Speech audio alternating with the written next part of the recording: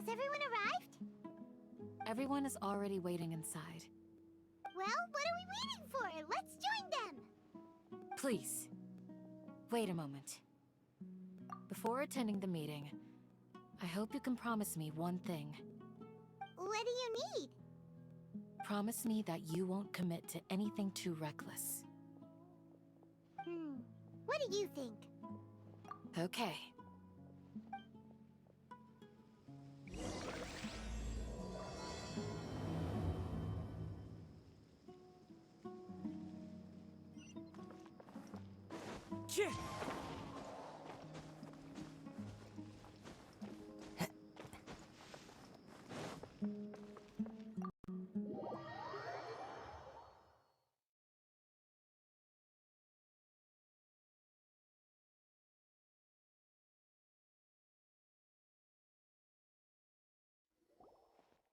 Everyone's here so early!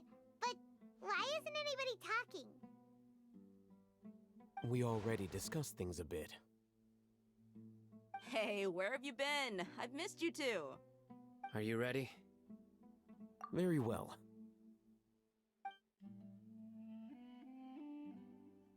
Are you sure this is gonna work? I gotta admit, it's bold. Color me impressed. It's worth a try. The point of discussion is to arrive at a solution. Let's cut the small talk and move to the next point. You're making Paimon nervous.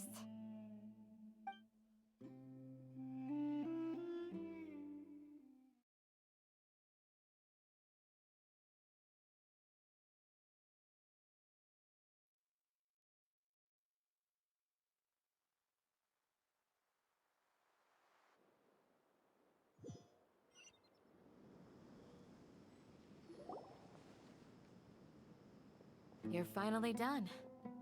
I have some other stuff to take care of. Catch you all later. Come on, don't give me that face. I know what you're going to say. I'll be careful. That's what I wanted to hear. Take care. Well, Traveler, Paimon, judging from your expressions, the meeting must have been quite productive. You can tell? I'm not that good at scheming or strategy, but I can sense people's emotions. And based on your reaction, things must have gone quite well. Paimon's a little worried. Hopefully nothing will go wrong. To be honest, I feel the same. But you're already some of the most capable people I know, so you have my trust. Candace gave us a compliment! Your deeds speak for themselves. Candace, we stayed behind to tell you that, although you won't be coming with us, we'll be sure to remember your words. I'm very glad to hear that. I've said the same thing to everyone here today as I said to you when you arrived. Your safety is the most important thing. Only when you're safe can the plan be successful. So please, take care. You're welcome. And thank you for taking my advice. Good luck with everything. I'll be here in the village praying for you.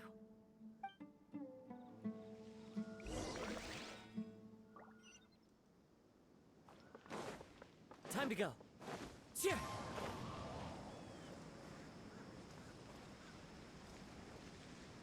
Yeah.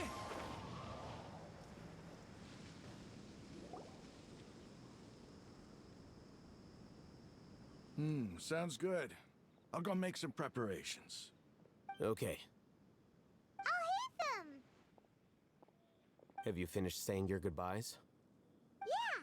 Also, Candace told everyone to be careful. Yes, she did.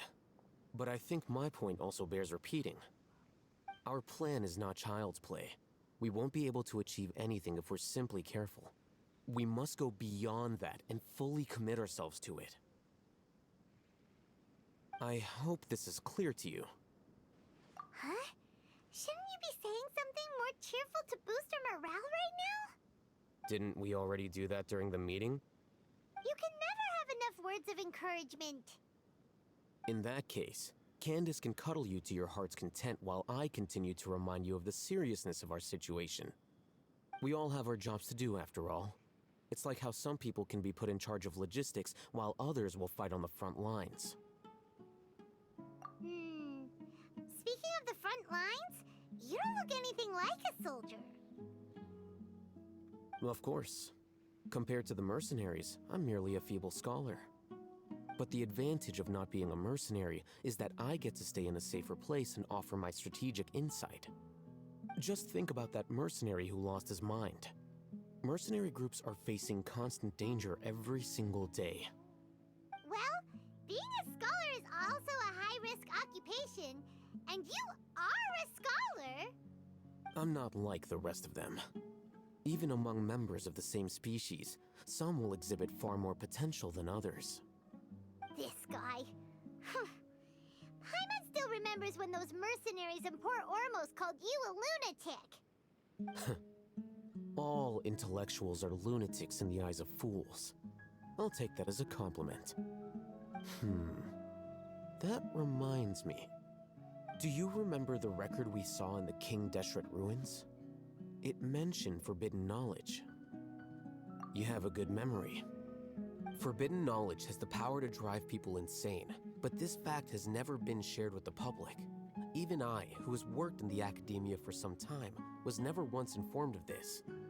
I think those mad scholars and mercenaries we encountered may have all fallen victim to the corrupting qualities of forbidden knowledge. But the academia has always held a different view. They've always believed that symptoms of madness are a side effect of human contact with divine knowledge as mere mortals. Come to think of it, perhaps the academia has also never understood the true nature of forbidden knowledge, and thus always approached the issue from the wrong direction. The Withering, Elazar, and the sandstorms. Don't you think what is happening right now across Sumero is rather similar to the forbidden knowledge pollution that occurred in the desert thousands of years ago? But Paimon thought that Irminsul's disease is what caused the withering and the sandstorms. At least, that's what Tainari told us. Wait a second. Could it be that? Ah, you've connected the dots. The cause of Irminsul's illness may precisely be the pollution from forbidden knowledge. But if that's the case, what should we do?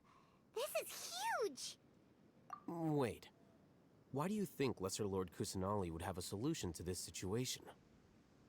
You mean, it's related to the scene you saw when you passed out in the Avidia Forest? That whole, the world forget me thing? In that case, it's imperative that we rescue Lesser Lord Kusanali.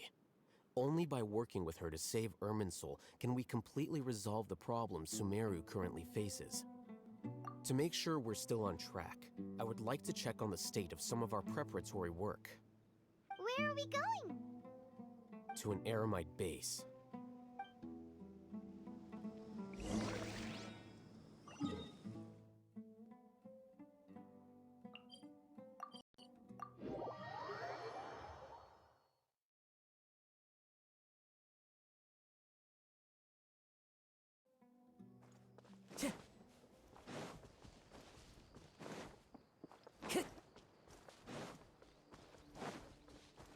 Time to go.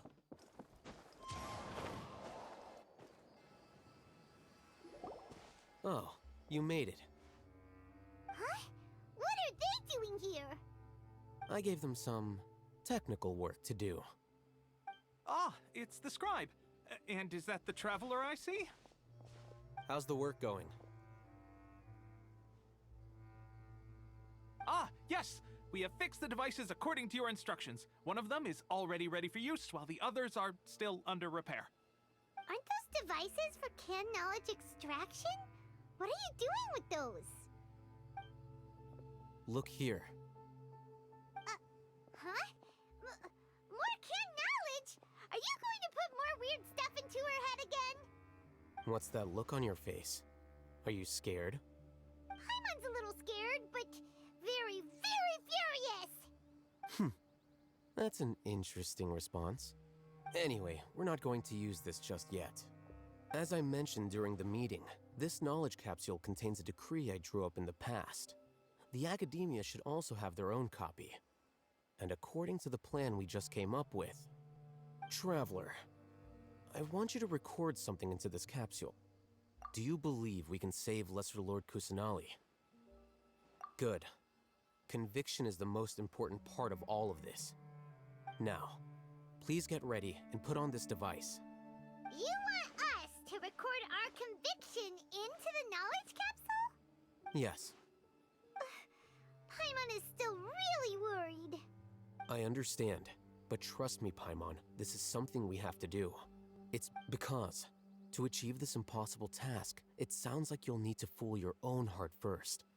Although it may feel like a trick, self-encouragement may be the most important tool we have. Paimon can see the point you're trying to make. Imagine this. We have orchestrated our plan and successfully rescued Lesser Lord Kusanali. As a result, we have changed Sumeru's entire political landscape. Everything went without a hitch, and everyone recognizes and praises our achievements. Now, open your eyes.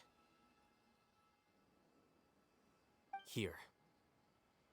What's this? Read it out loud.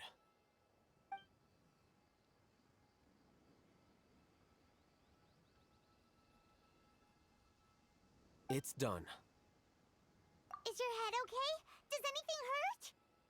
It's just a recording. There should be no negative effects. But what was the point of doing this? Paimon doesn't get it. And that's perfectly fine. In any case, these capsules aren't meant to be used by you. Huh? What do you mean? Have you forgotten? Our plan needs to account for those who have long relied on the Akasha. You may find it hard to believe, but for those people, everything the Akasha transmits to them is nothing short of absolute truth.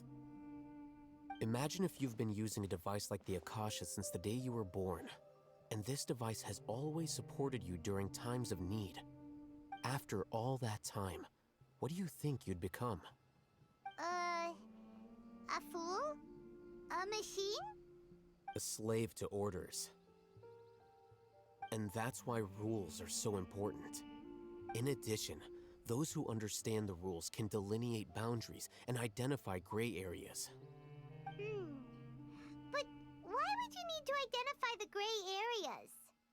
You could say that those kinds of ambiguous zones can be very interesting. One might even say they're advantageous in the right hands. Things you're interested in are really out there. Are all Sumero scholars like this? Anyway, that's enough chit-chat.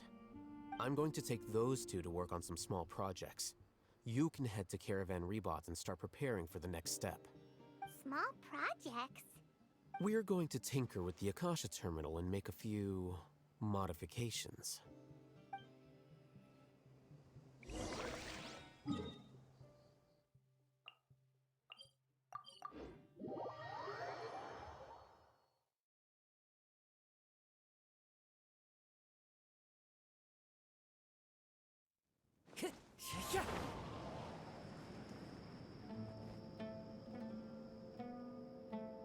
I thought we agreed on a plan. How can you go back on your word? The plan is too radical and carries a high risk for casualties. I've given it a lot of thought. And in the end, I still can't agree to it. But it's still the best plan we have. As a former Matra, you of all people should be able to see the bigger picture and recognize the innate advantages of our plan. I did. And that's how I saw the danger behind these so-called advantages. Al-Hitham's plan is even more radical than I imagined. Huh? Why are you guys arguing? My friend, you're just in time. Why don't you help me persuade Sino? He's turned against our plan. We agreed to work out a plan at the meeting. As mercenaries, you're familiar with the local environment, so you'll take care of the specifics. But then, you went to Al-Haytham for suggestions. Had I known Al-Haytham would give you those kinds of suggestions, I would not have agreed to the plan. Look, you already know that we're all on the same side here, don't you? Mercenaries place a lot of importance on their bonds of friendship, but also will not hesitate to make sacrifices if they deem the situation to be sufficiently dire. I'm sorry, but as things stand, I can't accept your principles. Seems you really do understand the ways of the desert. Traveler, Paimon, this is also something you should know. Rahman's plan is to have me work with the Caravan Reebok guards in my capacity as a Matra. We will arrest the mercenaries and escort them into Summeru City. Wait, how can we work with the guards? We can't get through that wall easily, remember? Caravan Reebok would never let so many unregistered members of the Eremites enter Summeru City. My plan will clear us of any possible suspicion, and also let us enter the city as a big group. There is no better way. That also sounds like something Al-Haytham told you. Am I right? Doesn't Al-Haytham know how dangerous this plan is? Of course he does. He told me, there is no perfect plan, but this can get the job done. He also said that with the help of Sino and the Traveler, our chance of success would increase significantly. I never blindly trust anyone, and I've always had a good eye for people. I think he made a number of valid points. It's my own choice to trust you. If I make the arrests alone, I can control myself and prevent you from getting hurt. But I can't guarantee that kind of discipline from the guards. To make the whole thing more convincing, you'll need to resist to some degree. Casualties are inevitable once push comes to shove. I'm okay with the deaths of enemies. But now that we're allies, I'm against the meaningless loss of our own. I can't believe a Matra would actually care about us. I've lived a hard life, and I can say that people like you are hard to come by. I've always treated my allies with honesty and respect. They have the right to know important things like this. Now you're making this hard for me. Hey, is there something we can do to help? I knew you would say that. We can help fight some of the mercenaries, which should reduce the number of times you'll have to struggle directly with the guards. That should help at least a little bit. Sino, on behalf of my people, I thank you for your kindness. But this is a mission we cannot turn our backs on. We strongly value the lives of our friends, but the goal we are about to achieve is even more important. We have no fear of casualties, because we crave the spoils of victory. So please, lend us your support. We will show you the determination of us desert dwellers. Well, now that you've put it that way, I can no longer refuse. But remember, you need to follow the plan and not do anything reckless. Candace made it very clear that we can only achieve our goals if we can ensure our safety. Since you and I both recognize the significance of this operation, there should be no more animosity between the followers of the Dendroarchon and those of King Deshret. Everyone's life is equally important. Okay, you have a deal. Let's do this for our shared dream. The guard should be stationed in the courtyard nearby. You can find them there.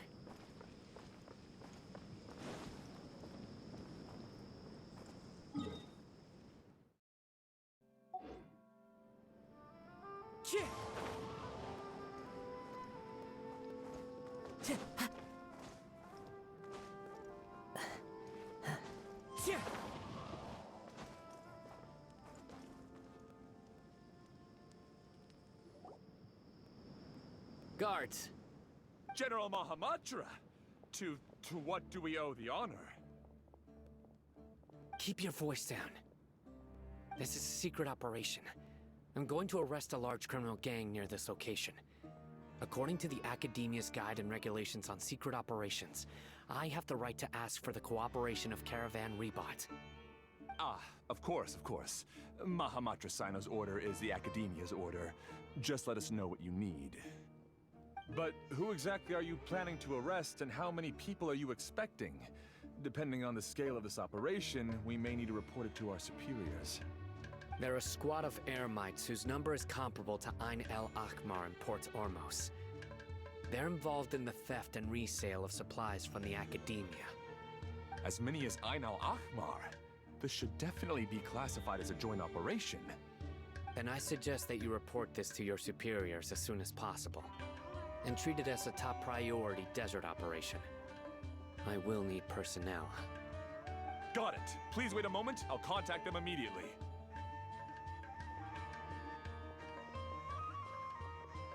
Because this is work. Because I trust you. Paimon can't believe you're still in the mood to chat. This whole thing has Paimon scared stiff. Aren't you even a little worried? What if these guards already know that you have betrayed the Academia and are no longer their General Mahamatra? Even if that guard doesn't know, their superiors might, right? We discussed this, remember? The Caravan Rebot operation is of great importance. But don't worry, the guards there shouldn't know that Sino has stepped down. How can you be so sure? First, the other Matras still don't know why Sino has left, which proves that the Academia has been covering up the matter. Second, this is a crucial moment for the Academia's God creation plan. If something were to happen to the General Mahamatra, it's bound to attract a lot of unwanted attention. No matter how you look at it, they don't seem interested in sharing the news of Sino's departure. A reasonable inference. I agree. Which brings us to our next issue. I'm sure some of you have been wondering if the prediction function of the Akasha will affect our operation. The Akasha is still in operation, so I must remain on high alert. Actually, considering the power of the Akasha, it's quite strange that it hasn't already tried to interfere with my actions. I've given that a lot of thought. For now, I don't think you'll need to worry. If you remember, when you first came to Aru Village, all your actions and routes were predicted by the Akasha. It even gave that information to those who kidnapped the village keepers. But things like that never happened again after we met up with the Traveler. That's true. But why? Look at it from a different angle. Why do you think the Akasha will predict your actions? Because my personal data has been entered into the Akasha. That's true, but the key to this question is, how well can the Akasha make predictions about a person? Haven't you ever thought about it? Just how can it do this in the first place? Because the Akasha controls the entirety of Sumero. The Academia firmly believes that all human actions can be explained through logic. By sorting and analyzing entered data, the Akasha can derive behavioral logic and predict the actions of those who fit an existing logic model. However, at the risk of sounding like an advocate for fallacies, can everyone truly be considered logical at all times? Emotions are part of our behavioral logic, but can you guarantee that every experience of the same joy or pain would be equally intense? How can our feelings and opinions be predictable down to the letter in every single instance? Sino, in the past, you've always worked alone. In the absence of another person who could sway you or your thoughts, the Akasha could produce predictions that were similar to your real-life behavioral principles. Decisive and principled, you were used to solving problems alone. That's why the Akasha could figure you out. But now, you've joined a team. And I believe the Akasha hasn't yet figured out the full composition of it. Our thoughts and logic have intermingled and weaved themselves together to become a complicated, chaotic mess. any one of us could potentially disagree with another. The Akasha lacks data on these interactions, and it's impossible for it to predict your actions in the future based on your decisions in the past. After all, there's probably a limit to just how much we can be modeled or controlled by data. So, in my opinion, you're probably safe for now. Makes sense to me. I agree. The Akasha is not alive, and I don't think we can be completely controlled by something without a mind of its own. Is that so? I guess there are things that even the Akasha cannot calculate, and people will not be forever trapped by the past. Whew! Paimon's so glad that this is settled. Next time, pay attention during our meetings. Will do. Just remember to stay vigilant. Footsteps! General Mahamatra, we were not expecting your presence here. I'm the security officer of the Grand Deshret Desert District. My name is Luxembarbo. This is my assistant, the Traveler. She will be working with me. The construct next to her is for her work. Beep! Construct! Beep! What a great honor to meet you. Your golden hair is as bright as the sun. And, is this the latest technology from the Academia?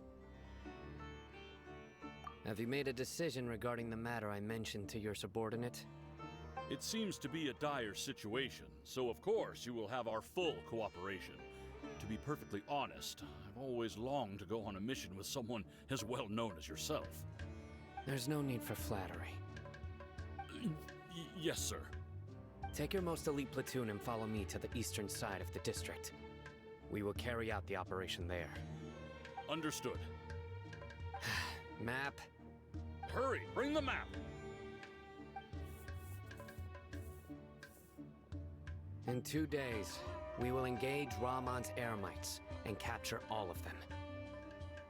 Any questions about the time or location? None at all, sir. Good. See you then. Yes, sir.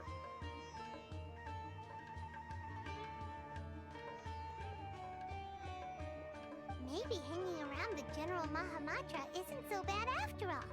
Everyone's so respectful towards us. This is all due to the absolute authority of the Academia. And now, we're going to strike back against that massive pillar of power. Get ready. We will move out in 2 days.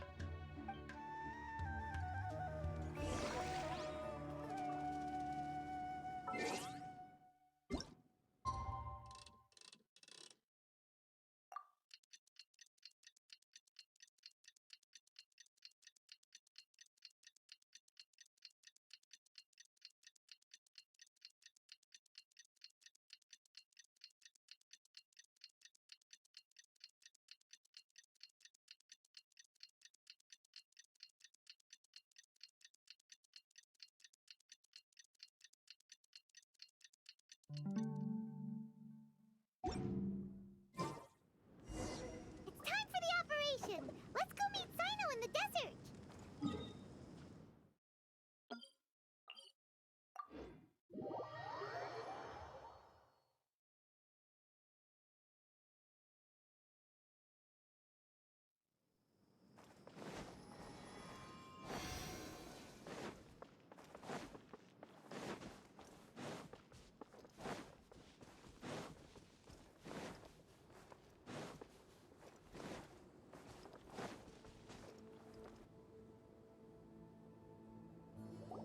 Look! Over there! Our helpers have arrived already! Let's hurry over! Wait a moment. Ah! Oh, it's you! You're my assistant, remember? Being my assistant, you must stay with me. Now let's head over there. It's General Mahamatra and his assistants. We meet again.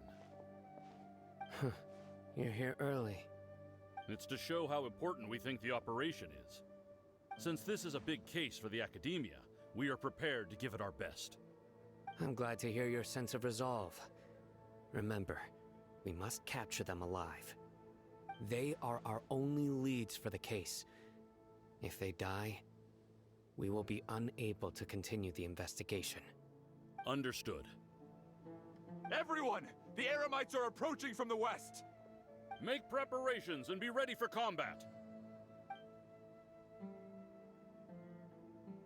Halt!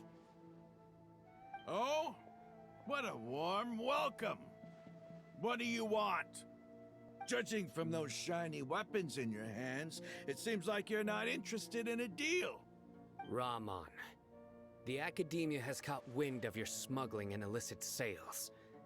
If you value your life, I advise you to surrender. Who are you supposed to be? A Matra from the Academia? I can't believe you came all this way just to catch us. I'm not here to talk. Oh, nobody's given me this much time of day since I became a mercenary. Brothers! For that slight, let's wash our blades with their blood. Let's show them we Eremites are not to be messed with.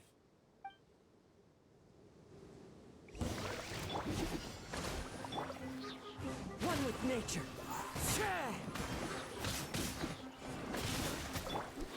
Whirling snow! The wind knows me. As one with wind and cloud. Rest and rebuild! That hurts! One with nature. Take flight!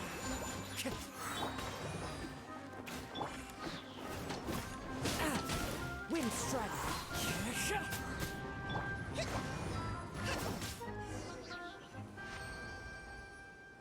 It's over.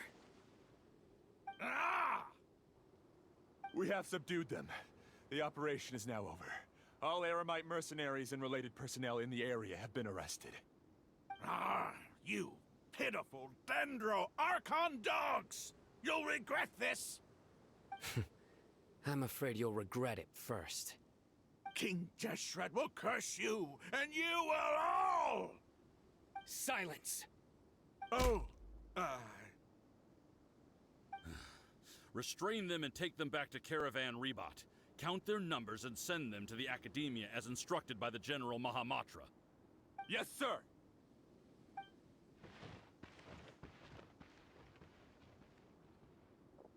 Mahamatra Sino, I will now take my leave. If you need further assistance, please come to Caravan Rebot and ask for me. Understood. You are dismissed. There they go. Let's talk elsewhere.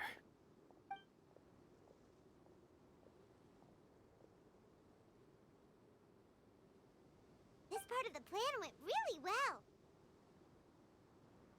Yes, things went perfectly. That's fantastic! And that punch you gave Ramon there sure looked convincing enough. Once we're done here, I'll return to Caravan Rebot and oversee the group's transport. I promise. I'll get everyone into Sumero City safely. Yeah, you're the reason why everything went so well. It's not the time to celebrate yet.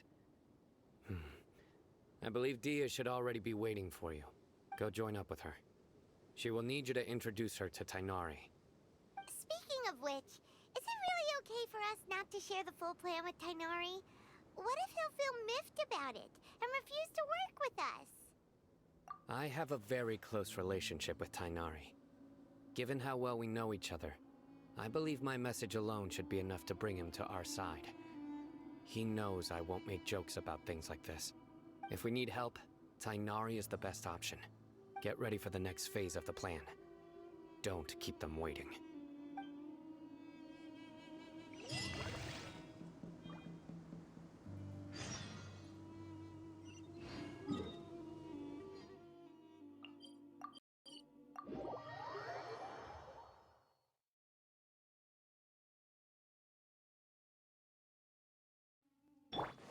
Dia!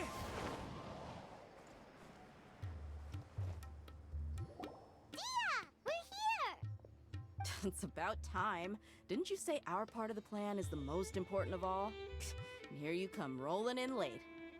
In the time it took you to get here, I already did 5 laps around the place, downed 7 drinks, and even did some clothes shopping. Sorry. We didn't mean to keep you waiting.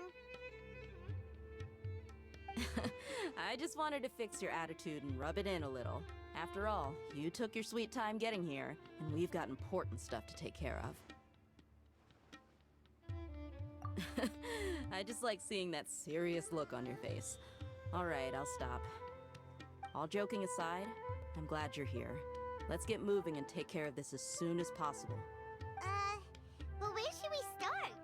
Our responsibility is to get a status update on the Fatui Harbinger known as the Doctor. We need to make sure he won't get in our way when we rescue Lesser Lord Kusanali. Dealing with an institution that controls all of Sumeru is already hard enough. If the Doctor were to crash the party, it would be next to impossible for us to achieve our goals. Yeah, we sure don't want him showing up. Ooh, he really gives Paimon the creeps. Right? Hearing his name just reminds me of those stuffy old geezers in the academia. I'd rather not have to deal with someone like that. According to the plan, we should first go to Pardis DI and ask for Forest Watcher Tainari. If all Hatham and Sino's sources are solid, then we can be sure that Tainari still has the Academia's trust. So, we'll find Tainari and convince him to get us the latest intel on the Doctor. Then, depending on what we learn, we'll make the sages have placed spies everywhere on the other side of the wall. I'll follow you as a bodyguard. You should be honored. I don't offer my services to just anyone you know. But Paimon thought mercenaries would do anything for Mora. That's certainly true. But when multiple employers are vying for your services, you should always go with the best offer. Let's see. If I were to charge you a bill, I guess I can apply a discount. How much more do you want? Paimon's not sure we can afford it. How much do I want? Hey, how about paying me with a smile? What do you say? I haven't seen you smiling much recently. If you ask me, someone like you must look lovely when they smile. Come on, give me a smile so that I can be less worried. Looking good! I hope this pretty smile will become our lucky charm. There are many kinds of smiles, but only a truly joyous one can bring blessings to others. Let's consider this smile a down payment for our future victory. Let's go. It's time to pay a visit to Pardis DI.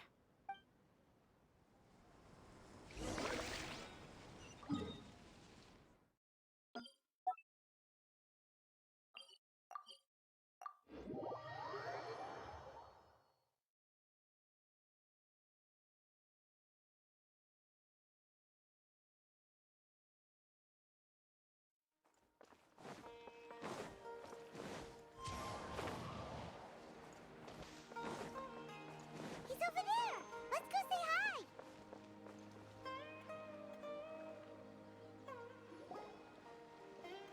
Tainari!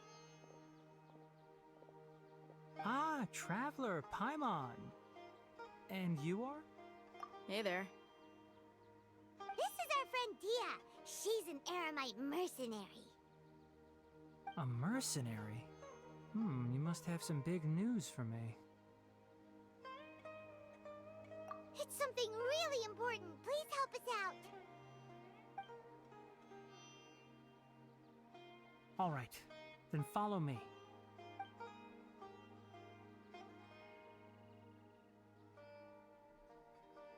This place is better. We won't be disturbed by any passerby. Okay, what is this important thing you want to ask me? The Doctor, huh? He's that strange-looking Fatui Harbinger with the mask. Paimon thinks he has blue hair. Yes, I know him. Actually, he left Pardis DI just a little while ago. He left already? Yeah, he came looking for me. Can I ask what it was about? Sorry to ask you like this after having just met, but your answer is very important to us. For now, all we can share with you is that Your friend Sino is working with us. Sino, you say? I see. So that's why he hasn't been at the academia. Okay. I will answer your questions and will assist you any way I can. You don't have to tell me everything that's happened. Sino's name really does work wonders. You're not even a little worried that we might have made it all up? Despite having just met you, I can sense that you're the serious type. Between you, the Traveler, and Sino, none of you strike me as the type that would conspire to deceive me. You don't need to tell me anything you don't want to. I'll also get straight to the point. The Harbinger you mentioned came to me because he wanted to take the scholar Hypatia away with him. Hypatia? Why would he want her? And what do you mean by take away? Is he planning to leave Sumeru? Yes. He told me his return to Snezhnaya is imminent.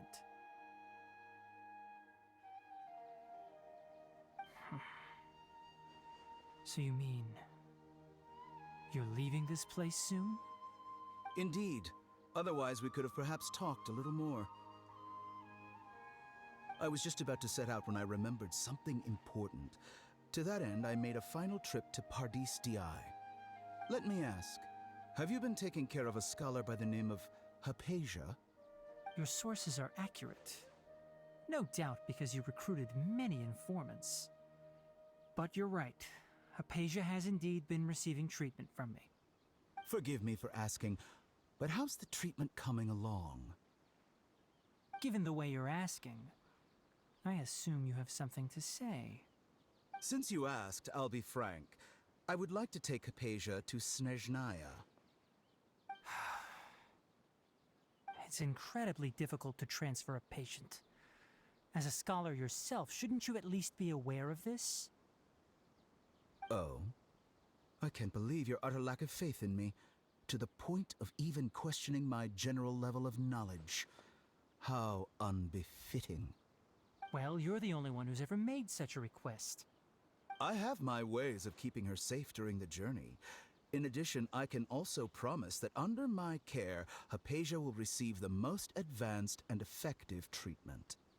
I will personally supervise her treatment and see to her recovery. Would that be agreeable to you?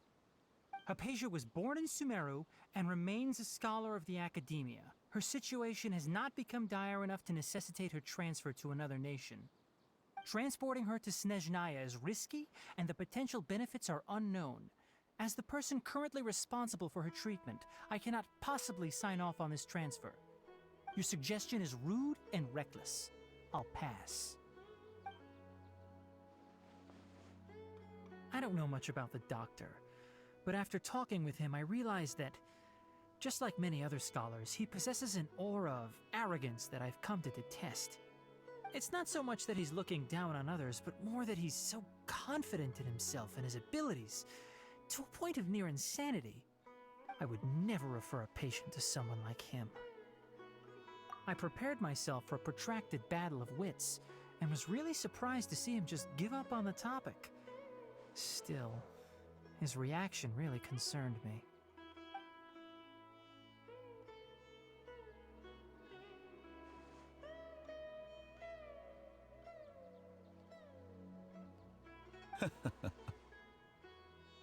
I see. Of course, your opinion makes perfect sense. You're still young, but already quite stubborn. I must say, you are not like what I had expected. Under normal circumstances, I wouldn't just let you off the hook like this. But unfortunately, I'm in a hurry today, what with Her Most Noble Majesty the Tsaritsa calling for our return. Luckily, there is still some time left for me to take care of everything before I leave. It's just as the Academia said, you're a responsible and gifted scholar. Sadly, even with all of that, you're still lacking a bit of shrewdness. And that's also why people like you can never realize that sooner or later, everyone must pay the price for what they've learned.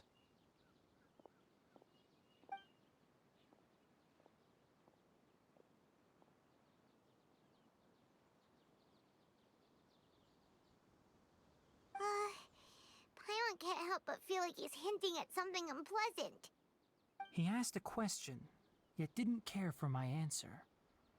Perhaps I'm nothing but a talking rock in his eyes. He never came off as malicious, but an utter lack of compassion permeated throughout our conversation. From his tone, I can sense that he's always looked down on others. I can barely believe it myself. But if that's true, the situation will be in our favor. I don't think I missed any details. Frankly speaking, I don't want you to do anything too risky. Now that you know a little more, it should be easier for you to stay safe. Sorry we can't tell you everything. We appreciate that you helped us anyway. I won't forget your kindness. It's okay. I have an obligation to do so. To be perfectly honest, all of this may have started because of me.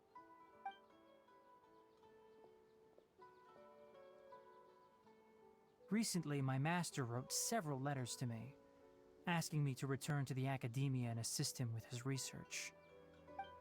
Hasn't he already asked you several times before? Yes, but there's something off about this most recent batch of letters.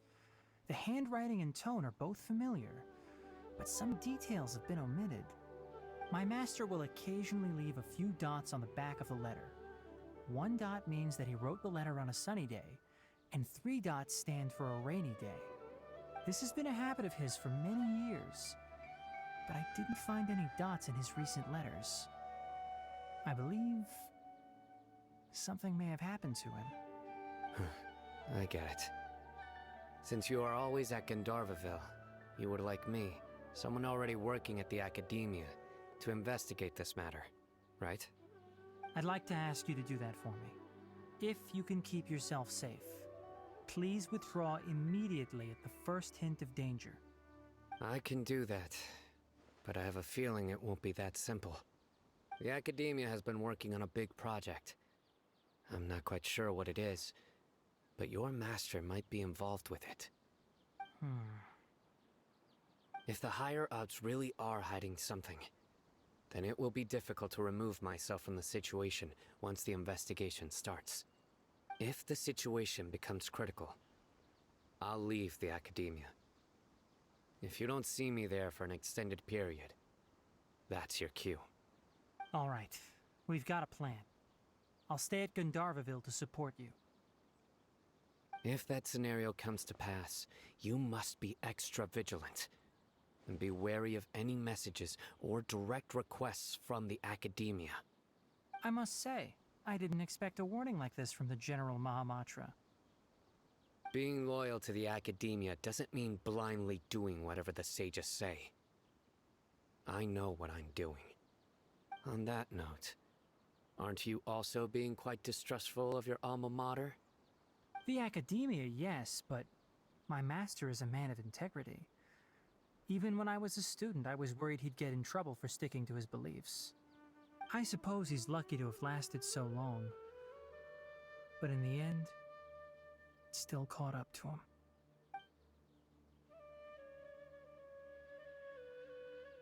I see. So you noticed something was up with the academia from the very beginning. This may well be how Sino became involved in all this. In that case, I must keep my promise and help you however I can.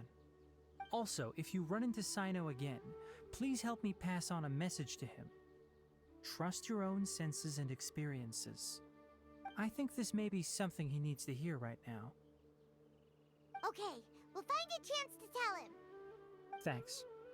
Right. Now let's go hunt down this Harbinger. Oh, by the way, which way did the doctor go when he left Pardis DI? That way. Gotcha. Thanks so much. We'll be on our way.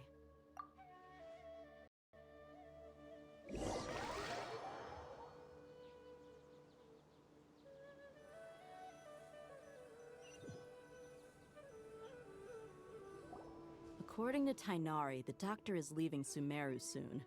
I want to check if the doctor was actually telling the truth. He also said that he'll take care of everything before he leaves. What did he mean by that? We need to be extra careful when dealing with a person like him. Just to be safe, let's chase him and see what we find.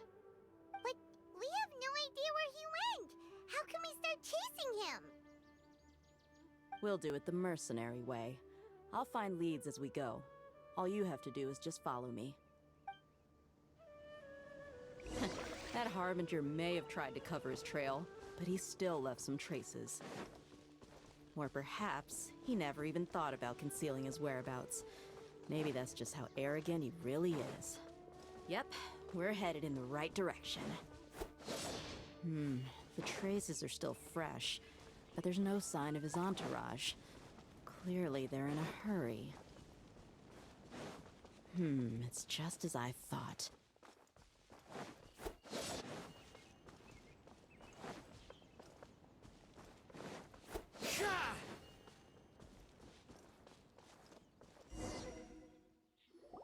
We can stop here. I think I know where the doctor went. To the south of here is Port Ormos, which seems to be where they're headed. Port Ormos? They're going to leave by boat? That's right. Let's go to the port and have a look for ourselves.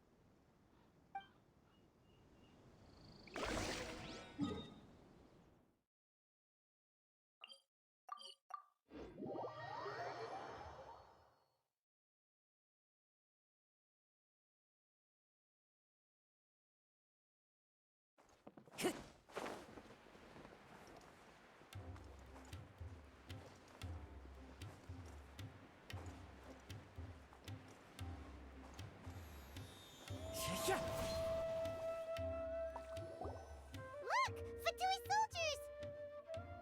Thanks to Dia's tracking skills, seems we found the right place. Shh! Don't draw their attention. The port is crawling with Fatui soldiers. Let's keep going and see what we can find. Now this is a proper farewell ceremony for a Snezhnayan Harbinger. The Lord Harbinger is leaving. I've still only seen him once or twice. I used to hold a position in our homeland, and back then, the doctor spoke in a very different way from the way he speaks now. Maybe the way people talk in Sumero has rubbed off on him? It's always like that when you spend too long away from home. When he gets back to Snezhnaya, perhaps it will also take him some time to get used to the life there again. Huh? But, sir, that can't be right. No, I remember it like it was yesterday. Both his expressions and tones are now very different. Also, for some reason, he seems like he's all smiles now. You must be mistaken. Nobody's supposed to look happy when they're on a business trip.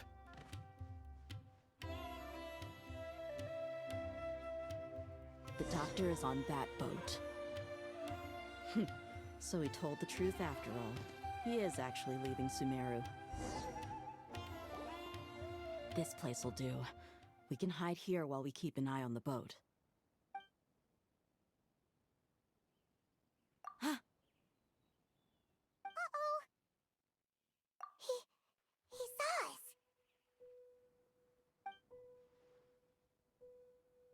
Huh? Is he waving at us? It's time to say goodbye. Wait, is he the only person on the boat? You mean there's nobody with him?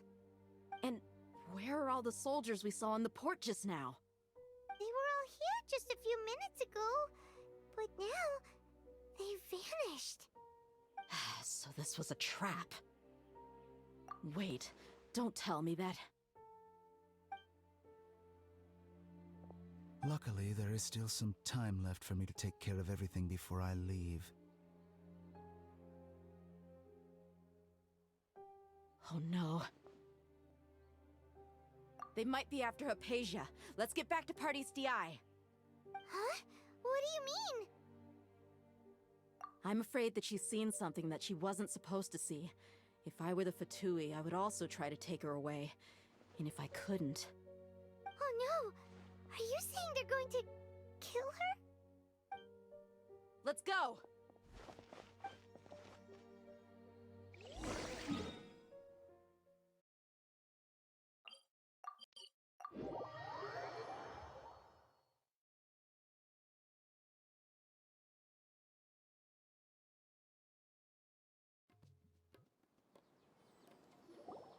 Paradis Di is not a place you Fatui can just show up and do as you please. I believe we've already made ourselves quite clear. Our superior gave us permission to search for and collect medicinal herbs in Paradis Di for research purposes. But you've been in Sumero for some time already. I find it coincidental that you chose to only come here today. Even the Grand Sage himself may not have the right to question our research, much less an ordinary scholar like yourself. I've done my duty to inform you. Don't make things difficult for yourself. It would seem that my words have fallen on deaf ears. You can keep trying to deny it, but coming to Paradis Di now? I'm pretty sure you're not just looking for herbs. With all due respect, your baseless speculations will only lead to unnecessary trouble. Well, you only have your Harbinger to blame. He knows nothing about keeping a low profile. I may be staying at Paradis Di as a scholar, but that doesn't mean I'm no longer a forest watcher. It is still my duty to protect the peace and safety of the scholars who have contributed so much to Sumeru. Then it seems our conversation has hit an impasse. No one will lay a hand on you, Hypatia. Not on my watch. Tighnari, are you alright? I'm fine. These Fatui have really crossed the line. Time to teach them a lesson. There's no use resisting! Give us Hypatia! Keep dreaming! Yeah, Tighnari, beat him up! The doctor's orders are absolute! Yeah? You've been someone's lapdog for so long that you don't know anything else now!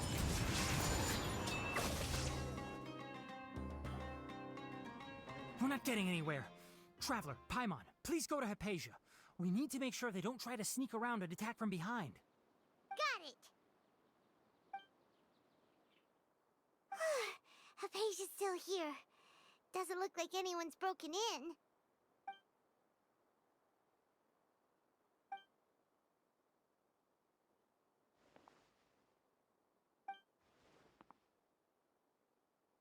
Well, how is she? Oh, that's good.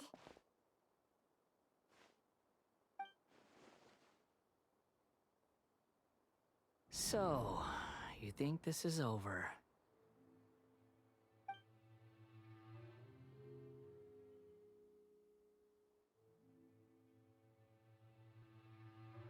What? The Balladeer is here?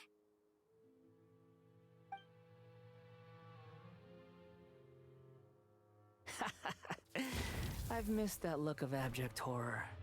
You've given me that look every time we meet. But, where is he?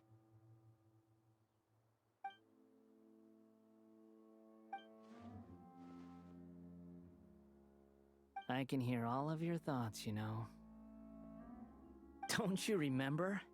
I already saw you the first time you came to Paradis Di and made contact with Hypatia. I didn't need to do anything. It is her honor to be able to connect her consciousness with me. Who are you talking to? It can't be the Balladeer, right?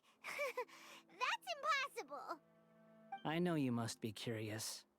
I might as well tell you that I decided to enter Hypatia's consciousness the moment I sensed your touch. I wanted to observe you on a fool's errand. Hey, Traveler! What are you doing? My deification is nearly complete. All that's left now are just some final details. Do you understand?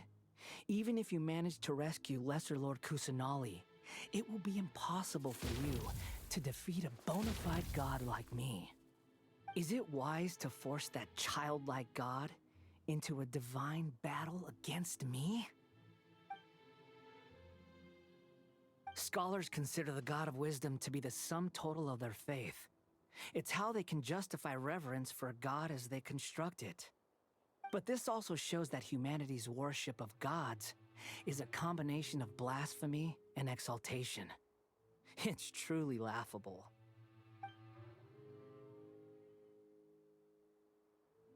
Yes. What is it? Yeah, I'm in a good mood. which is why I'm talking to you like this?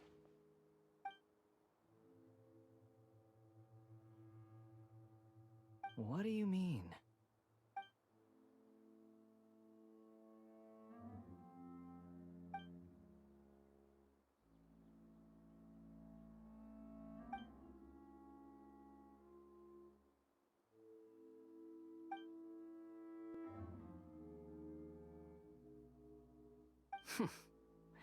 Those words almost make you sound like a friend who actually cares. But you're wrong. I'm different from all of you. I was born to become a god. My entire life up until this point has just been a meaningless routine. Just think about a sheet of paper. By itself, it holds no meaning. The content recorded on it is what gives it value. All I had recorded down before were some painful memories and boring human feelings. Such senseless drivel should have been erased a long time ago. Indeed, to me, the sight of you fools in your futile struggles is far more amusing.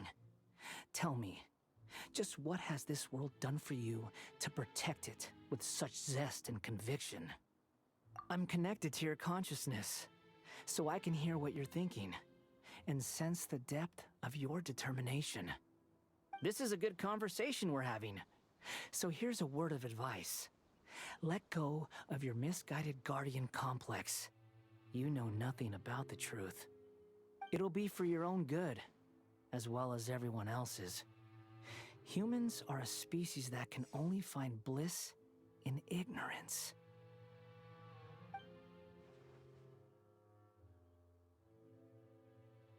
Ah, you've seen my affection for her. If you were in my position, I think you'd feel the same way. She peered into my consciousness and saw my past. Someone like that is qualified to become my first follower. All gods need followers. So Hypatia has been chosen. Her appearance heralds my imminent arrival at the throne of divinity, while her worship shall become my glory.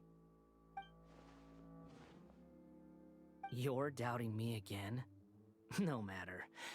Soon, you'll know what kind of authority you're challenging.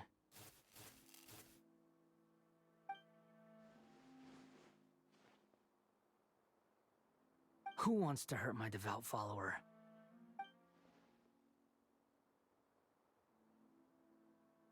The doctor wants to hurt my first follower?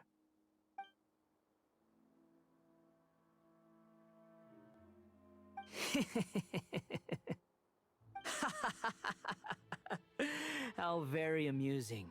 Has anyone ever told you that you're not good at sowing discord? The doctor has never known his place. Even now, the puny human thinks himself capable of interfering in the business of the new god.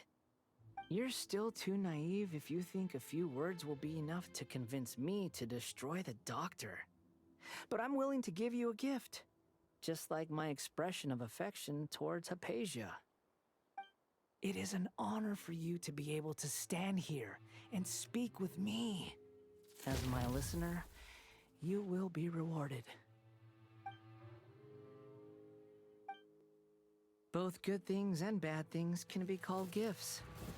After all, gods have never needed to be reasonable. Ah! Paimon hears thunder! That person Paimon couldn't see was the Palantir? Oh, he sure chatted with you for a while.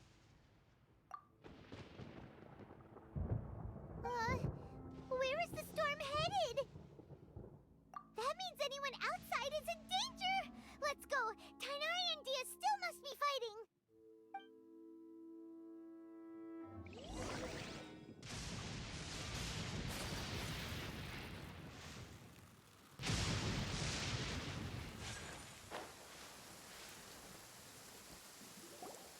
Oh! Have the Fatui retreated? Hey! What happened to you? He's hurt. I'm fine.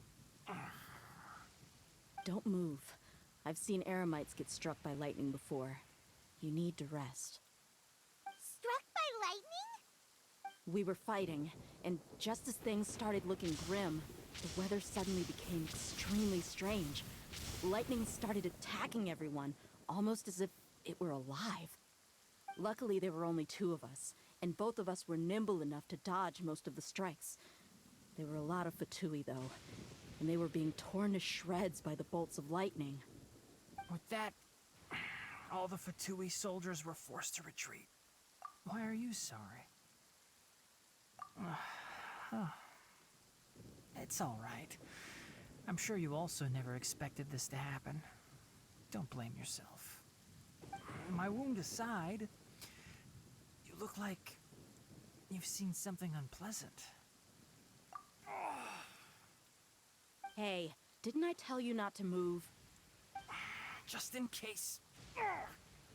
Let's go to Hypatia's place and talk about things there.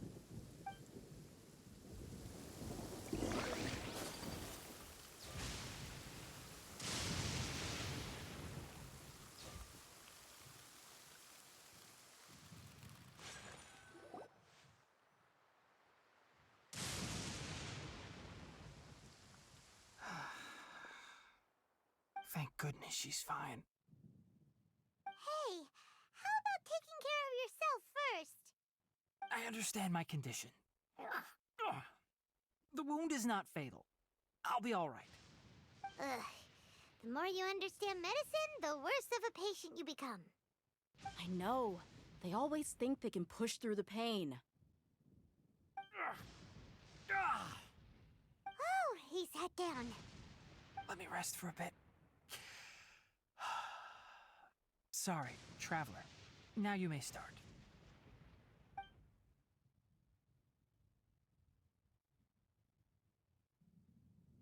So that's what you were talking to the balladeer about?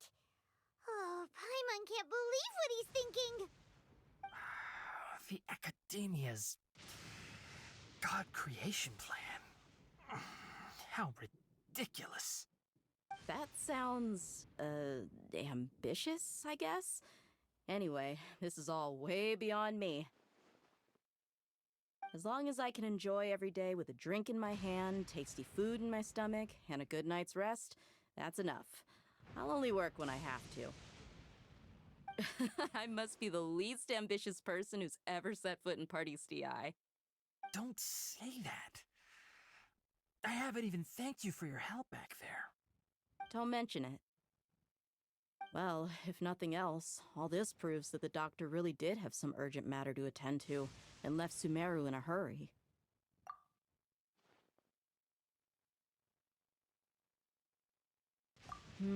Maybe the Fatui want to cover up some secret of the balladeer. Is that why they tried to seize Hypatia? You said the balladeer claimed that Hypatia has seen his past. So, what could be there? Have you noticed? The balladeer is not happy with the doctor's actions. He thinks the doctor has no right to consider himself as his equal. So, if the doctor was to show up again, would the balladeer zap him with lightning? Based on what the traveler has said, I think he would. Having the doctor gone benefits him as well as us. In other words, we've successfully completed this stage of the plan. The doctor is out of the picture now. Yay! That's a big accomplishment! I'm also happy for you. Thank you for the help, Tainari. Make sure you rest up for now. Yeah. All right. Okay, that wraps things up for us here at Party STI. Traveler, it's about time we rendezvous with the others at the Grand Bazaar. Let's continue to keep a low profile. You can head there once you're ready.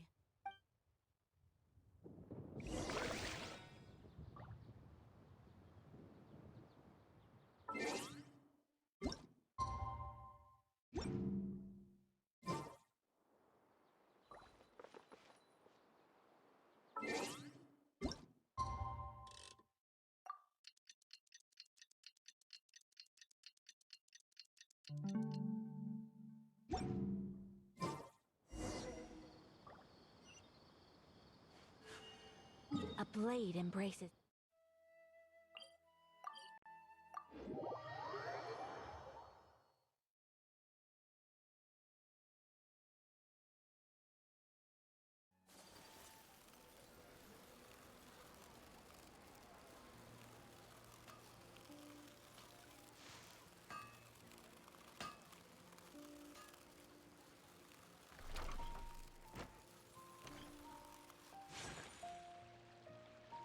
All right, everyone is here. How did everything go? Any luck with your missions? Let's report back one by one. I'll start first. We've made the necessary modifications to the Akasha terminal. In addition, the props required are also ready. I'll go next. The Traveler and I went to Party's DI. The situation was a bit complicated, but we found Tainari. Unfortunately, he was wounded during a fight. Who was behind it? Well, that's the tough part. What should I say, Traveler? The Fatui or the Balladeer? After some back and forth, we confirmed that the doctor has left Sumero by boat. He has something urgent to attend to back in Snezhnaya. So, we've successfully removed the doctor from the picture. Also, Tainari's already resting, so he'll be okay. Good. Oh, Tainari also asked us to tell you this message. Trust your own senses and experiences. All right. I'll remember that. Everything also went smoothly on my side. The Eremites should have arrived at their destination by now. To avoid alerting the quarry, they will stay there for now. I can't believe you actually got so many Eremites into Sumeru City. It's all thanks to Rahman and his brave team, as well as their bold strategy. It appears to have been very effective. I'm glad to hear it. Well, is that everything? Okay, this meeting is adjourned. Huh? Wait, you mean that's it? Well, what else is there to discuss? Shouldn't you end with some words of encouragement? You know, to fire us up now? Personally, I'd rather we all go home and get some rest. I'll hate them, Ugh. Oh, and if you wanted someone to say something to that effect, then I must reiterate that I'm here to strategize and not to lead. So you should find someone more suitable to do that. But I thought all of you Academia big shots were great speakers. Then I should remind you that I'm the scribe. I know that. So what? A scribe is responsible for recording meetings, not speaking. Fine, whatever. Well, Cyno doesn't seem to be much of a talker either. I guess that leaves it to my employer. Employer? Yep, the Traveler hired me. That's right. So come on, boss. What do you have to say for the team? Yeah, say something to boost morale. Huh? What are you all doing here? Oh, it's Nilu! Hey, everyone. I'm not disturbing you, am I? Not at all. I was actually just about to go find you. Judging from the group and all your serious faces, you were discussing something important, weren't you? But you also look like you're up to no good. Seems pretty interesting. Welcome, Nilu. Would you like to join us? Huh? Join you? You mean, you also want to discuss something important with me? Yes. Something very important. Nilu, are there any breaks in your performance schedule in the upcoming days? Huh? Wait, you're seriously inviting me?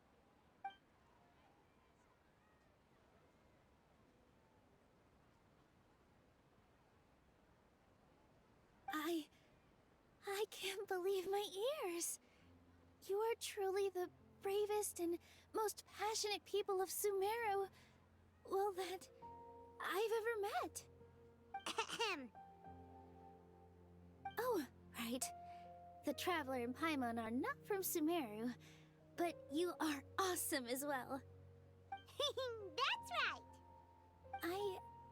I must admit that I'm a little scared, but I'll try my best for Lesser Lord Kusanali. If I can somehow use my abilities to help you, then count me in. Remember, believe in yourself. Okay, I'll get my friends at the Grand Bazaar to help us tomorrow. Just remember not to say too much. Be discreet. Yep, you got it. All the preparations are done. Now, can we finally conclude this meeting? So, have you thought up what you'd like to say, boss?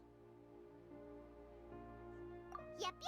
It's a grand plan and we're all super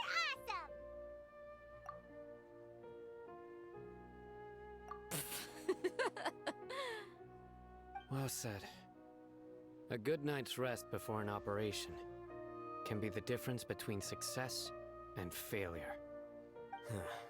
Thankfully, I've had my place to myself recently. It's been nice and quiet. Huh? Oh, nothing. Alright, let's all go home and get a good night's sleep so we can be up early tomorrow. Okay. So I guess that means it's time to say goodnight now. Yep! Good night, everyone!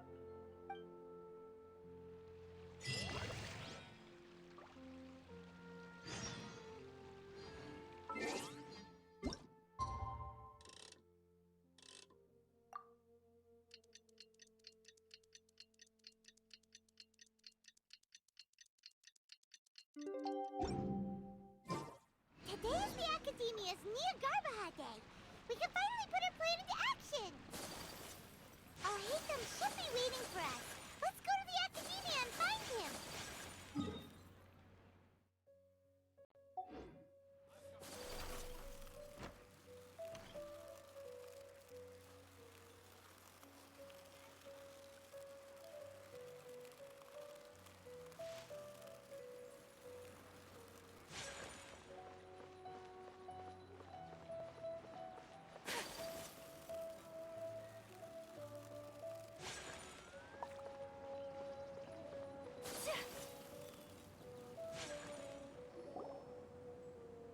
Hello, you two. Sleep well? Not really. Paimon got too nervous thinking about today and didn't fall asleep until the sun was almost up. What about you all, Hatham? Naturally, I slept just fine. After all, a good rest should be considered part of the plan, since energy is an important resource. You just want to show off how calm you are. It's crucial to dissipate any tension before we execute our plan. The only thing you're doing is being annoying. Anyway, do you need me to go over the game plan again? Our target is Grand Sage Azar's office. Everyone in the Academia knows that's where the Grand Sage's console is. Only they can operate it. Many restricted commands and operations are executed via that console. I'm sure that console has a way to free Lesser Lord Kusanali. You know, Paimon's been thinking, what kind of technology could let the sages imprison even a god? That isn't something they could have accomplished with their scholarly talents alone. In the Sanctuary of Suristhana, there's a device of Greater Lord Rukkhadevata's that she once used to isolate herself while meditating. 500 years ago, the Grand Sage at the time modified the device so that it could no longer be controlled from the inside. They were effectively trapping one god with the power of another. So, how are we gonna get to the Grand Sage's office? Don't forget, today is Nyagarbaha Day, arguably the most important day to the Academia. The Sages and core Academia personnel are busy loading the latest batch of research developments and legal decrees into knowledge capsules so that they can be entered into the Akasha. All the Darshan's researchers have their noses to the grindstone, and the Academia's grounds are flowing with all sorts of people. It's the perfect time for an infiltration. When the Grand Sage leaves his office to supervise the entering process, that's our cue to access the console and free the Dendro Archon. Well, yes. That's just the visible side of our plan, after all. If precedence holds, the Academia should have already started preparing for Nyagarbaha Day. Everyone should be in position. All that's left is for us to lead the charge. Let's go. So are we just gonna walk in through the front door, or...? Yes. Were you expecting a stealthier approach? Paimon can't think of a good comeback. Alright, it's all on Alhaitham if things go south.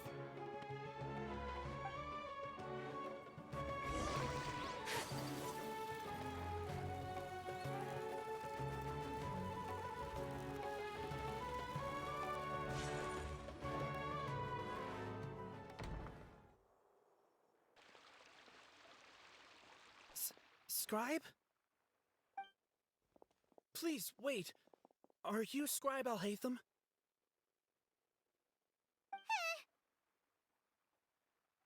That's me. Is something the matter? I'm in a hurry. No. I was just surprised to see you here. I had heard that the sages were looking for you not long ago, but I didn't know what for. And, also, please don't bring outside guests into the academia. Outside guests? How did you arrive at such a conclusion? Your groundless inference shames the Haravatat Darshan. What did you say? I'm the top student in Haravatat, and I earned 3rd place at the last Inter-Darshan debate. Don't look down on me! That wasn't my intention.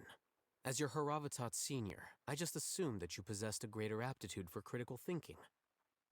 Look, based on what you already know, the purpose of my return and the reason they're here should be obvious. Is that so?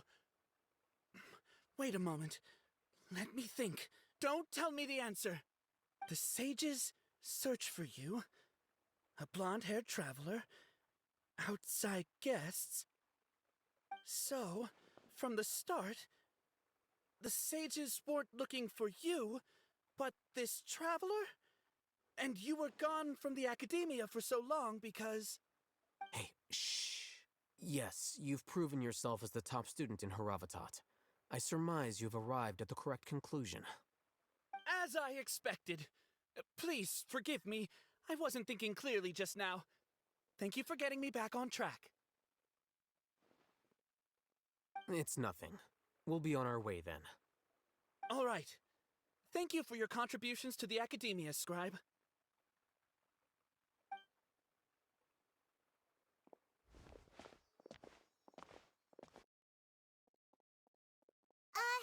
What the heck just happened now? What did he just guess? I'm afraid I don't know either. You have no idea? Mm-hmm. He convinced himself of whatever truth he came up with. That is the so-called pride of a scholar. If someone questions their academic facility, they will instantly feign understanding to keep up appearances. Nowadays, the academia is rampant with this type of scholar. Their obvious farces of intellect only serve to highlight themselves as fools. Wow, so there are special ways to deal with smart people. We don't even need to make up our own excuses. We shouldn't waste any more time. It would be problematic if we missed our window of opportunity. Let's go.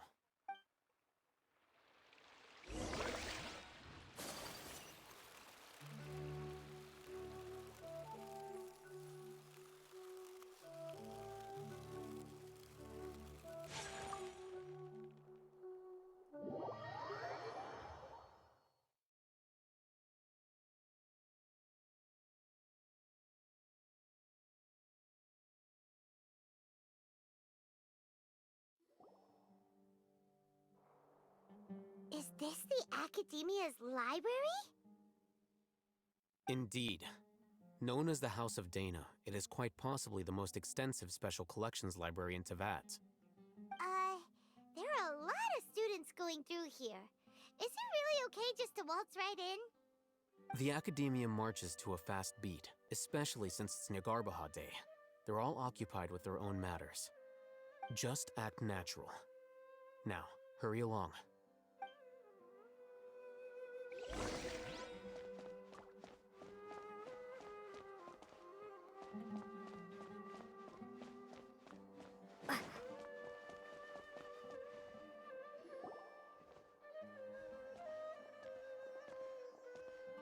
What's this platform for? It's a lift that Academia personnel use to access higher floors. Are we gonna take it then? The Grand Sage's office is up there somewhere. No, not right now. We can't guarantee that we won't run into the Great Sage. Let's step back and observe for now.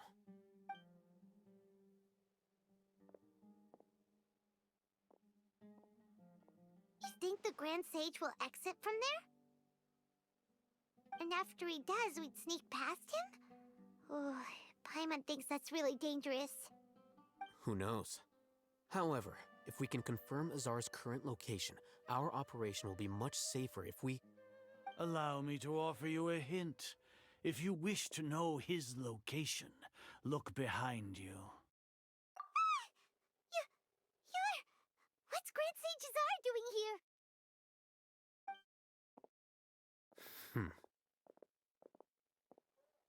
Do not tell me you believed the Academia would not grow suspicious of you after such a prolonged absence, scribe.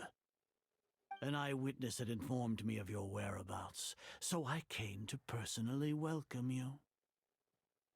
Great Sage, I didn't expect you to care so much about me. I'm truly flattered. I'm sure, but compared to you, I am far more interested in these two unexpected guests. You are the Traveler and Paimon, correct? It's a pity that only now have I been afforded the opportunity to formally meet two of Sumeru's most esteemed guests. I do apologize for my lack of decorum. Excellent. You immediately initiated discussion instead of attempting to prepare some perfunctory excuse. You clearly understand the situation at hand, and have no intention of making a reckless stand. The foot traffic here renders this place unsuitable for discussion. Please, follow me to my office.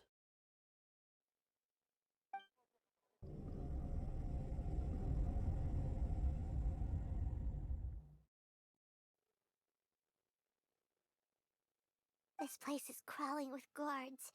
There's no way out for us. All right then, Traveler. What did you wish to discuss with me?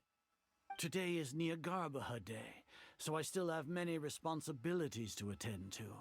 There is little time for idle chit-chat before I detain you all. You seem to know quite a bit about our endeavors. If that is so, then you should be praising our great work, rather than using your trivial misgivings in a futile attempt to sway me. Trivial? Then tell me, what do the Fatui want from me? Worthless. Those are all completely worthless. Benefits, divine power. These materialistic words do nothing but debase our great work. Creating a god. Yes, we are using human wisdom to create a god. If humanity cannot attain omniscience and omnipotence, then we shall create a god to reveal them. This is the pinnacle of human wisdom. We shall regain a god's guidance at long last. No longer will we flounder in the interminable void of consciousness and knowledge. Even Irminsul will be freed from its plight. For our nation of scholars, this is the ultimate aspiration. No cost is too great to realize it. You will never understand the rapture of having a god be born within your very hands. With your degree of knowledge, you cannot even comprehend such an emotion. Gods exist on a plane that far eclipses humanity's. Lesser Lord Kusanali, what can she even do? Care for the people? Fend off sandstorms? Fabricate silly fairy tales? These are but child's play for the Academia. Does that make us equal to the gods? We are a people favored by Greater Lord Rukkhadevata. Though I may have personally not seen it, our forefathers bore witness to true wisdom. The ascension of the Lesser Lord has brought nothing but bewilderment to the scholars. They all ask, is that truly what true wisdom is supposed to look like? With that in mind, it is better to keep her isolated in the sanctuary of Surasthana, so our academy will not become embroiled in turmoil. What a pathetic justification! Do you really think that only the super smart or powerful should be able to call themselves gods? As per your judgment, Grand Sage, they are indeed dangerous individuals. Not only are they acting against the Academia, but their ideologies have the potential to lead scholars astray. Looks like there really was merit in my assignment. Alhaitham? Are you talking about us? Anyway, I've brought them to the Academia as ordered, but it took some time and trouble. Oh, that reminds me. Here's the investigation report you had requested. It's a summary of my time spent with the Traveler, an array of information about her ready for your perusal. Oh, Haytham! So you're still on the Academia's side! We finally started to trust you!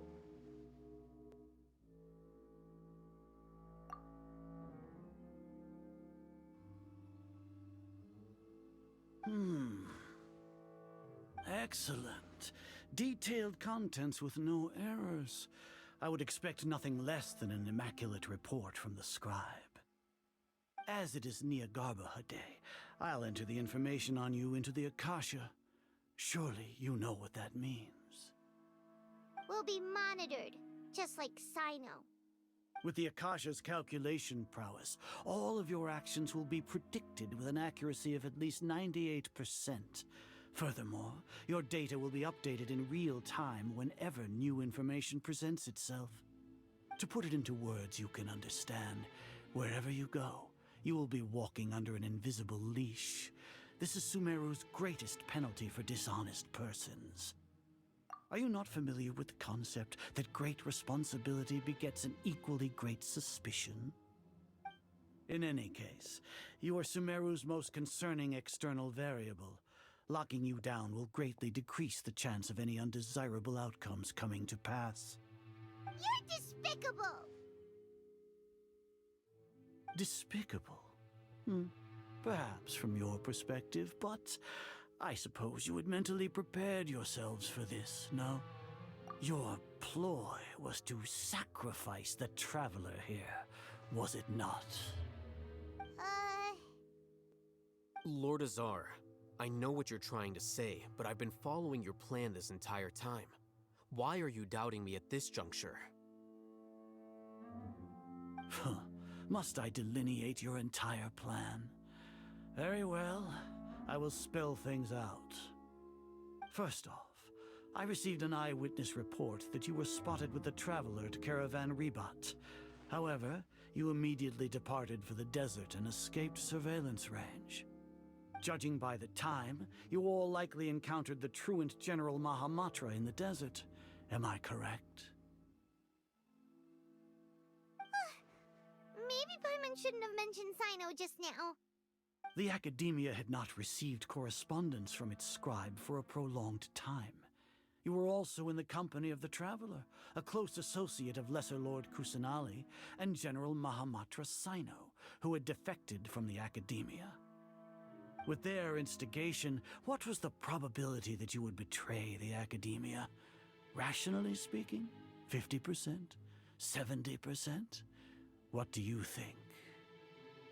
Regardless, that's only a guess. The facts are that I've brought the Traveler right before you, and I gave you my report. Indeed, your boldness deserves praise. To think that despite status as an outlander, the Traveler is still willing to sacrifice for the sake of your plan. If I'm correct, you have a contingency plan to save Lesser Lord Kusanali and ruin our great work. Sneak into the Academia on Niagarbaha Day, using Alhaitham's status as the scribe, for there is a good chance that an opportunity to save the Lesser Lord will arise. Should your intentions be discovered, Alhaitham will turn traitor and sacrifice the Traveler, thus proving his innocence. He can then stay inside the Academia and continue searching for a way to proceed forward. As for Sino, according to the Akasha's calculations, he will soon return to the Academia and confront me in person. I suppose this is also a part of your plan? You'll see me as a traitor regardless of what I say, no? Even if you impugn me, it would have little effect on you all. You misunderstand. Losing our scribe would irreparably damage the Academia's regular operations and the development of Sumeru's future academic systems. However, under the current circumstances, Even that is trivial compared to what we stand to gain from our great work. You said that I betrayed the Academia, but you, Azar, you've betrayed all of Sumeru, betrayed its Archon. So flight has turned to fight at long last. Guards!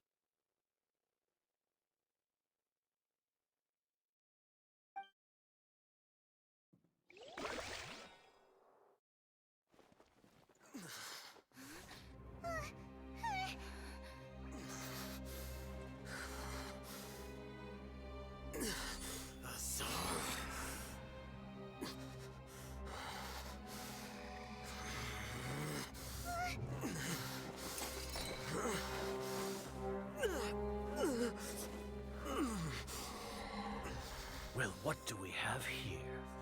So you stole that divine knowledge capsule. Traitor! You traitor!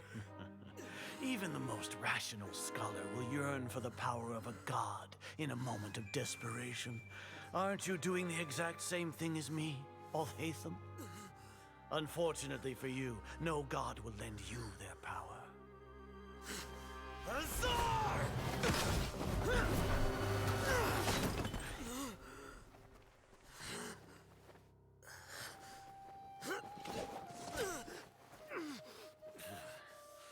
He has gone completely insane.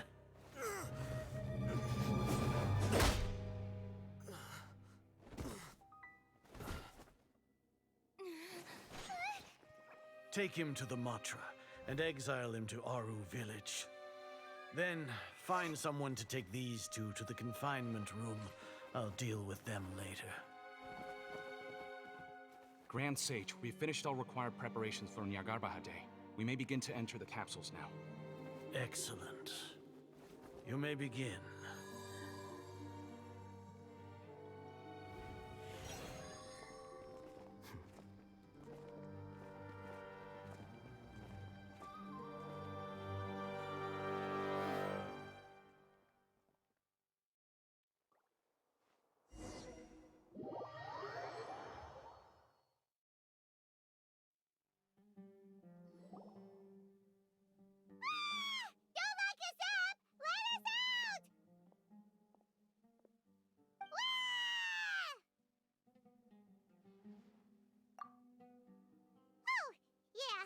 Paimon got a bit carried away there.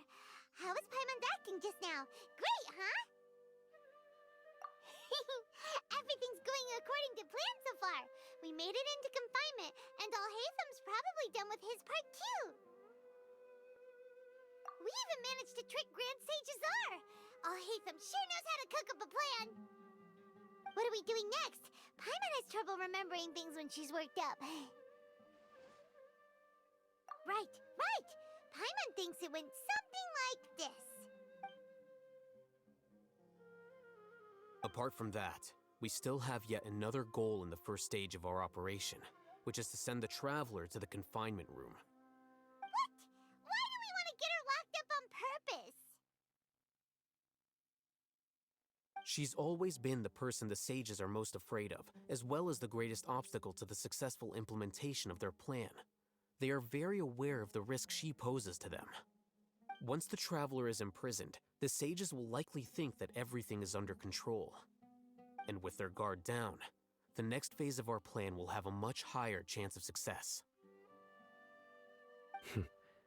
I can already see the pompous looks on their faces.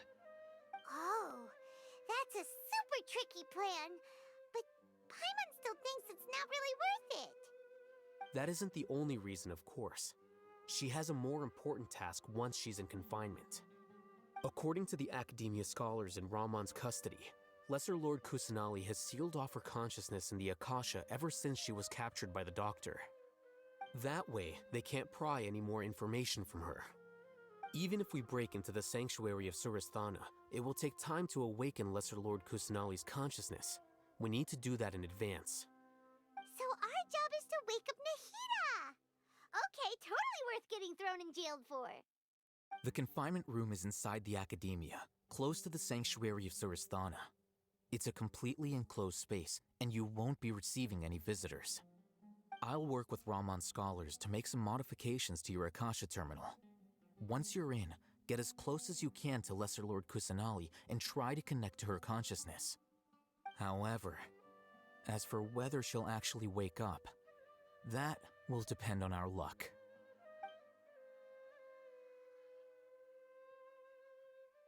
Oh, no wonder you've been wearing your Akasha terminal today.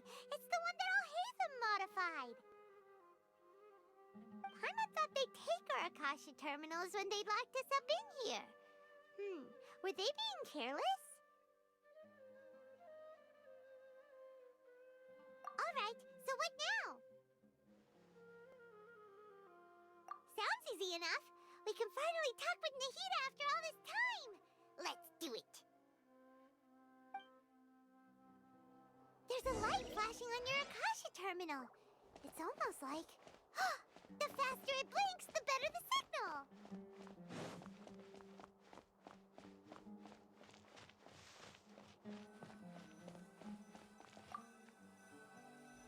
Whoa, it's Mora! Ooh, Mora! No, Paimon, we're not here to hunt for treasure!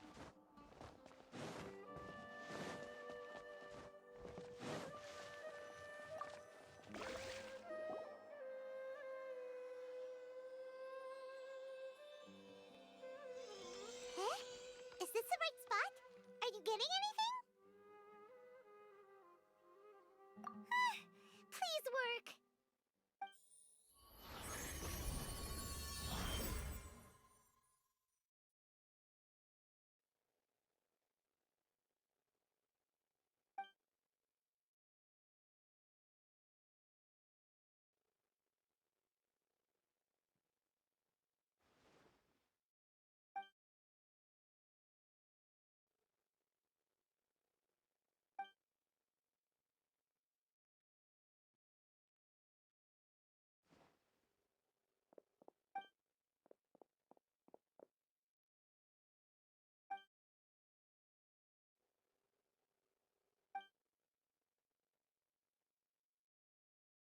Nahida!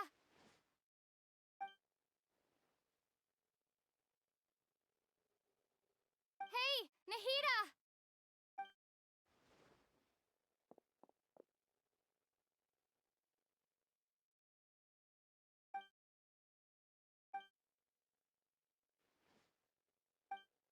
When did it first start? Oh, right. It started from the moment I was born. I want to become a worthy Archon. So I've kept studying. Kept listening to my people and their hearts. Kept looking for a way to save Irminsul. So I can catch up. Catch up to Greater Lord Rukkhadevata. But I'm stuck in the sanctuary of Sarasthana. The sages are creating a god to replace me. And I'm forced to lock my consciousness in this boundless darkness. Nahida!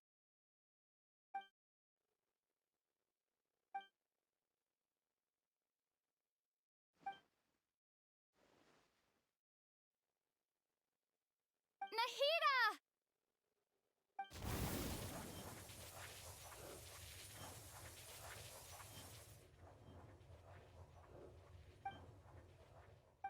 It's so quiet here.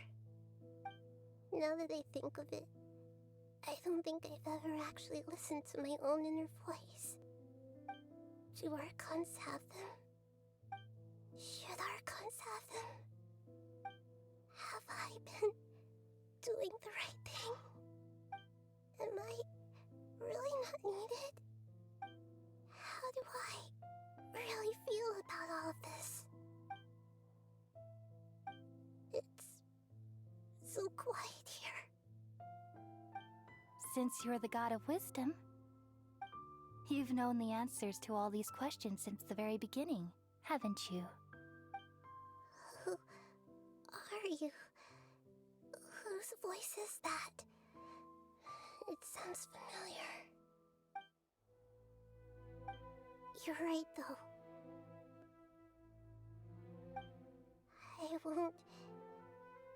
I won't ignore my own voice anymore.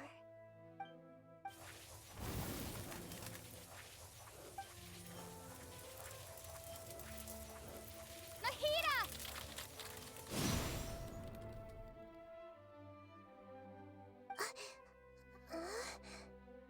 Nahida? Did you wake me up? Thank you.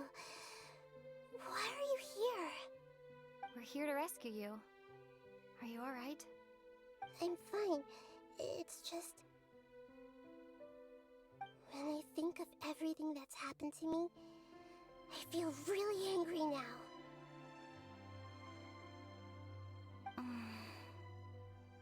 You should have been angry ages ago.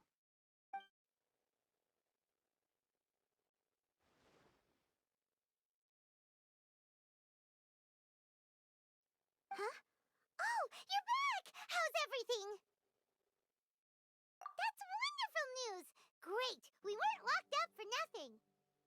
When you went to wake up Nahida, Paimon was listening for any sounds outside. You were out for a long time. There are fewer and fewer scholars going about now. You think everyone's done with their Nyargarba Hade stuff? Yep, so that means our next act is Nilu's performance!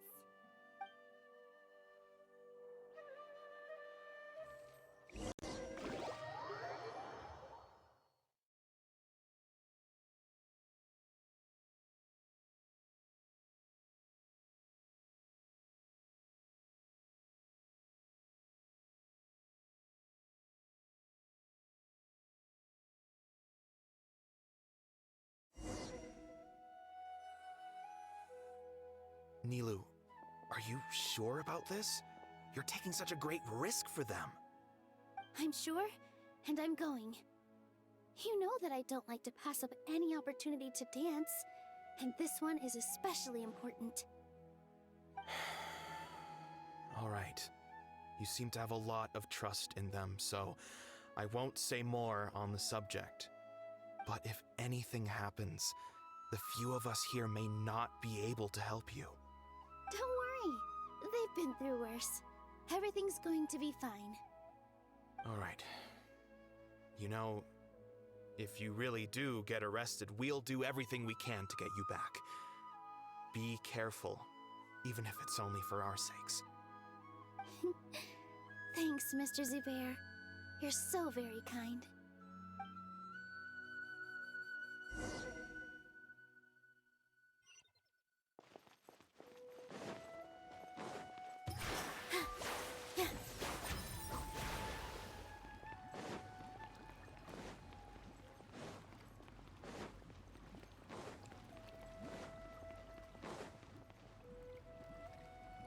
Nilu, how's it going? Nervous? Definitely more than usual. But it's because I'm worried I won't dance well enough. It's okay. Just focus on your performance. We'll take care of everything else. You sure know how to talk. Taking all the credit, even though we came here together to help out. Well, thank you both. I'll have to treat you to a meal after all this ends. I really, really appreciate all of your help. Ooh, that sounds great. Huh? How can we say no to that? All right, let's get back to business. Nilu, we'll be here to keep people from going to the academia so they don't interrupt your performance. I was planning on telling them something like, the Academia's been conducting a weird experiment, and some of their test subjects escaped. It's really dangerous there, so stay away. Oh, you couldn't think of anything better? Oh well, I guess it does sound like something the Academia would do. I think it sounds great. I'm counting on you guys. Don't worry, it'll be a piece of cake.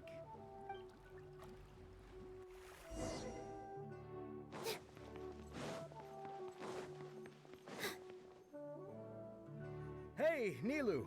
Sorry, it's great to see you, but I'm really busy right now. Our Bait People Away with Yalda Candy's plan is working beautifully. Do you want some candy? We have more than we can give out. Vihar, thank you so much for doing all of this. And even dressed up as the Knight of Flowers, no less. I'll pass on the candy, though.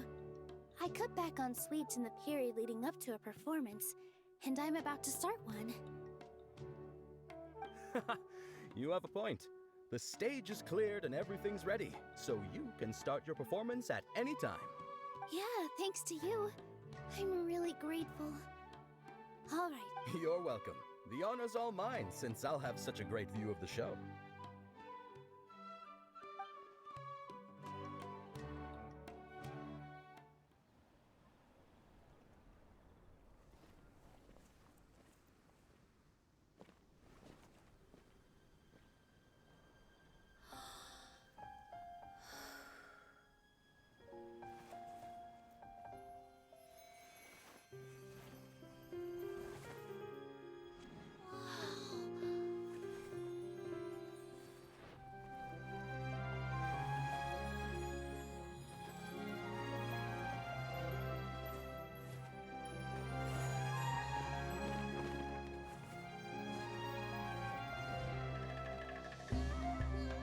I've never seen a performance like this.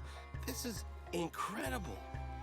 Yeah, but I heard that public performances like these have been banned. I can't believe she's doing this here.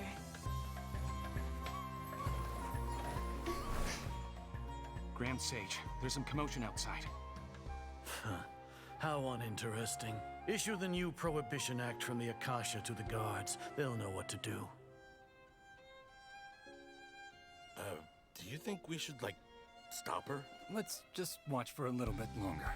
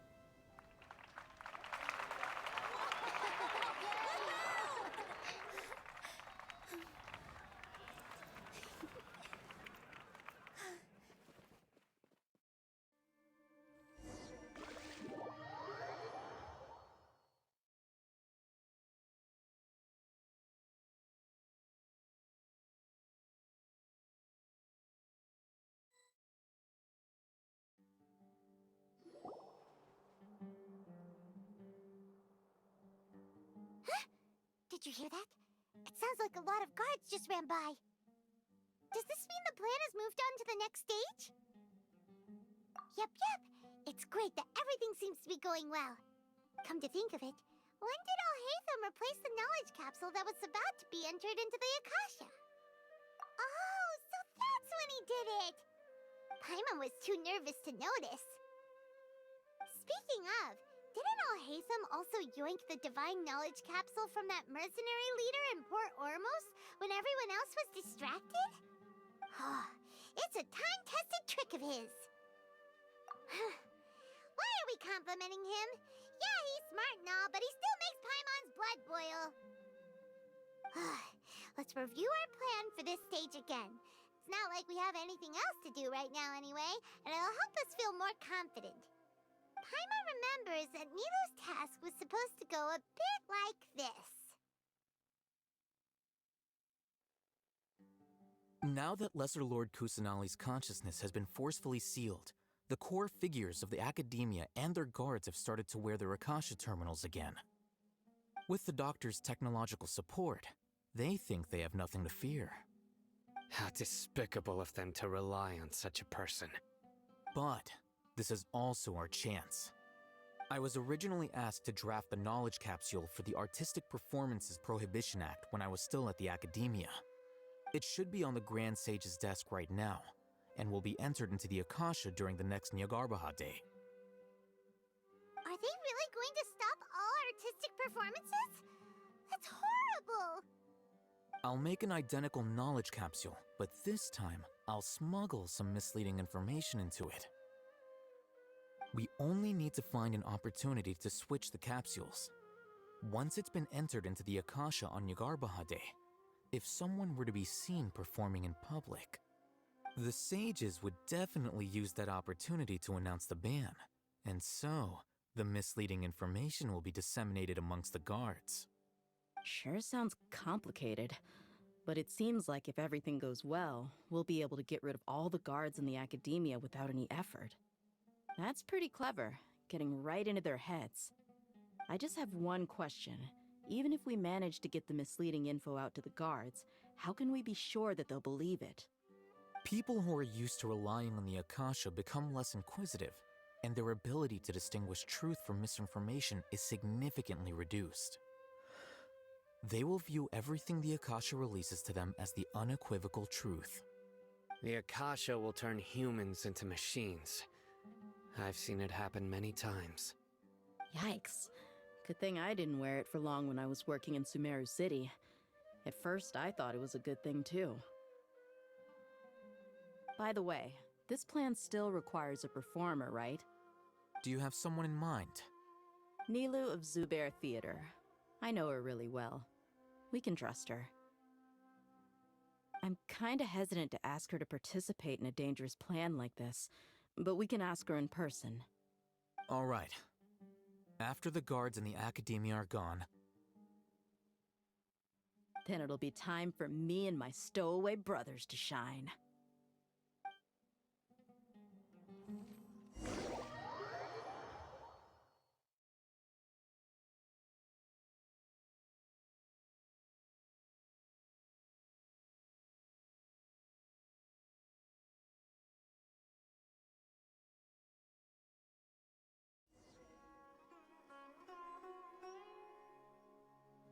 Here they come. Did you see that, Raman? They came out from the academia in droves. After laying low in the city for so long, this is the moment we've been waiting for. My brothers have already sprung into action. We couldn't do anything to them inside their coop, but outside the academia, this is our hunting ground. With a lioness like you, the prey sure won't be able to run far. We still need to eliminate the guards as soon as possible. If we give the sages enough time to realize what's happening, the plan's doomed. All they've done is to sit on their cushy salaries and twiddle their thumbs all day while we fought and struggled every day in the desert. The only advantage they might have is their numbers. Speaking of which, most of the guards who report directly to the Six Sages belong to the Corps of 30, but they have a completely different reputation. Following those blasted sages every whim, throwing away all the principles of being a mercenary. As someone in the same profession, I'm obligated to teach them a good lesson today. Indeed, the trap has been set. All we need to do is lead them there. All right, let's each take a road and herd those scattered guards back into one place. Make sure to attract their attention. Isak will be the key. You gave such an important task to that child. Will he be okay? It'll be fine. Isak was so determined to help, so let's put our faith in him. Besides, even if he's caught, the guards would be too scared to do anything to him. They've never seen Lesser Lord Kusanali in person, after all. You've got a point. Anyway, I think I see them coming. Let's head out. Good luck.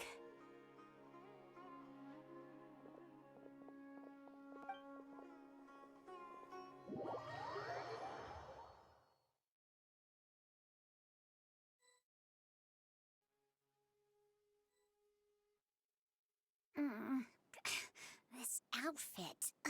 Hey, do you remember what you need to do, Isak? When the guards get here, you'll pretend to be Lesser Lord Kusanali and run away from them. Oh, yeah, I remember. Of course I do. I'm just a little nervous. Relax. Don't think about getting caught. Even if that happens, we won't leave you behind.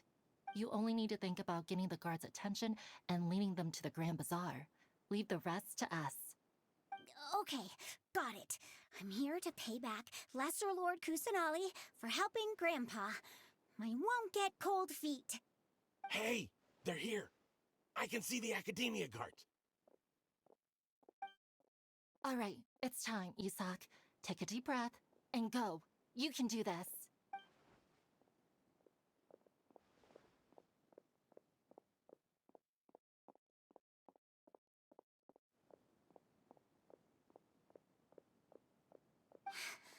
Why is there a guard over there?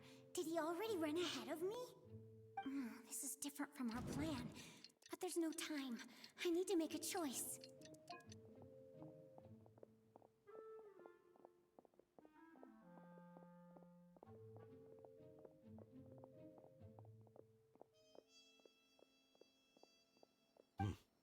Let's have a look behind the house. What should I do next? Huh. Looks like nothing's here. A wasted time. Luckily, he didn't check behind the tree. What should I do next? The guard looks alert. What should I do next? Doesn't seem like anything unusual's around here. Looks like the guard finally left. I need to go.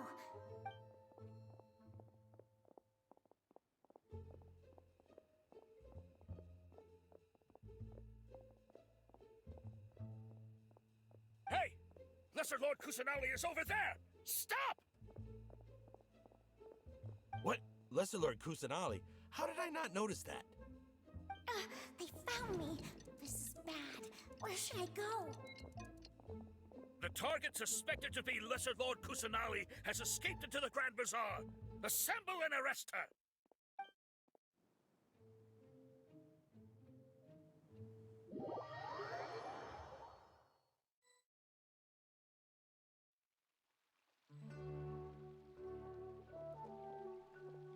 Where did she go? How did she disappear? Did we lose her? Hurry up and find her! Hey, why is your team here? Didn't we say to split up our search? Hurry! Hurry! This place is... Why are you all here? Yeah, isn't it one heck of a coincidence? Everybody's here. What on earth is going on? I suppose that's all of you? Who are you? Did you set us up? What are you planning? Phew, that was rough. I almost got caught. Little brat! So you're not actually Lesser Lord Kusanali. Who exactly are you all? Eremites from the desert? Just some colleagues. Think of this as a business competition, or a personal grudge. After stepping into our trap, stop thinking of yourselves as hunters. Behave like the prey you are.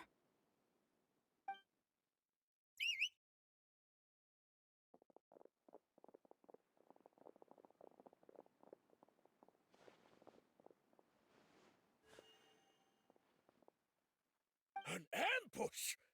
How's that possible? This is Sumeru City, but mercenaries from the desert somehow ambushed us! You've spent all your time hiding away in the academia. This place has long since become our hunting ground. Brace yourselves!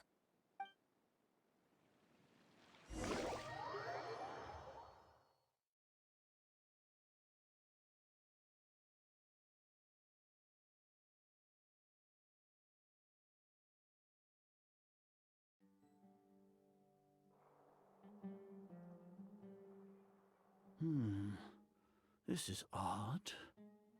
The academia has quieted down after the conclusion of the Nyagarbha Day ceremonies, but it's much quieter than usual. Where are the guards? Why have I not seen a single one? Guards? Guards! Grand Sage, how may I be of assistance? I called for the guards. Why did you come? My apologies, Grand Sage. Right now, all Academia guards have entered the city to perform the ordered arrest. I thought you knew. Arrest? Who is there to arrest? I have an ominous feeling. Arrest Lesser Lord Kusanali, right? Is that not what the order was? Lesser Lord Kusanali? You mean she has disappeared? Yes. I wouldn't dare make up something like that. Right now, everyone is in a panic, and many are saying that Lesser Lord Kusanali will take revenge on us. What happened?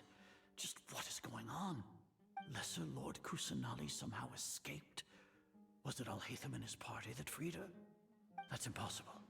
The Academia is heavily guarded today. and any order to release Lesser Lord Kusanali would be strictly confidential. Besides, Alhaitham and the Traveler are already in our hands. What manner of trickery did they employ? How could Lesser Lord Kusanali disappear into thin air? Disappear? Wait. How was the arrest order distributed to the guards? It was issued by the Akasha earlier today.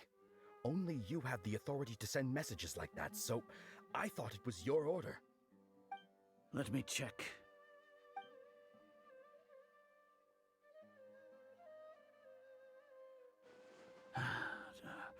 Here. Lesser Lord Kusanali has escaped from the sanctuary of Surasthana. Go to the city and arrest the escapee immediately. The Akasha indeed contains this information, and it clearly appeared in my mind. How did they bypass my permissions to issue this kind of message? Was it the report about the Traveler that Alhaitham submitted? No. I specifically checked that knowledge capsule before entering it into the Akasha. Could that have been a red herring? Well, even if I figure it out now, it won't make any difference. The important thing now is to confirm Lesser Lord Kusanali's status. Have you been to the sanctuary of Surasthana to confirm that Lesser Lord Kusanali has indeed escaped? Confirm? No, I haven't. It may be a bit offensive to say this, but Grand Sage, what you're saying doesn't make any sense. How can the information in the Akasha be inaccurate? What the Akasha decrees is fact. That is common knowledge to all of us. If we have to confirm the information and knowledge from the Akasha ourselves, then how is that any different from us learning that information ourselves? Wouldn't Greater Lord Rukkhadevata's legacy lose its meaning that way? In the beginning, it was I who asked you to believe in the Akasha, to believe in the legacy left by Greater Lord Rukkhadevata. Are you trying to use my words against me? No, Grand Sage. I'm merely confused because I believe in you. I never meant to refute you. Stay here and see if there are any suspicious people around. I'll go to the sanctuary of Surasthana on my own. Yes, Grand Sage.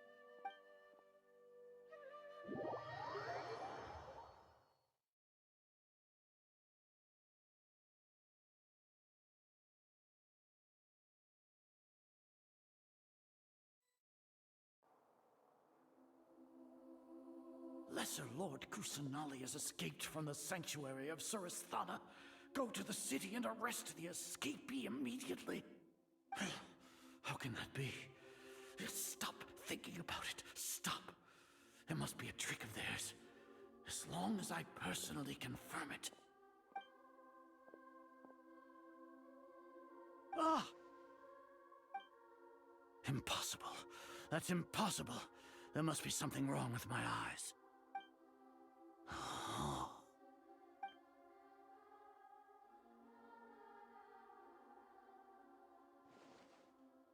What a comical sight as are.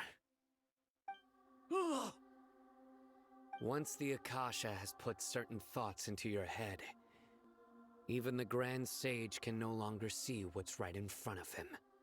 You all can only see the world in your mind, the one you think you know. And precisely because of this, you disregarded Lesser Lord Kusanali's existence. She has been a wise and worthy Archon. Sino, have you been waiting for a chance like this? The Akasha predicted that you would return to the Academia to confront me, but I didn't expect it to turn out like this. I was careless. No, you were blinded. Your faults stem from your reliance on the Akasha. You're still the same as always.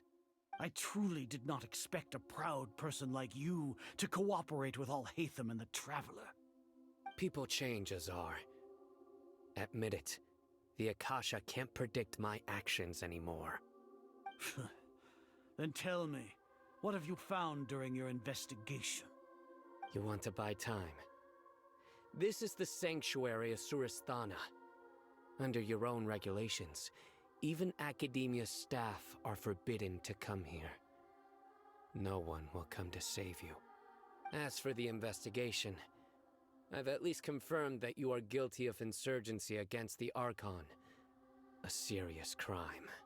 So what? Did you do all of this so I would plead guilty in front of you, General Mahamatra? No. I want you to plead guilty in front of the Archon herself. You once said that I had no standing to judge you.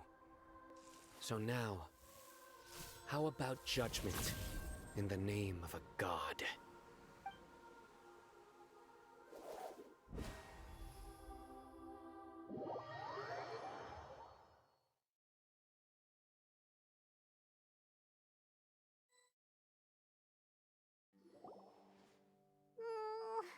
How long do we have to wait?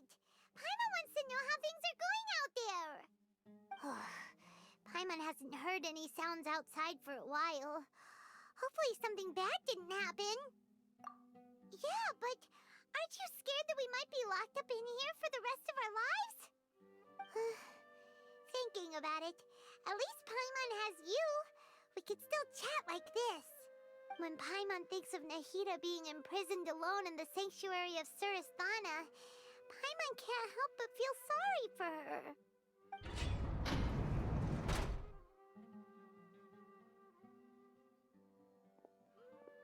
Here comes your savior.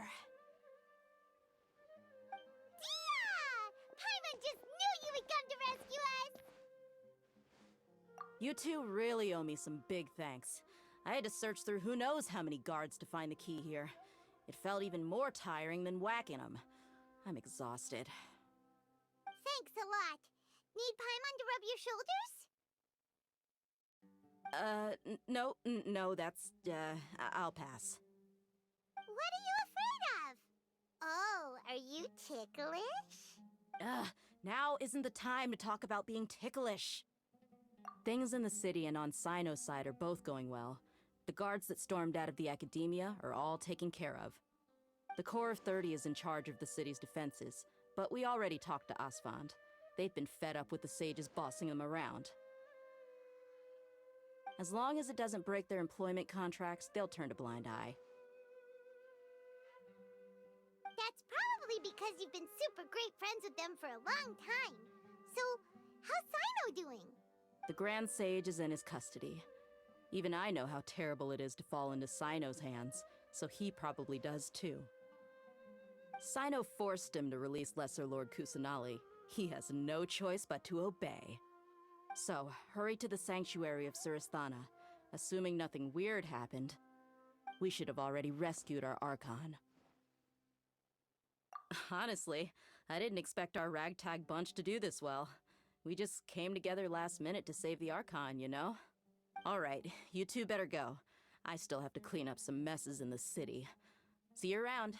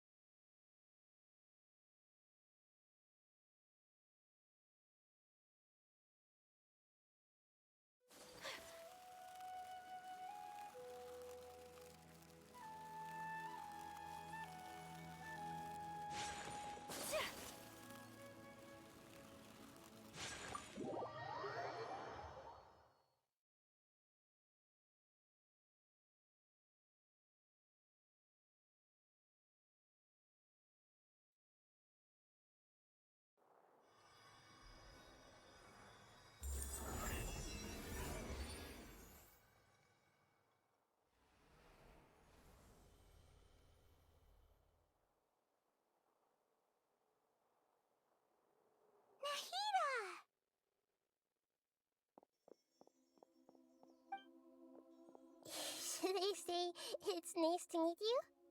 This is the first time we've met in real life. Before, we've only met in dreams, consciousness, or when I was in someone else's body. Thank you so much for coming to rescue me, but I also need to apologize. During this time, I did some self-reflection. My sense of inferiority and yielding to the academia led to all of this, and created so much trouble for you all. Exactly! We're here because you're a good Archon and one of our friends! Thanks, you two. Amazing. So this is how it feels to walk out of that cage with my own body. It's like I just had an endlessly long dream. I can't even tell if I just woke up or was only now born into this world. My concept of self has become so clear. But now doesn't seem to be the time to indulge in this feeling. This is really embarrassing. You all just rescued an Archon, and now she needs your help to save her country, and even the entire world. It's okay. With you here, Paimon's sure that everything will work out. There's one more thing. What is it? For all the things the academia did to me, and for all the folly it committed in the name of wisdom, as their Archon, I will make them pay. Ah! Wow! That's the spirit! You're finally standing up for yourself and not letting people walk all over you! I understand now. To be a better Archon, I first need to better myself. If you haven't even figured out how to be a caterpillar, how can you be a butterfly? Yes, true. That reminds me. I wonder how far along the academia is with their god creation plan. We need to hurry and prevent the birth of that false god. I need to make some preparations. Since I'm now free, I can establish a direct link to the Akasha and control it. First things first, I need to remove the restrictions that the doctor put on me in the Akasha. After that, I'll make some adjustments and revoke the sage's permissions. The Akasha will then be like how it originally was. After all, the academia betrayed Greater Lord Rukkhadevata's trust. This might take some time. In the meantime, you should also work on your own preparations. If we don't stop the god creation plan in time, we'll be in for a tough fight.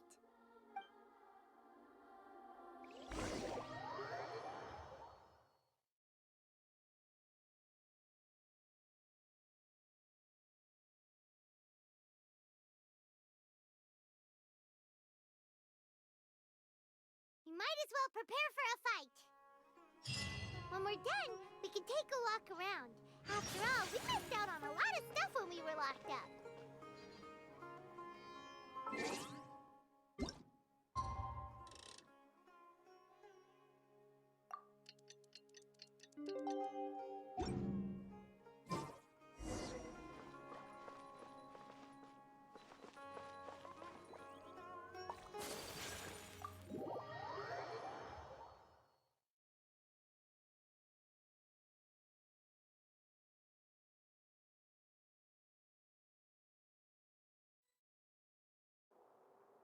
How's it going, Nahida?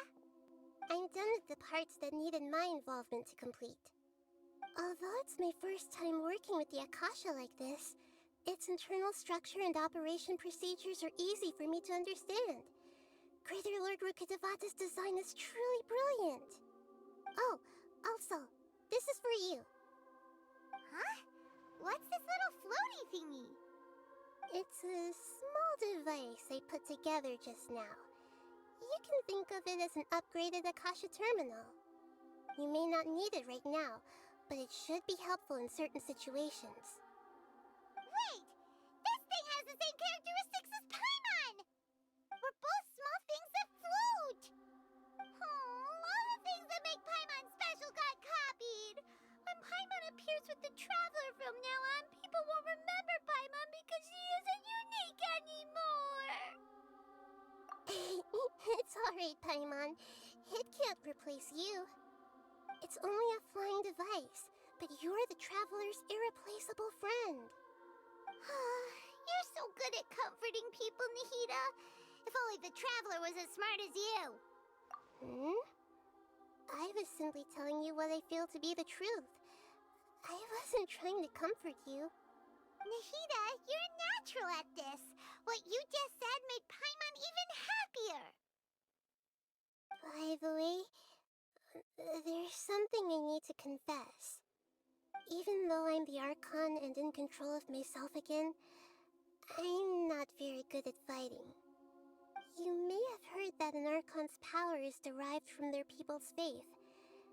However, I'm not as well loved as Greater Lord Rukkhadevata. If we get into a situation where combat is our only option, I'll have to count on you, and I'll do my best to provide support. I'm glad I can rely on you. So the God of Wisdom isn't good at fighting? That actually sounds about right. I've located where the false god is. Time is of the essence, so let's...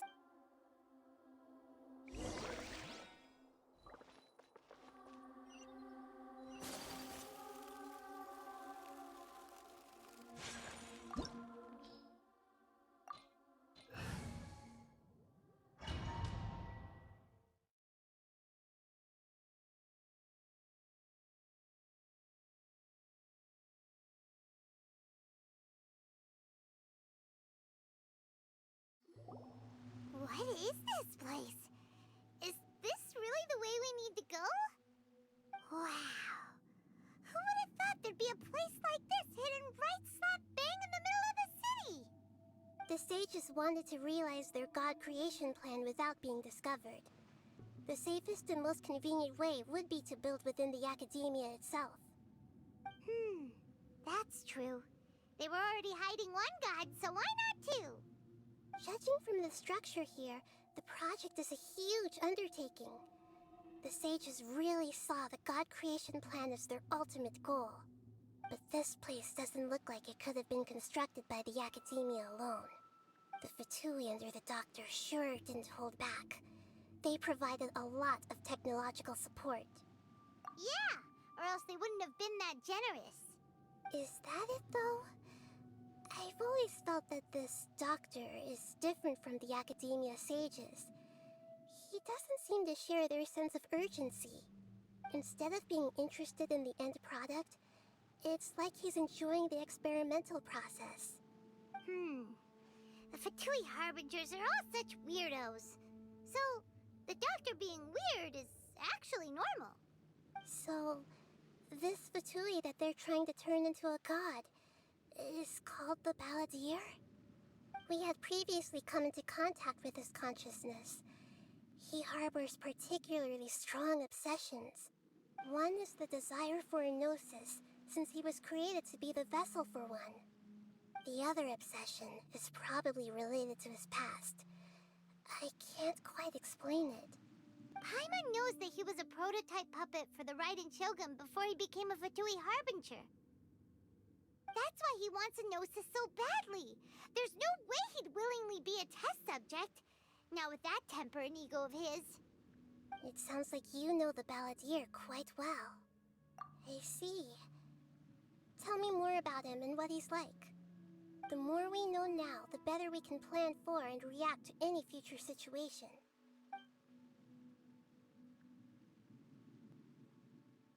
I see. How fascinating. Alright, time to go. Let's get through here and meet him in person.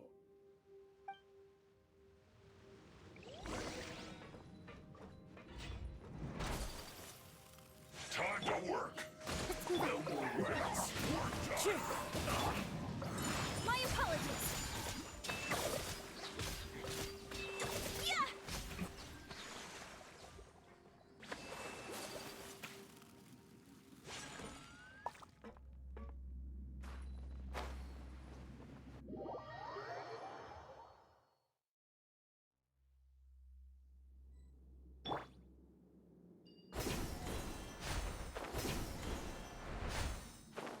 It looks like we can climb up these pipes.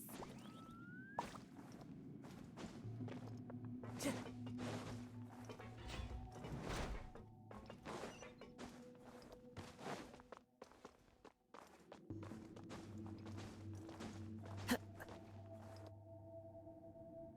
pattern on the ground seems all messed up. Let's go around and see if there's a way to fix it.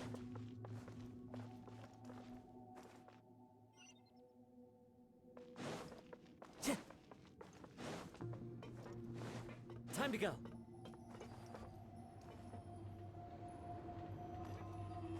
It seems to have stopped. Let's continue.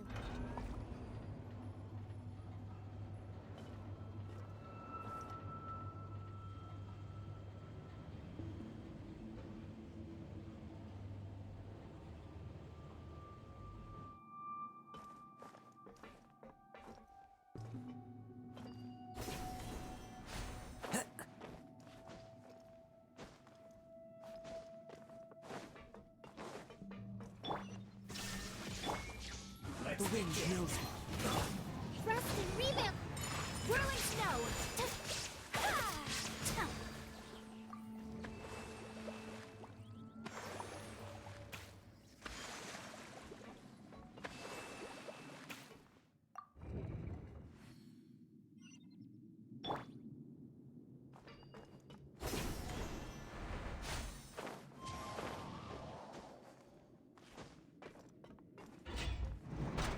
You'll get frostbite. Take flight. Frozen. Hold the line.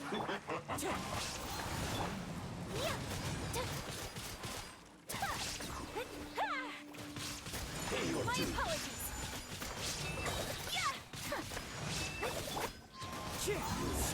Can't run from death.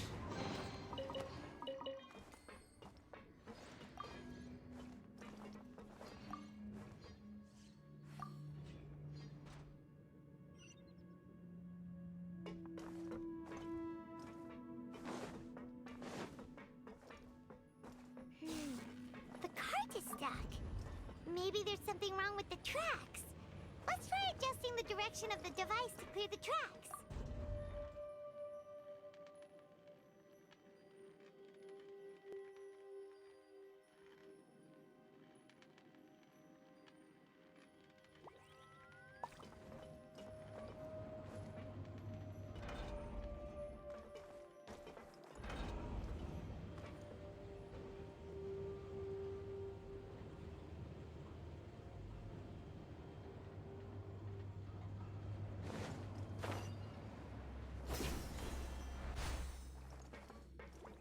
There is no escape. Load of this. Into the wind.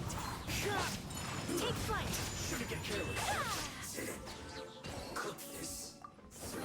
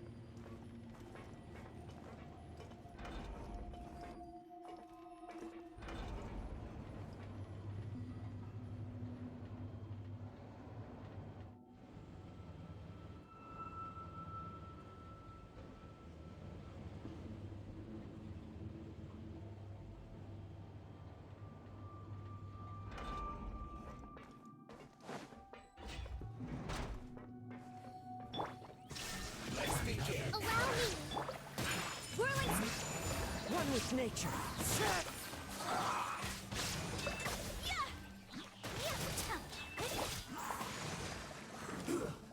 Shouldn't get careless. Into the wind. My apologies. Like I went too far.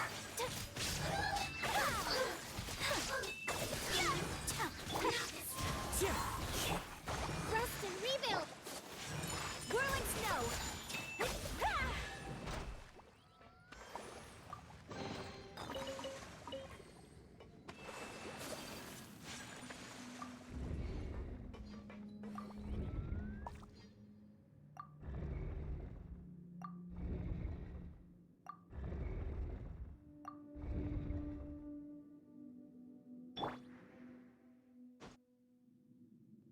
Never again.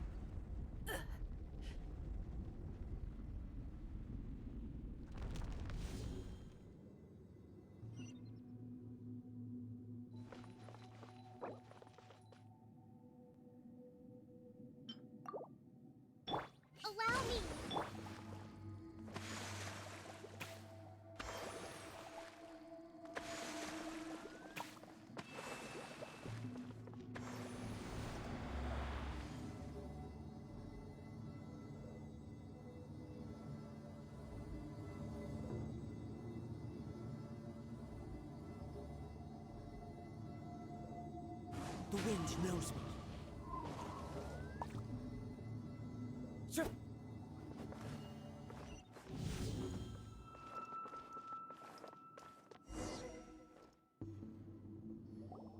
Looking at its operational status, we must prepare for the worst. The god they wanted to create is likely close to completion or already completed. Oh no! What should we do? Paimon can't imagine how hard it would be to fight against a Fatui Harbinger with a Gnosis! Are you nervous, Paimon? If you really want to know, of course Paimon's nervous! Aren't you too, Nahida? Yes, I am. This is probably the first time I faced with a calamity of this degree since my birth. I feel not just nervous, but curious as well. Curious? Curious about what? Curious about our fate. To me, everything we perceive in this world, everything we learn, and everything that happens to us is considered knowledge. And if it's a form of knowledge, then it can be understood. However, only fate is about that which has yet to occur, so it has always drawn my curiosity. So to me, fate is the ultimate knowledge. That's also why I love observing humans and all the things that happen to them. It all brings me great satisfaction. And now, at long last, I'm not just an observer anymore. I will personally experience my own fate with you by my side. Isn't this such a wonderfully exciting thing? Ah, so that's what you mean. Paimon thinks she understands what you're feeling.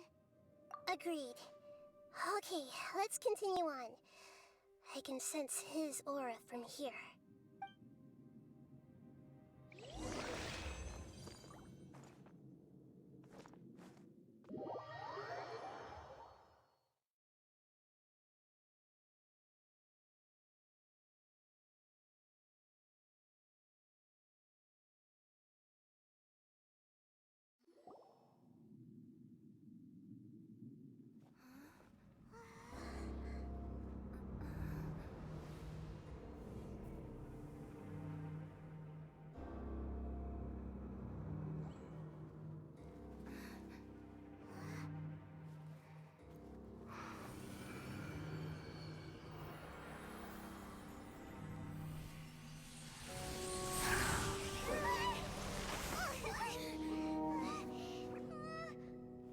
Who would have thought the world would be so eager for my birth? I remember you, Booer, the god of wisdom, and standing beside you, the traveler. Is he all-knowing and powerful now like Greater Lord Rukkhadevata? No, I can't feel the same kind of divinity I felt from the Greater Lord. It seems that the sages didn't get the chance to infuse the divine knowledge capsules into him. But even still, he has undoubtedly become a true god now. So we're too late? The Balladeer has already become a god? The Balladeer. A long bygone title. When my spirit ascended to divinity, I felt as if I had existed for the same number of epochs as heaven and earth. Looking back, the existence of what once called itself Kunikazushi appears infinitely small and ugly.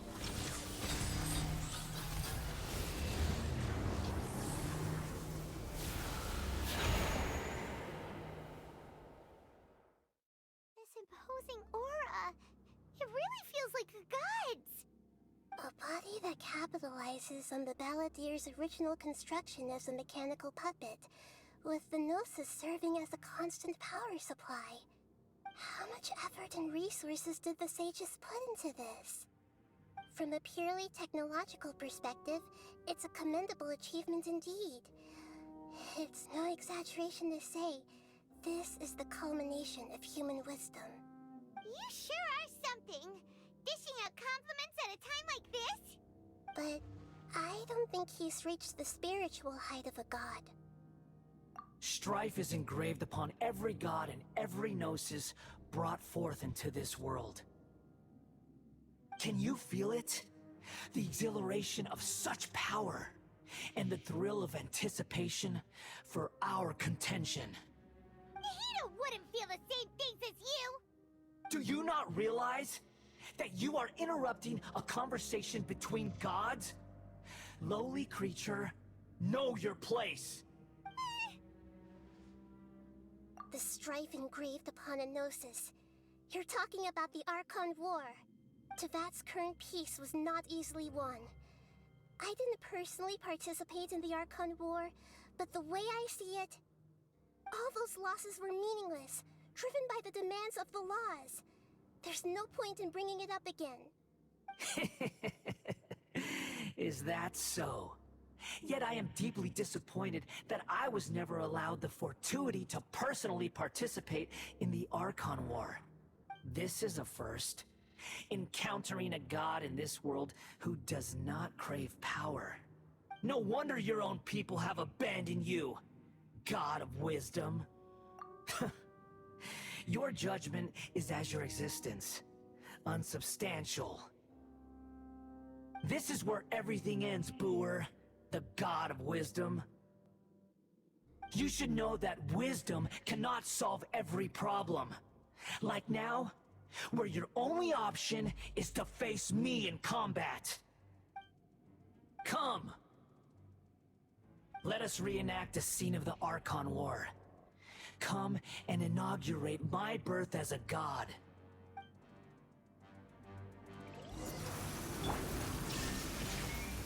Perish!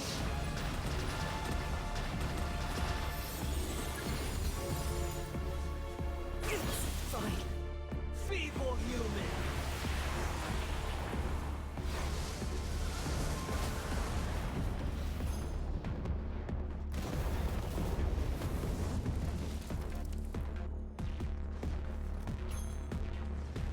Insignificant past!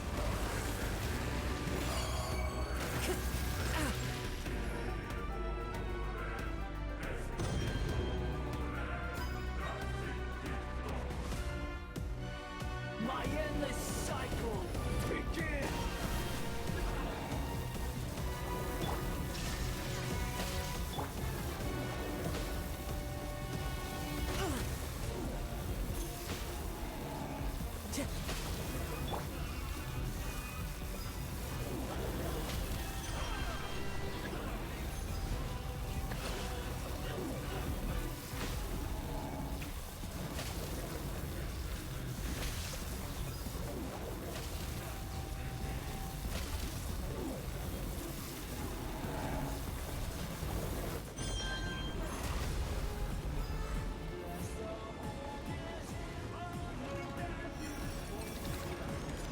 At my command, you shall fall! Allow...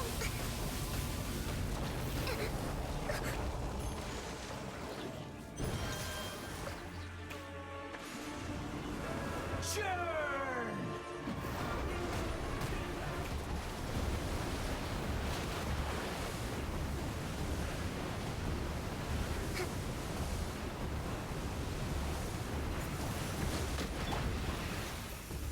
Perish!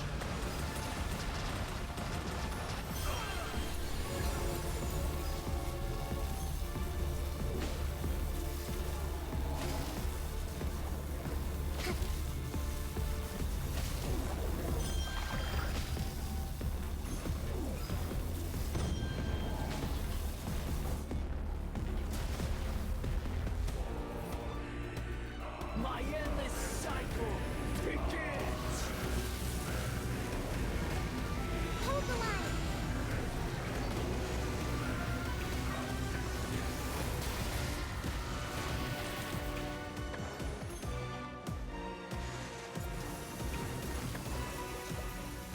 Perish!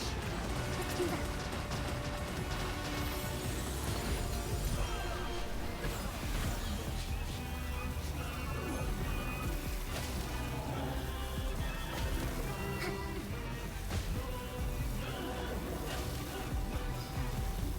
A brash maneuver!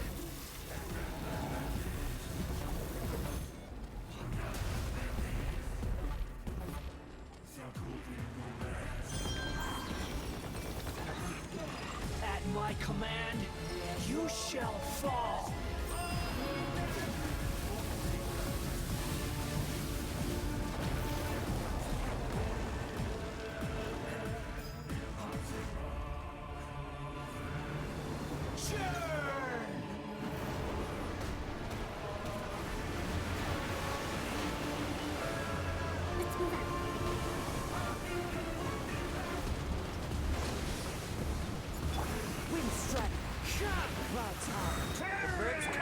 Take flight!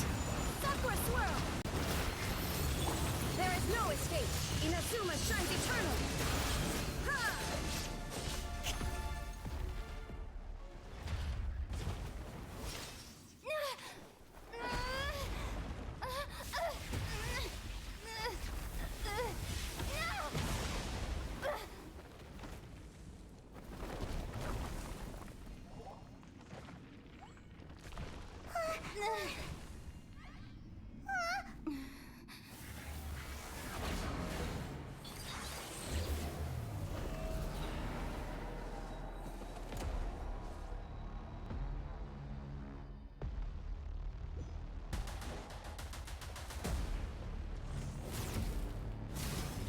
Shine down! My apologies!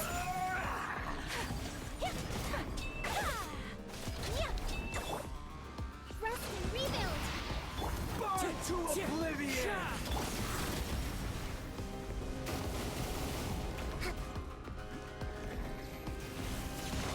Kneel!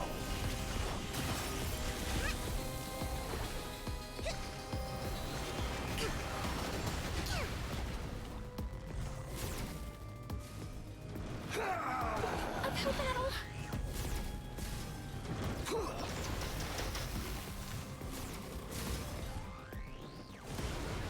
Tremble!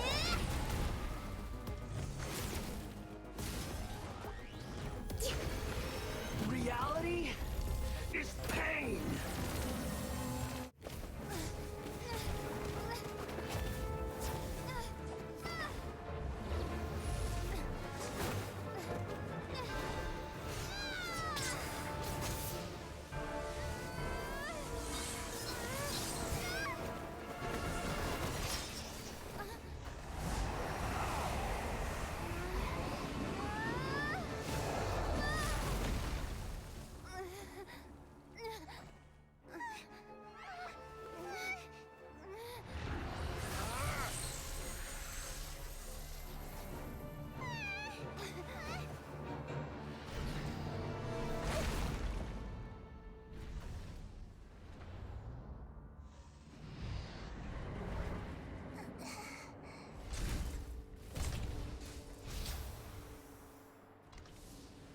This is supposed to be a battle between gods, yet you choose to hide behind a mortal.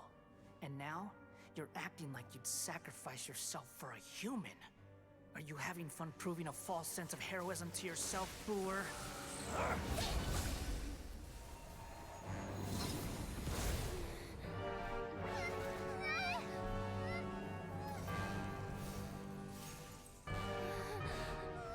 The data collection is almost complete.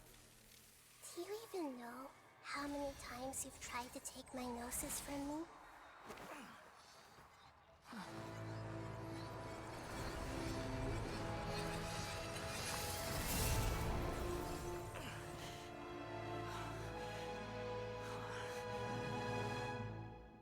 We just concluded the 168th loop.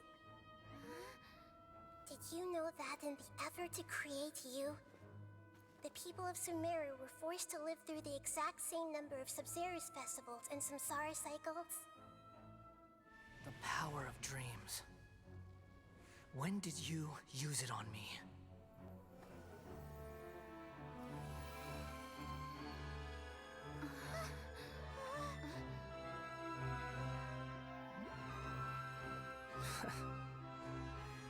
You can't even defeat me in a dream. What do you hope to achieve with this little trick? Come, Traveler. Just like before. Allow me to awaken the memories in your dreams. All that it's more than that. Compile everyone's wisdom in the name of the Archon. That is the original function of the Akasha. I've sent everything that happened just now to the people of Sumeru in the form of knowledge. I've asked them to help you find a way to defeat the false god.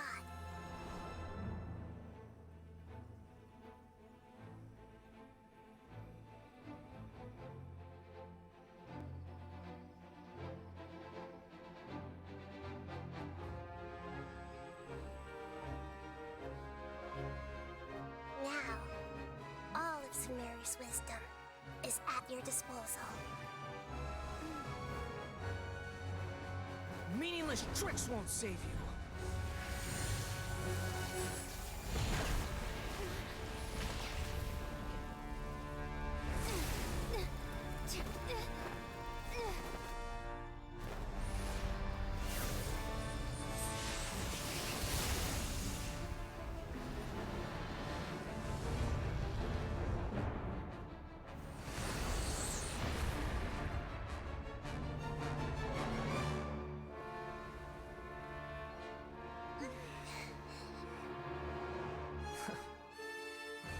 Are you done with your tricks?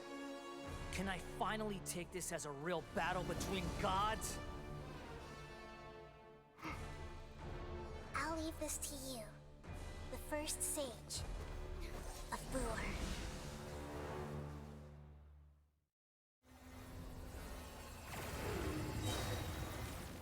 1,000 eons, mine to dominate.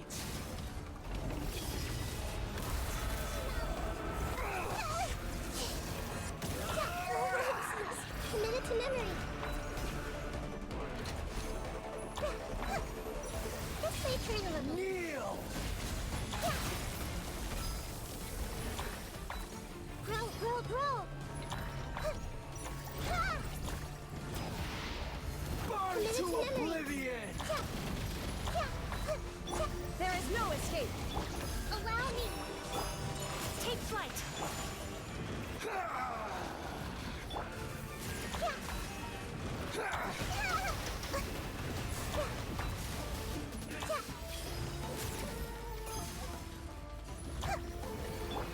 Reality is pain!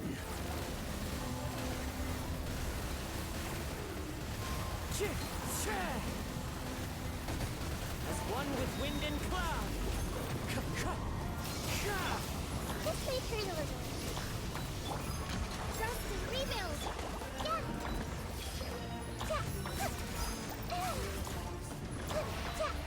Burn to oblivion!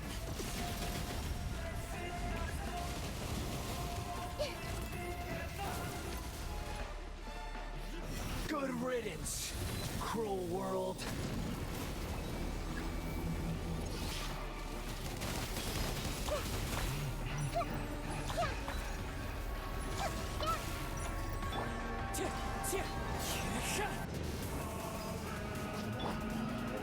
I see everything.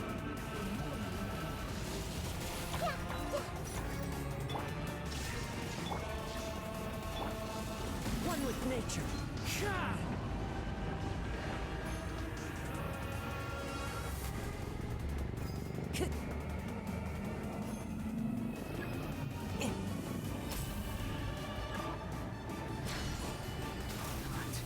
Possible.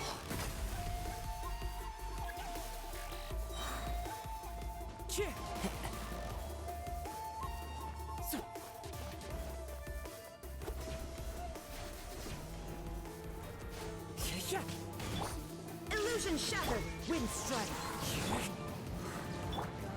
My apologies. Embrace the ice.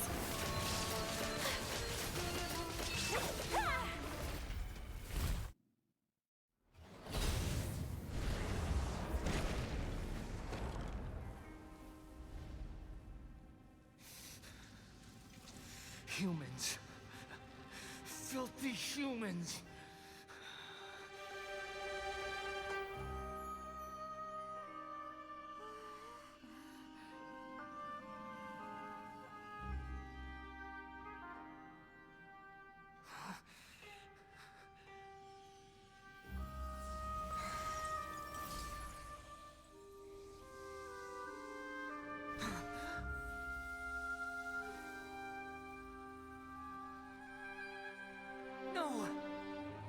Wait!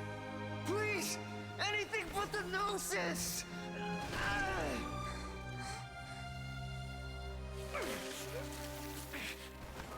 That's mine! Don't even try! I'll never go back!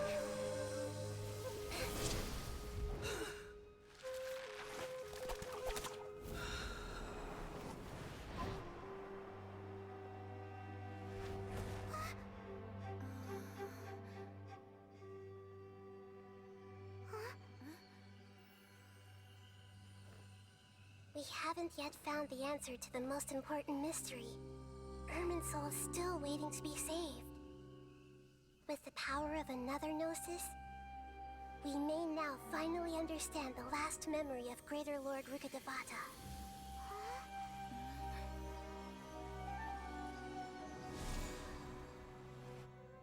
This is...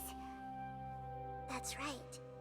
This is the last memory of my predecessor.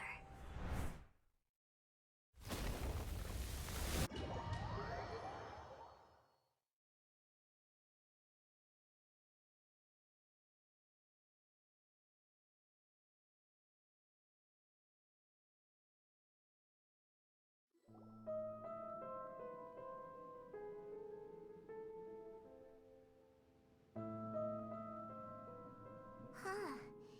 This sure seems very different from what Paimon imagined. Shouldn't Irminsul be in this realm of consciousness?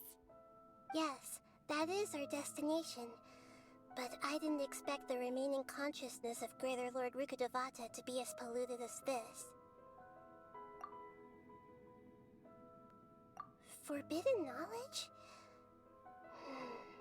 It seems you know about a concept that even I don't completely understand. Could you tell me what you know?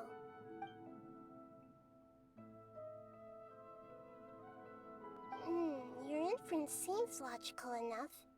Forbidden knowledge once polluted the desert thousands of years ago, but was successfully repelled thanks to King Deshret's self-sacrifice, and Greater Lord Rukkhadevata nearly exhausting her power. Then, a second instance of forbidden knowledge pollution occurred during the Conria Cataclysm 500 years ago. But I'm afraid it is much more serious this time, with Irminsul itself already in danger.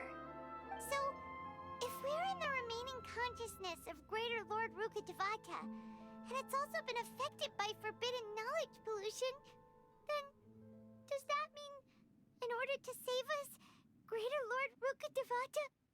Yes. It's very possible that she sacrificed her life in the fight against forbidden knowledge. She didn't completely eradicate forbidden knowledge, but if it weren't for her actions, the pollution would have been far more rampant over these past 500 years. The way that everyone, including me, has forgotten everything about forbidden knowledge may very well be due to her restoration of Irminsul. Aww. Do you feel sad, Nahida? I'm just sharing her pain. The pollution of her consciousness here is severe. There is madness, chaos, and pain all around us. Did she fight to resist the forbidden knowledge pollution in such terrible conditions, all the way up to her last breath? She even used her last remnant of lucid consciousness to leave a clue for us to follow. Yes, her words were distorted by forbidden knowledge, so that's all we could hear. But now, we have a chance to find the answer to this mystery. We can cross the polluted consciousness until we found the right path to meet with her lucid consciousness. And then, we'll let Greater Lord Rukkhadevata tell us the truth in person. Each of us need to be mindful of the state of our own consciousness while we are here. Even with the Gnosis's protection, we must always keep a clear mind. Otherwise, we could go mad at any moment. That's so scary. Don't worry, it should be easy enough for you to keep that mind of yours clear, Paimon. Let's go.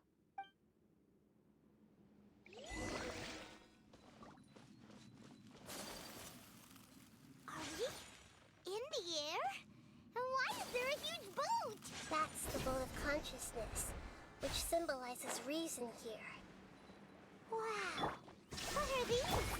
The monsters seem to have been affected by them.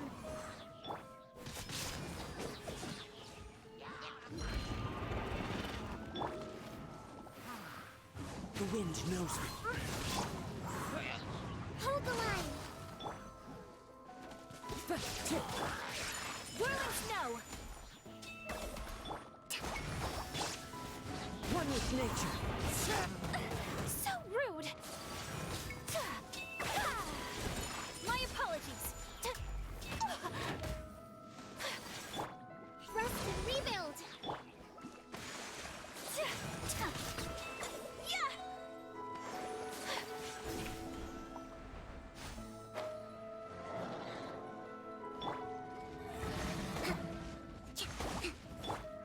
The wind knows me. Whirling snow. Illusion shattered. Now you shall perish.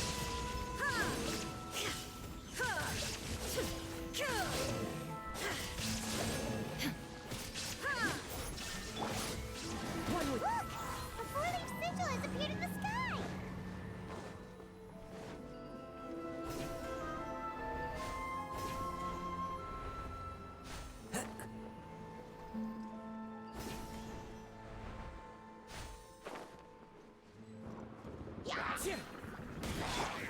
Shine down! Into the wind. My apologies!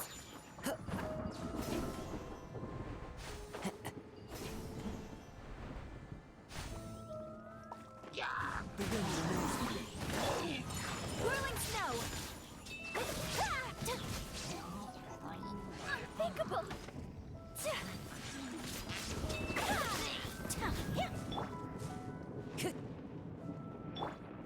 Illusion shot! My apologies!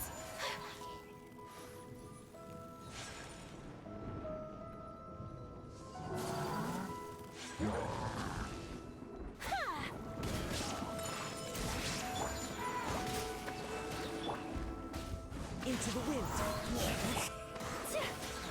Sakura swirl! To control the boat of consciousness, we need to find the helm first.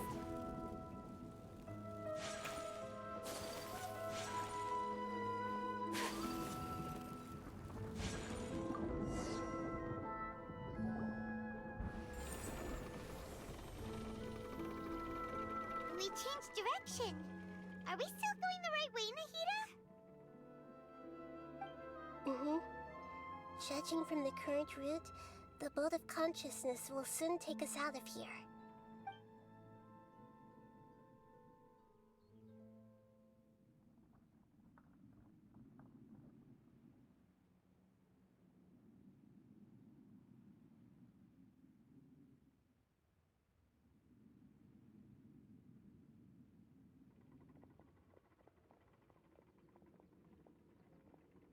We'll be arriving at our destination soon. How are you feeling? Are your minds still intact? Huh? But everything's been completely normal for Paimon. Hopefully there won't be any more interruptions.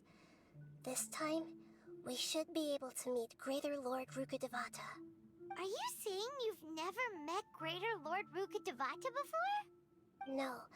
It seems that my birth and her death took place at the same time. Otherwise, I think she would have given me a little more guidance, and I could have done a better job. Hey, you've done a great job, Nahida. Let's get out of this creepy place and go meet her.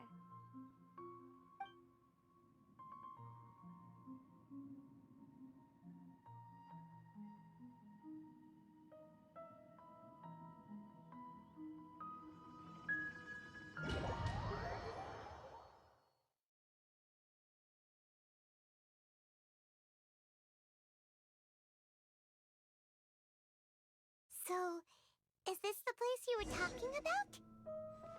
The base of Irminsul?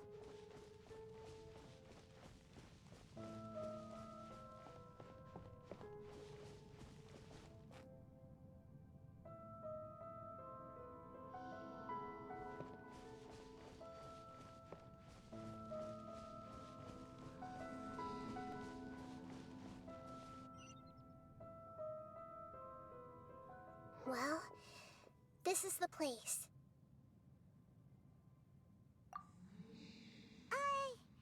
We're here to find Greater Lord Rukkhadevata, right? But the one standing over there is... Is that... me?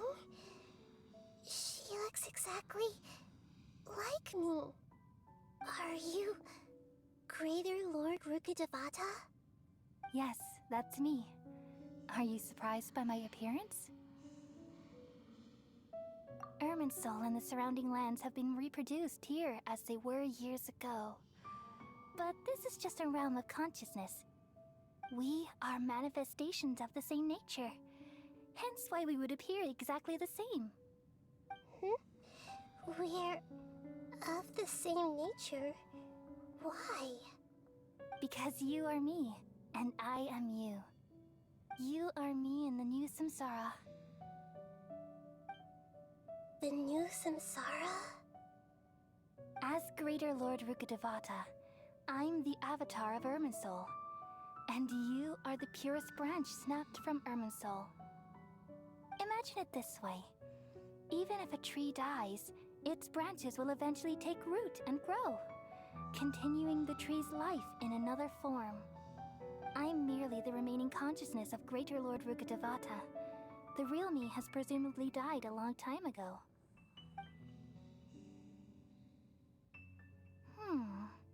Judging from your appearance, I've probably been dead for 500 years. But you're finally here. My new self in the samsara. If this is true, then am I going to be a great Archon like you someday? Though we share the same nature, our fates are bound to be different. All things have their own fate. When a branch grows into a mature tree, it won't be the same as the original tree. That's why fate is the ultimate knowledge, isn't it? That's a great insight. Yes, very good. It's also precisely why you won't become like me. Really? But perhaps you may become an even greater Archon than I. I already see a determination in you that I didn't possess in my time, and the future that it leads you to will be yours alone. Along with the blessings from your past experiences. Don't worry. The growth of wisdom is like that of a plant. You only need to wait quietly for the flower to bloom. Come to think of it, the sages never had the faintest inkling of the meaning of wisdom. Thank you. Nothing makes me happier than discovering that the Archon I always admired was in fact myself in another fate. It's so nice to speak with you, Greater Lord Rukkhadevata. I've always wanted to meet you. The feeling is mutual. From the moment I snapped the branch off Irminsul and created you, I've also looked forward to talking with you. Could you tell me why you wanted to create me? And what exactly happened when you died? Ah, I see. You're here seeking answers, right? Everything that day, even the sky itself, changed into a color like this. At that time, the seven were all summoned to the nation of Conria. Except for me. I had a more important task to attend to. I had to protect Irminsul. The disaster occurred together with the pollution of forbidden knowledge. At that very moment, with my consciousness connected to Irminsul, I sensed something was wrong. The pain started to torment my mind. By the time I reached Irminsul, it was already displaying signs of corruption. Had I not repelled the pollution of forbidden knowledge with King Deshret thousands of years ago, I might have felt even more hopeless and lost. So what exactly is forbidden knowledge? It's a kind of knowledge that doesn't belong to this world, and a form of truth that can't be understood. It came from the very bottom of the abyss. Even I could never understand it. The world is constantly rejecting it, leading to all kinds of bad phenomena. If we allow forbidden knowledge to pollute Irminsul, I'm afraid the entirety of Tevat could fall apart. So, there's knowledge that even the God of Wisdom can't understand? At that time, I knew I couldn't repel the forbidden knowledge with my strength alone. Which is why I created a device that compiled human wisdom and named it the Akasha. It's truly the world's most amazing invention. Thank you. For a long time, I thought dreams were the fruit of human wisdom. Though it was selfish to do so, I borrowed people's dreams using the Akasha. Then I compiled their wisdom and all of my own power. Well, did it work? Thanks to the wisdom of the people of Sumeru, almost all the forbidden knowledge was cleared from Irminsul. But things didn't go as smoothly as I thought. I had a terrible headache, which gave me an uneasy feeling. And then I remembered that my consciousness was also connected with Irminsul. It brought me knowledge and wisdom, but vile corruption as well. From the very beginning, my existence had been polluted by the forbidden knowledge. Oh no. How could that happen? I've experienced that pain in your consciousness. It must have been a horrible experience. Yes, but my feelings weren't important. The important thing was that even if I died, my existence and everything related to me would continue to exist in Irminsul as memories and knowledge, meaning that the forbidden knowledge couldn't ever be permanently eradicated. And there's no way for me to eliminate myself. It would be a sort of paradox. So, I took the purest branch of Irminsul as my incarnation in the next samsara, and left a trail of clues, all in hopes that you would come here and remove me and my pollution from Irminsul forever. Wait, no, I can't. So you realize what that implies. You are very smart indeed. Irminsul has all the knowledge and memories of this world. Removing me from Irminsul means I essentially will never have existed in this world. But this is the only way to save Irminsul.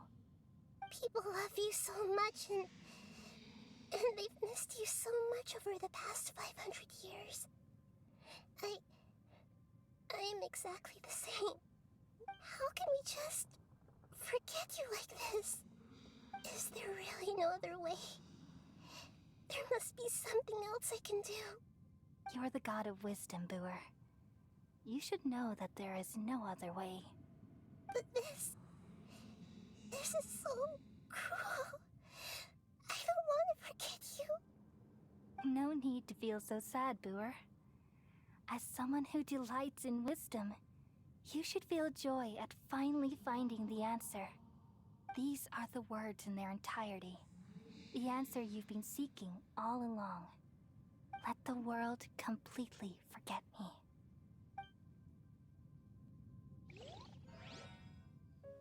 We all nestle under the great tree of wisdom, peering out to perceive the world. From the earth and from the rain, we perceive its wonders, until we become a white bird to perch atop a branch, and finally snap off the most important leaf. Once upon a time, I alone dreamed in this world. In my dreams, everybody would also dream after they fell asleep.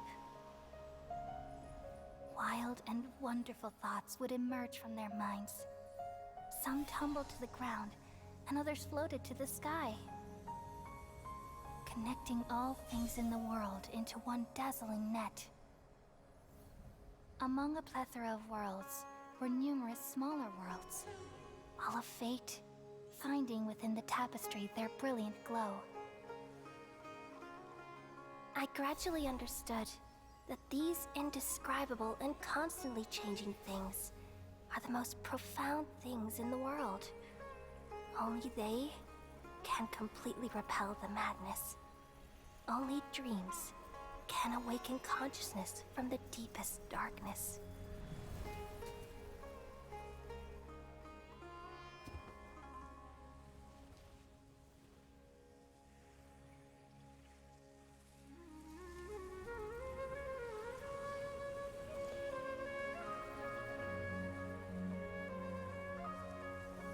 I'm the one who posed this question, yet also the one who sought a solution. Saving the world with the dreams of the people used to be my answer.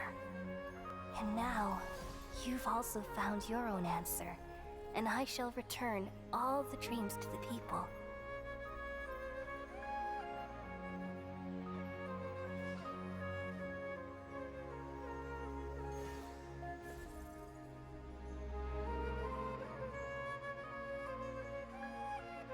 Goodbye, people of Sumeru.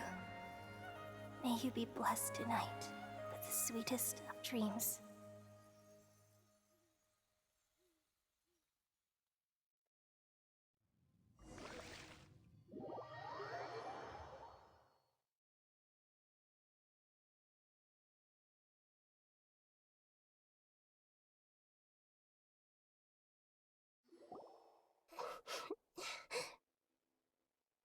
I'm alright. I'm just a little confused. We've just saved the world, right? So why am I crying? I don't know where this feeling inside of me is coming from, but I feel very sad. Just now, we used the power of two gnosis to successfully connect with the Ermin soul consciousness from 500 years ago. Then, we removed the remaining pollution from Merman soul. Yeah, what's wrong? Weren't you there just now?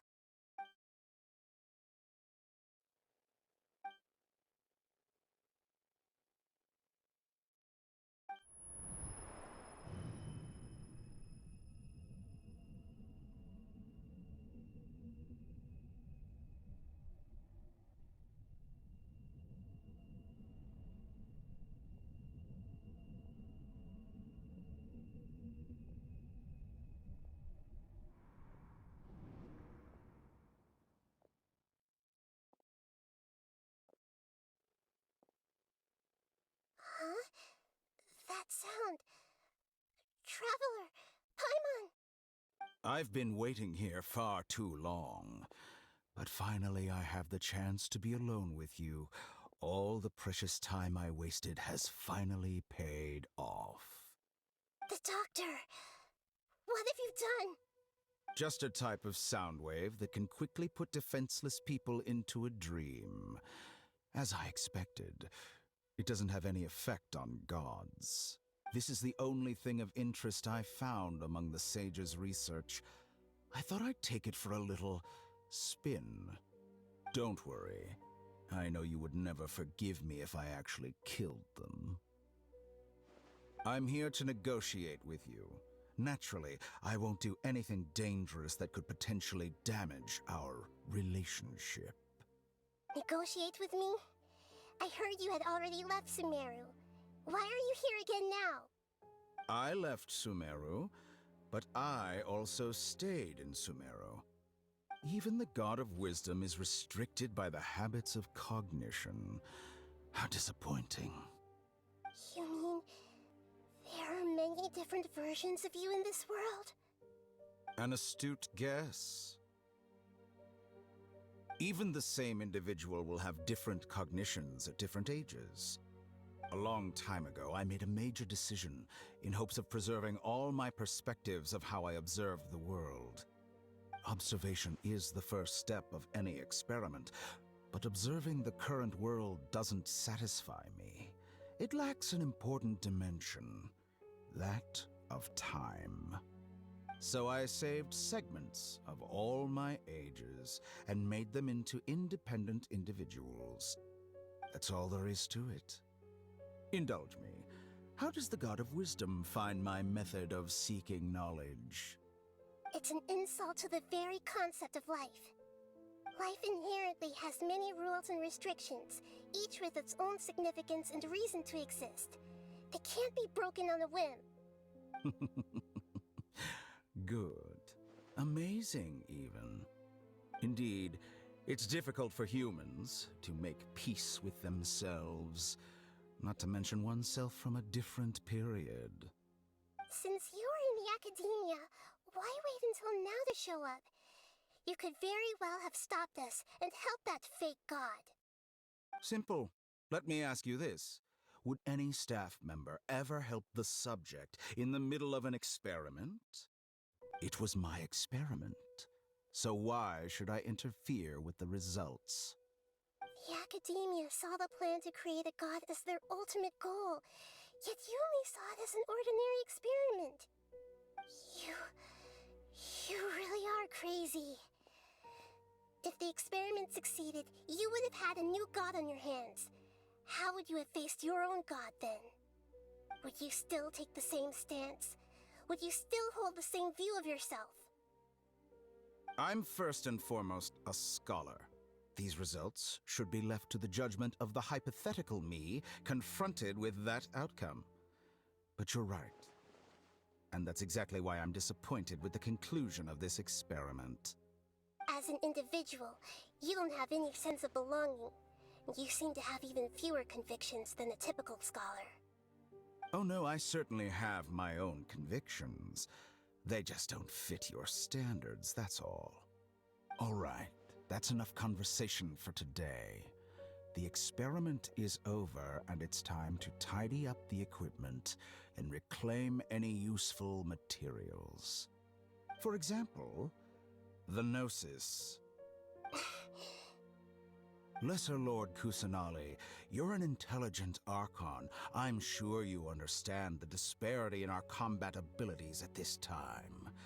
Besides, you have no way to use that Electro-Gnosis in battle.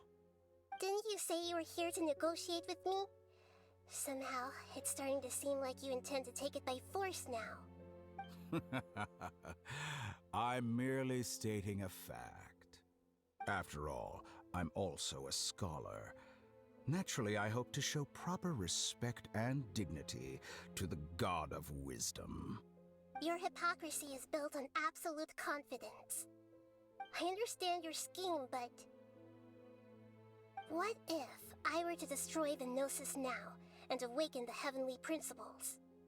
Awaken the heavenly principles? Do you think that's really possible? The heavenly principles have been silent for many years, but the Gnosis are symbols of their control over Tevat and all the laws. Will the destruction of a Gnosis attract the attention of the heavenly principles? And if so, how do the Fatui plan to deal with the consequences? Do you dare to gamble such a possibility with me? Gamble?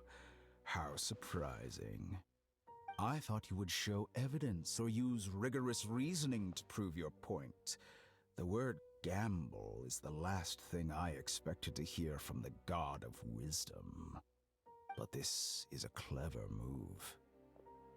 You must have seen through me when I first captured your consciousness. As a scholar, I respect all possibilities. This has always been my principle and is an essential trait as an experimenter. Indeed, I can't ignore this possibility. So tell me then, what are your conditions? This foreign Gnosis will only lead to disaster if it stays in Sumero. But this Electro-Gnosis is the prize I obtained after defeating one of your fellow Harbingers. Now, as the one who initiated this cascade of events, shouldn't you pay the corresponding price? Price? Interesting. What price would you have me pay? How about erasing all your other segments? So this is how you wish to restrict me, the most threatening opponent of the Nation of Wisdom. What you request of me is like plucking out the eyes I have placed in the dimension of time. Segments are extraordinarily difficult to make. They require extremely rare resources and enormous amounts of time and effort, requiring me to destroy them all here and now. Bravo. A suitably wise decision on your part. Yes, how very interesting. Can I assume that you have long been wary of me? Among all the versions of me, this segment you see now is the most selfish. If it weren't me, your idea wouldn't have worked. What did you see when you were imprisoned? You were observing me, and that's how you know I've long grown tired of their doubts and endless arguments. Like you said, it's difficult to make peace with yourself. Being as smart as you are, have you managed to do that? I see. If you think all those versions of me are worth a gnosis, then deal. You sure didn't hesitate much. Is the relationship between all the versions of you really that bad? I don't think there's any need to dwell on that. The surplus versions of me can be exchanged for a gnosis. Do you think anyone can offer themselves at a higher price? Besides, with my abilities, it's only a matter of time until I find better perspectives. Perhaps it's best to say, you're just temporarily ahead. But what I'd like to know is, how can you be sure that I've really erased them? I can see your remaining honesty.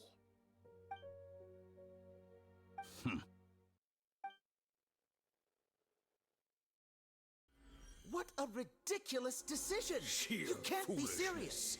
How could I have been so short-sighted? You think this is the end? Wait, I'll have my quit! You'll make Good this moment riddance. count. You will regret this! Well, have you confirmed that it's complete? Here, take it. The future of Sumeri City will be in my hands alone. I will shut down the Akasha and let curiosity and the thirst for knowledge drive the realm of academics once again. There won't be any further gaps for you to exploit. It truly pains me that my academic achievements have never been appreciated in my homeland. Of course, I have no interest in being rejected by this city for a third time. Another chess piece. And where is your dendronosis? Don't be greedy, Harbinger of Snezhnaya. No, this is a different transaction. If you intend to turn off the Akasha anyway, then there's no further use for the Gnosis of Sumeru, is there? Besides, isn't it the Archon's duty to deliver what's desired of the Seeker? Oh, judging from your expression, you don't seem to find the idea very agreeable. Then let's think of it this way. Since you're the god of wisdom, how about I exchange some knowledge with you? People exchanging knowledge with the God of Wisdom is the stuff of legends. Yet here you wish to exchange knowledge for the God of Wisdom's property. Arrogant as that is, it has piqued my interest. Let me ask you, have you in all your mighty knowledge ever heard the rumor that the skies of Tevat are fake? Huh? That's the secret hidden by Irminsul concerning the truth of this world. Once I finish telling you about this, it will be time for me to say goodbye. With negotiations, we've all gotten what we wanted. I'm very glad I got to meet you like this. Your arrogance may know no bounds, and convictions may mean nothing to you. But I'll still listen to what you have to say.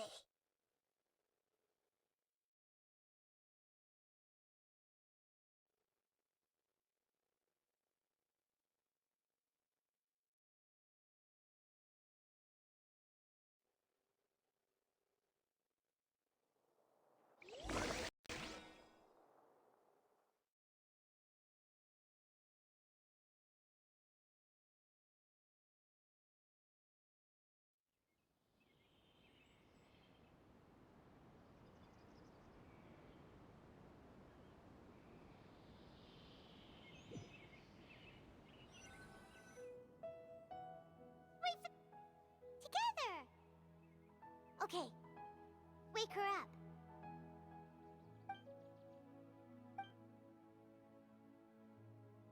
Are you awake? Kale says it's time for breakfast. Come on, get up! Good morning! How are you feeling today? Good to hear. It looks like we've recovered pretty well. Not even Tainari could stop us from going out now, right?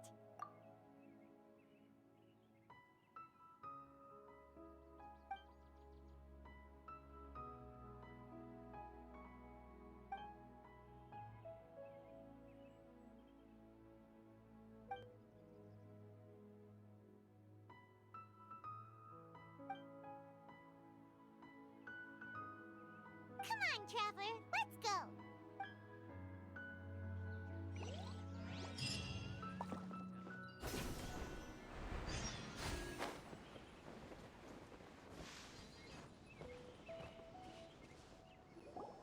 Good morning. Looks like you're awake. Yep, yep. I prepared some breakfast today. Please have a taste. I hope you'll like it. It's nice to have you here so we can eat something yummy. Well, now that I've recovered from Alizar, I'm feeling better than ever. I can even prepare 4 or 5 meals a day now. And Paimon bets they're all delicious.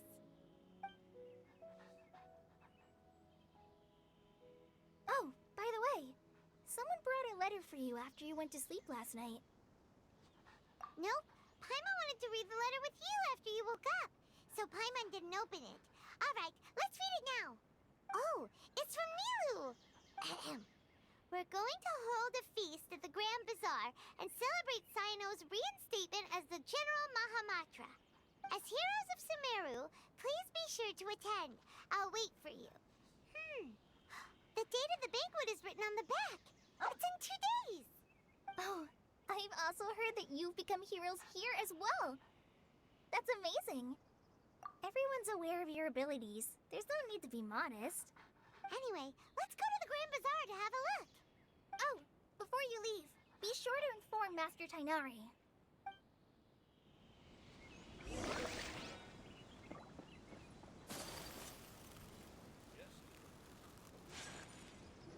Tainari!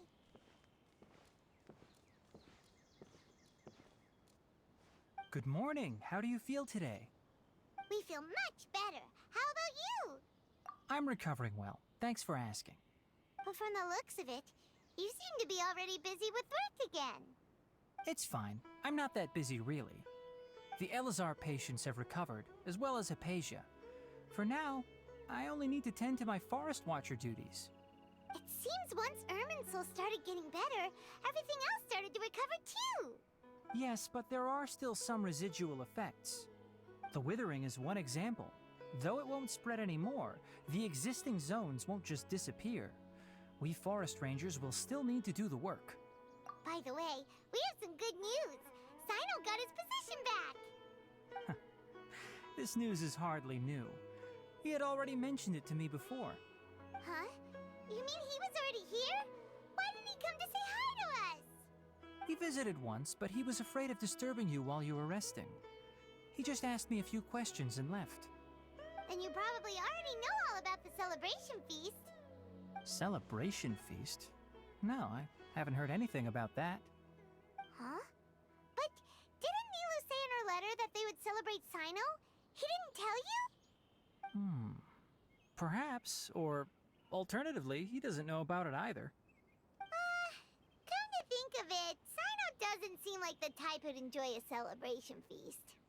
You and Kale are both Sino's close friends. Why don't you come to the feast with us? Kala has taken over some of my tasks these days. I don't think she'll have time for it. Not to mention me. You see, some VIPs have come to the forest recently. Huh? VIPs? Well, technically speaking, they are former VIPs. The sages involved in recent incidents have begun their training in the Avidya forest, and the people they had previously imprisoned have all been released. Huh? Yes, he's a little weak, but he isn't injured and his condition is stable. Lesser Lord Kusanali, in her boundless mercy, has decided to spare Azar and the other wrongdoers. Supposedly, they were ashamed of their shallow ideologies and have decided to dedicate the rest of their lives to cultivating wisdom in the Avidya forest. When they learned that Lesser Lord Kusanali had defeated the Balladeer and saved Irminsul, they were shocked at first, but also became happy, feeling that the sacred light guiding them on the path of discovering wisdom had begun to shine once again. As a result, work has increased for the forest rangers. That sounds really exhausting. There's nothing we can do, really. But that's another topic. Back to the matter at hand. Are you two planning to head out? Ah, right! We're here to request permission to head out. Would that be okay? You've recovered well. You may go, but be careful. Yay! Will do!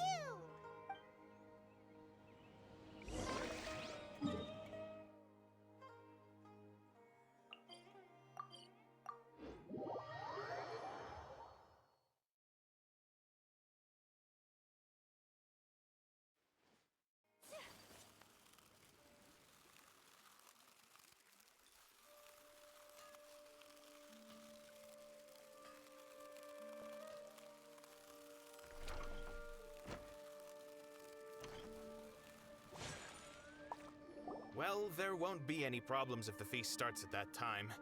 Everything has already been prepared. Mr. Zubair, I finished tallying things up here. Well, except for the guests. Is a simple reply really that much to ask of our guests? It's affecting our arrangements. Oh, it'll be fine. Besides, it never hurts to get things ready in advance. I was thinking the same thing. The feast will be held sooner or later, right? Hey, Nilu! Traveler, Paimon! We got your letters, so here we are! You're the best! The other guests haven't even replied yet. Huh? Are we the only ones that have arrived? Yeah. I had someone deliver letters to all of our guests. But maybe everyone is still busy with other things. Look, I get it. Sumeru is in an extremely important period of transition right now, but even if your friends are important figures, they shouldn't just ignore your request like this. Nilu is Sumeru's #1 celebrity after all. You have no idea how happy I am to talk to people with good taste. If you consider enjoying Nilu's dance as having good taste, then almost everybody has good taste. Because Paimon thinks everybody will love her performance. That's right. We all think she's amazing too. Nilu is an absolute favorite among those of us who frequent the Grand Bazaar. For Outlanders, you have a great eye. Master Zubair, let's have a vote for the most outstanding audience members next time. I think these two may win. Nonsense! It is not for us to determine the value of an audience. But indeed, we could try giving gifts to people with particularly good taste. I heard there's a device in Fontaine called a camera that can record people's appearances as pictures. Ooh, good idea. I wonder where we can find one. I don't want you giving pictures of me to everyone. I'm satisfied just being able to perform here. There's always a lot going on at the Grand Bazaar. Yeah, and that's why I love it here. Traveler and Paimon, could you help confirm if the letters were actually delivered? If for some reason they didn't receive the letters, then please tell everyone that there will be a feast here. Yeah, we can also check out how everything in Sumeru is going now. When I wrote the letters, I heard that Dia was in Port Ormos, and Alhaitham was at the Academia. As for Sino, we've only heard that he appears at the Academia from time to time. I'm not too sure about Rahman's whereabouts. My guess is that he's with Dia. As for Dunyarzad, I just hope she's feeling better. I sent her a letter, but I was afraid of disturbing her. If you have time, please ask about her for me. Okay, got it. Let's go, Traveler.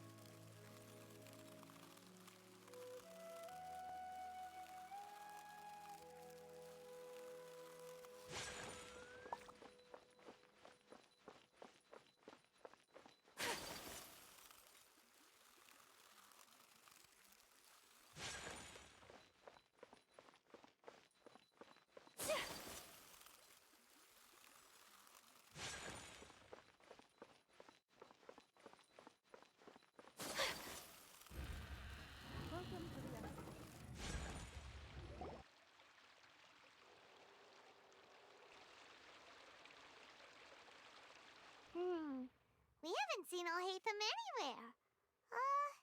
Let's ask that person over there.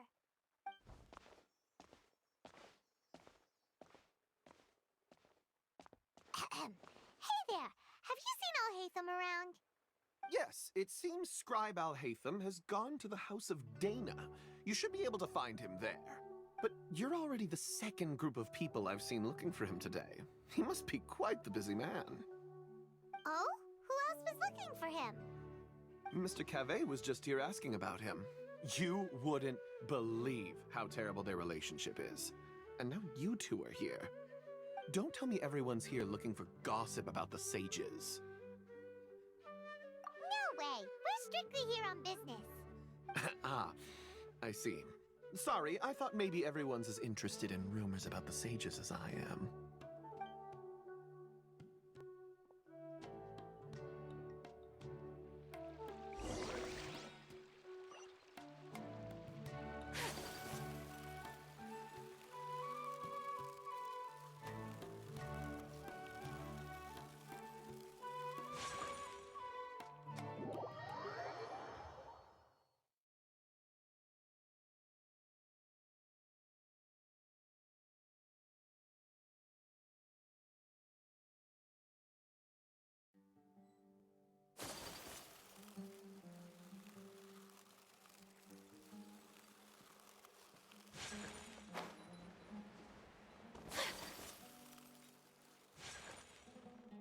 Alhaitham should be around here somewhere, right? Oh, he's over there! But it looks like he might not have time for us. Just put down that worthless book and tell me what happened in the academia. This is not just some worthless book. Do you have any idea how difficult it is to find a physical book like this in Sumero? It doesn't matter. It's probably just another thing that you used your authority to get your hands on anyway. Just put it aside. Listen, I came back today only to hear that the sages have disappeared. Oh, you sound surprised. I thought you would already know the inside story. Would I be here asking you if I knew? You're the scribe, not me. So just tell me what you know already. Well, I almost became a sage. Huh? Oh, don't sound too surprised now. You're the renowned Kaveh, light of the Ksharawar. Besides, as a master builder and craftsman, chances are you'll be appointed as a sage too. Why do I feel like you don't really mean it? Huh. What makes you say that? Why would you question my heartfelt sincerity? Maybe it's because you've never said anything good about me before. Yeah, well, I share a similar sentiment, and anyone who knows you as well as I do would surely do the same. Oh, you... See? This is why I hate discussing anything with you. Your ridiculous and arrogant attitude always gets in the way. It seems that you really can't stand my personality. Ha! What was your first clue? Well, then you might as well move out of my house. Are you threatening me? Stooping to a new low, I see. Ugh, and don't change the subject. You, a sage? What a joke. The academia might as well just close tomorrow. Are they having a fight? Forget what's going on with the academia. Haven't you been busy with your construction project? Tell me, when are you going to build yourself a mansion? Don't get me started. I get angry just thinking about it. So, what great building did our master architect work on this time? Like I need to tell you. Keep your nose out of my business. No, I think we deserve to know. Where were you when Sumero needed you most? I was in the desert for a large project, but considering Haravatat's utter ignorance of architectural and aesthetic matters, you probably wouldn't understand. Which is truly unfortunate. I can only pity the man who doesn't understand the first thing about beauty and romance. Unlike... Hold on, wait a second. What do you mean by when Sumero needed me most? Well, while you were out fiddling around in the desert, many people came together to save Sumero from a crisis. Ha! And you think I'd believe that? Look, all you really need to know is that Azar and all his accomplices have all been overthrown. Huh? What nonsense are you talking about? It's no skin off my nose if you don't believe me. It's not like my Darshan was the one trying to apply for funding from the Grand Sage. Yours, though, on the other hand... You know what? I'll ask around. I'm sure someone knows what's going on here. You're dead if I find out you're lying to me.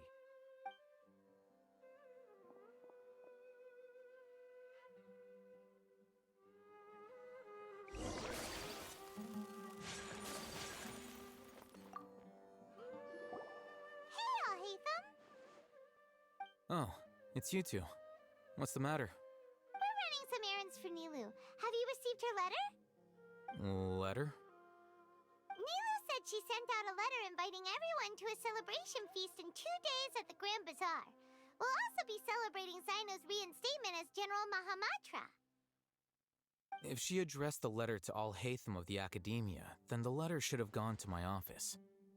I've been busy these days, so I haven't had time to check for any new mail at my office. I only now have some free time to attend to personal matters. Have you always been so busy with your work? Of course not. I'm only busy these days because several sages have been dismissed recently and the whole academia was practically turned upside down. Tainari told us they all went to train in the Avidia Forest. Apparently they will spend the rest of their lives there. That is already the best possible ending for the likes of them. 4 of the 6 great sages were possessed by their desire for power and attempted to create a new god. In order to pull it off, they even imprisoned the other 2 rational sages. To imagine such things could take place in the academia. I don't know where to begin.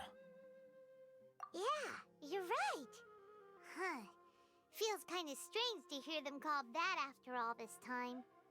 But then again, the 6 great schools sounded pretty impressive too. Yes, at least that's how they're supposed to sound. It's said that when the academia was first founded, the Dendro Archon herself established the 6 great schools, each representing one of the 6 different types of wisdom. Numerous Darshans have sprung up and faded. Only the 6 Darshans attaching themselves to the 6 great schools have stood the test of time and obtained permanent seats in the academia. Now, the 6 Darshans are nearly synonymous with the 6 great schools, and the leaders selected for the schools are the 6 great sages. Among the 6 great sages, there is one central leader, the Grand Sage. Unfortunately, only the sages from Vahumana and Amorta remain now. They were imprisoned for opposing Azar and were only rescued after Azar's downfall. So who's managing things in the other 4 schools now? Do they need to find someone new? Yes. Normally, new sages are selected based on a strict set of criteria. Oh, didn't you just say something about becoming a sage? If they pick you, then we'd have a huge connection in Sumero. Yes, about that. You didn't let me finish my sentence. The person in charge of personnel affairs nominated me to be the Grand Sage in place of Azar and help Lesser Lord Kusanali manage the academia. But I refused. Huh? But why? Can't you be a little more ambitious? I'm not even interested in being one of the 6 great sages. Like I said before, I don't like being a leader. Oh, all right. So are you busy these days trying to find others to take the job? That's not my job either. I'm only responsible for handling important affairs within the academia before the new sages take office. And the first thing I'll do is reject Kasharawar's application for funding. By the way, who was that other person just now? Is he your friend? Do we look like friends? Paimon doesn't know. That's why Paimon's asking. His name is Kaveh, my roommate. You could say he's the representative for Ksharawar scholars, which is exactly why he always has so many problems. So everything that's happened recently must be a huge change for the people of Sumero. Such is the work of the Academia Scribe. Well, anyway, no matter how busy you are, since you are our planner, remember to attend the celebration feast in 2 days. All right, I'll see you there.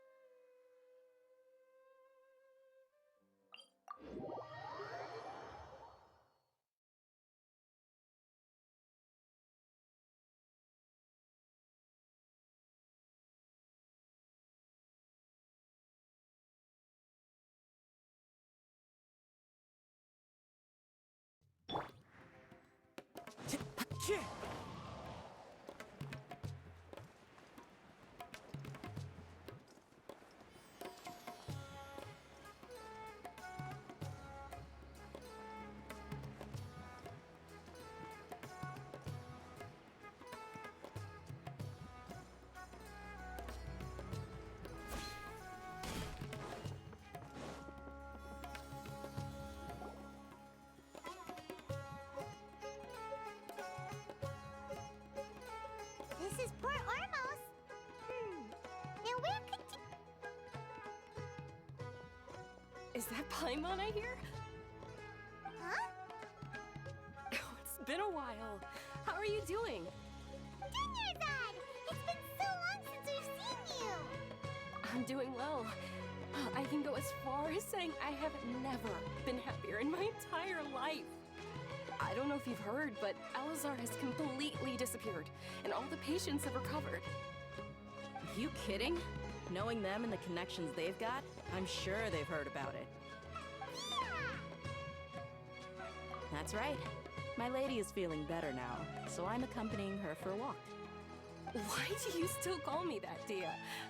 You've already informed my father of your resignation. I guess I'm just used to calling you my lady. Old habits die hard. Resignation? You mean you're quitting? Yeah, I might start losing my edge if I keep being a bodyguard for the Homayanis. You know that my parents and I are fond of you, and that we appreciate you very much. It wouldn't be a problem if you wish to continue to be our bodyguard. I'm not a woman that's easily persuaded. You should know that by now, my lady. When I took this job, I had already decided that I'd quit as soon as you'd recovered. It's time for me to get back out there and chase that horizon. So what are you gonna do now if you're not gonna be a bodyguard anymore? I want to take a risky job and put my body to the test again. Huh? But we literally just finished one of the most dangerous jobs ever! Are you getting bored already? I know. If I hadn't joined in that plan with you, I wouldn't have come up with this idea. I guess I still get fired up by that feeling of going all out in a fight. It made me realize that I'm still a mercenary through and through. Life is short, and I'm happy that I got to be a part of that operation. But the whole thing also made me realize that there are still many problems in Sumero, and as a desert dweller, I'm still not completely ready to settle down on this side of the wall. Well, I remember a friend had someone bring you a message. You mean I'll hate them? I didn't expect him to still remember that. I thought he was joking. We just came from talking with Alhaitham at the Academia. Did he tell you that he suggested that I come work at the Academia? What? I heard that Azar and his cronies fell from power, and Alhaitham told me that now was a good time to find a job in the Academia, but only if I wanted to. Whoa. Paimon can't see you being anything other than a mercenary.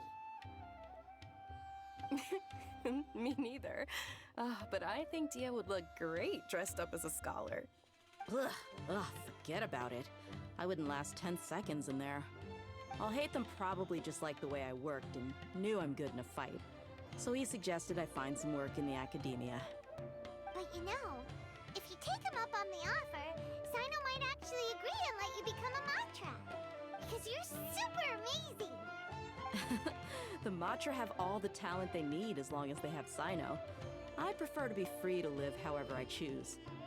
In fact, I chose this job from the very start because I knew it'd be right up my alley. Even if being a mercenary means facing all kinds of danger. A lion has to return to the wild sooner or later. If anything, being your bodyguard has been unfamiliar territory for me. I don't want to see you go, but I'll respect your decision. I'm glad to hear you say that. come on, no need for the sad face. It's not like we'll never meet again. Once the whole Dendro Archon thing is settled, everything in Sumeru will take a turn for the better. That makes me happy too. But a peaceful society will probably mean less demand for mercenaries like me. Before long, we'll be a dying breed. So I'd better get to work while I still can. Huh? But wait a second. You make it sound like you're leaving now. Well, no, not yet at least. I promised my lady I'd stick around until next week. So, have you been in Port Ormos this entire time? We were wondering if you had received a letter from Nilu. Oh, did Nilu write to us? She heard that you were seen in Port Ormos, so she sent the letter here. Huh. It was probably sent to the inn that we're staying at. My lady has been very energetic lately, and keeps taking me on hikes, staying out even into the night. By the time we get back, the receptionist is usually off napping on the job. Right, and we tend to leave quite early in the morning, so the old man on duty is also usually dozing off. So what it really sounds like is that the person on duty is always asleep. I bet the letter's at the reception desk. I'll go check later. No wonder there wasn't a reply. You never received the letter. Good thing Nilu asked us to come and check on that. Sorry to make you two come all the way out here. It must be something important for Nilu to specifically write to us like that. Yes, she said they were preparing a victory feast in the Grand Bazaar, and will also be celebrating Sino's reinstatement as General Mahamatra. She was hoping you could come. Great! I'll be sure to attend. Count me in too. But is there some sort of dress code or anything for the feast? Can I just... Since it's being organized by Nilu, I don't think she'll be too picky about that. If anything... All right, then this is how I'll show up. The feast will be held in 2 days, so don't forget. Sure. Thank you so much for letting us know. We'll see you there. Oh, by the way, do you happen to know where Sino and Raman are? The General Mahamatra always comes and goes without a trace. Normally no one knows his whereabouts. Oh. But last time we met, he mentioned that he had something to do in Aru village. You can try your luck there. As for Raman, your guess is as good as mine.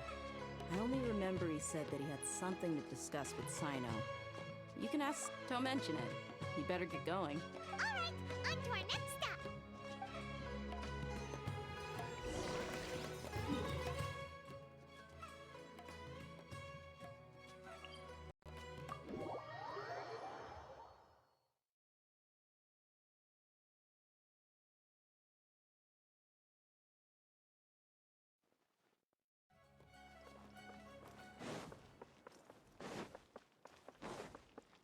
Time to go.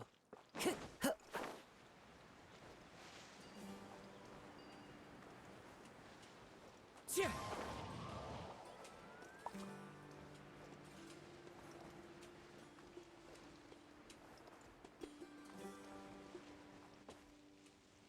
It's been a while since we last visited Aru village.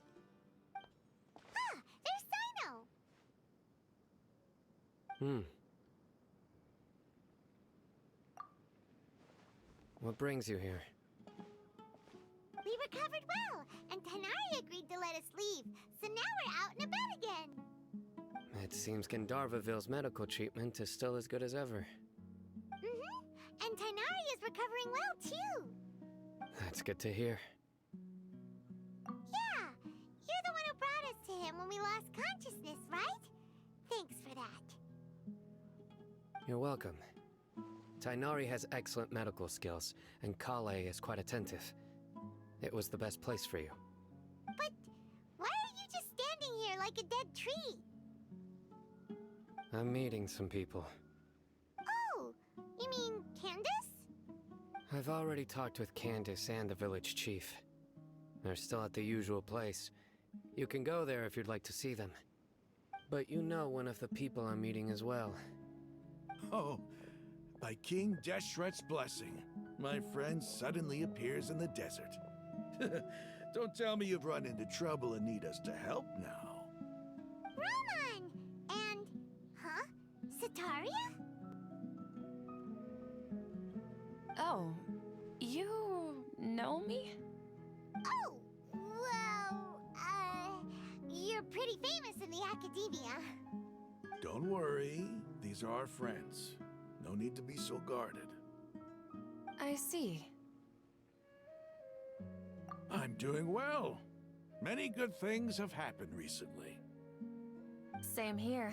Really, I feel that my whole life has started to shine after suddenly finding a new direction. Oh, tell us everything. Yeah, you go ahead. Alright, well, I suppose I should start by saying I've decided to leave the academia. What? It's not that I've given up on being a scholar. Instead, you could say I've found a new identity. I will no longer pursue research like a typical scholar, but I have not completely given up on my relationship to knowledge either. I can see what you're saying now. What do you mean? I plan to leave the academia and return to teach here in the desert. Wow, so you want to become a teacher? Sataria will return to support education here and teach people from the desert. She can't teach everyone on her own, but there are many of us Eremites all over Sumero. She came to discuss a collaboration with me and hoped that I could bring her ideas to the Eremites. Yes, it's my hope that the Eremites can help me select a group of smart people with the best aptitude for teaching. I'll teach them, and after they've finished learning from me, they can go educate more people. That is the true meaning of education and the spreading of knowledge. The people of King Deshret suffer from sandstorms, exile, and ignorance. Miss Sataria is more than welcome to come teach here. Her arrival is like a star shining in the desert night. The stars have always guided caravans, thieves, soldiers, and travelers who get lost in the night. They lead those in the dark out of trouble and back to safety. Oh, please. Where's all of this coming from? I'm starting to feel a little embarrassed. You deserve these compliments. Mercenaries are accustomed to danger and don't fear death, which is why we recognize extraordinary actions that common people would easily overlook. Sataria's idea will bring much good to many people. At first, I feared it was destined to fail. Everyone knows that the academia doesn't allow scholars to teach in the desert without permission. As you know, all knowledge is under their surveillance and control, and very few desert dwellers are as lucky as me. But what I heard at that time has been haunting my heart, as if there were lightning bolts constantly bombarding my soul. Sataria, you tread a treacherous path, and the longer you ignore it, the tighter the academia's grasp on you will become. Sataria, why haven't you gone home? Never forget that the desert that belongs to you lies elsewhere. Miss. These words sparked something in me, and I knew that I had to bring something back to my people after going home. I gathered up the courage to approach the Grand Sage, only to find that he was no longer at the academia. Lord Sino told me that Azar didn't belong there anymore. Azar has received much needed punishment. Though, if you ask me, it may have been too light. Lord Sino helped me obtain permission to leave the academia for the desert, and accompanied me here to discuss collaboration with members of the Eremites. My plan was able to go smoothly thanks to him and Rahman. You're all doing so much for the desert. Aside from that, I also have some other business to discuss with Sino. Lesser Lord Kusanali has allocated many resources to support and develop the desert. I've done some business for her, and part of it required the assistance of the Eremites. I applied for a few batches of educational materials from the academia, and sent them to several groups in the desert, as instructed by Lesser Lord Kusanali. I believe the people will make good use of them. That's exactly what the people here need. Physical books and other related items. Apart from this, the academia is also recruiting scholars that are willing to teach in the desert. I'll let you and Sataria know as soon as I have any more news. We must be persistent about this, and maintain these resources to ensure long-term effectiveness. This is the first time in hundreds of years we've had a glimmer of hope. I think this may be the turning point for the desert. Remember these words. Here lies our faithful priest, Kasala. His wisdom is a miracle among the people, deserving of high praise and admiration. I hope people with wisdom like that priest will rise again among the desert dwellers. Then we'll once again see the wisdom and glory that once shook the world. Enough about us. Are you here to discuss some business too? No, not at all. We're actually here on behalf of Nilu. Nilu wanted to write to everyone, but she wasn't sure where the letters should be sent, so she asked us to come find everyone personally. A celebration feast will be held in 2 days at the Grand Bazaar. She hopes that all of you will be able to attend. At the feast, we'll also be celebrating Sino's reinstatement as General Mahamatra. Although, judging from your appearance, it seems you've already been reinstated. Paimon thought you would only start working for the Academia after the feast. Celebration? Feast? It's the first I've heard of it. Tighnari was right. He really didn't know. This feast is for you, Sino. Sounds to me like you'll have to be there. It's rare to see that kind of expression from Lord Sino. You must not like feasts very much. No, not really. But I'll go. Well, I still have a lot to handle here. Besides, I need to look after Miss Sataria in the desert, so I'll have to pass. I'm afraid I won't be able to join you. Although, if you'd be so kind, please give a message to Miss Nilu for me. The message is, I'm sorry for how I treated you before, but now I understand the beauty of your dance. It's like a light shining in the sky. You and the art you symbolize are not only beautiful, but also lively and powerful, so much so that it was prohibited. Please keep dancing, and someday, I'll be able to appreciate your art in person.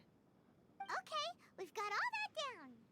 Our job here is complete as well. Oh, Sino, remember, party's in 2 days. Make sure you're there. Got it.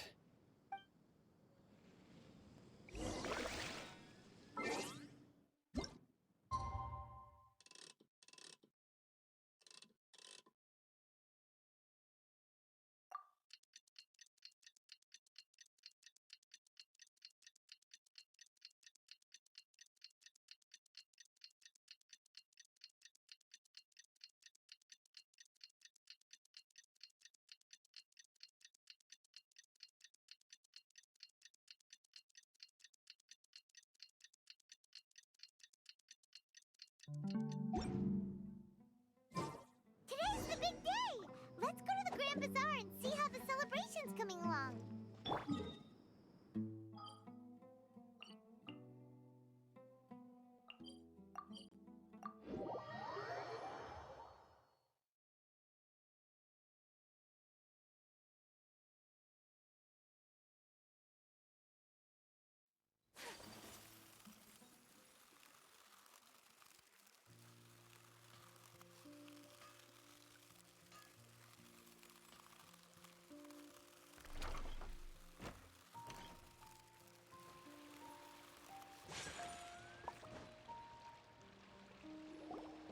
Everybody's already here. Looks like we're the last ones to arrive. I'm here. Ah, there you are. Well, look who finally decided to show up. You look like you came here immediately after finishing up some work. I'm very happy to see you here. But we're not late, are we? It's just that everyone else arrived ahead of time. I propose that the last one who arrived be put in charge of today's speeches. Nah, there won't be any speeches today. Oh, really? Well, even better. Come join us over here. Let's share some great food and drinks, and chat about all sorts of fun things. Everything looks quite good. Wow! Paimon can't wait! Traveler, just look at all the delicious food here!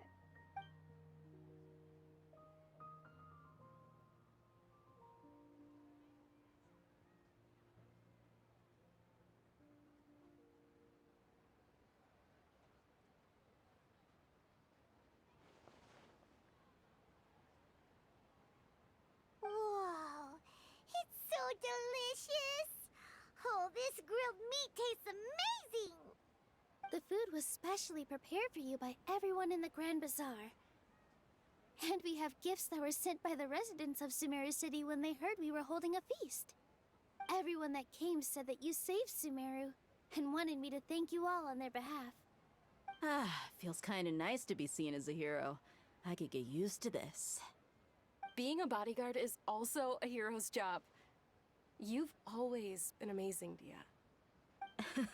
My lady sure has a way with words. Thanks. I'm glad to hear it.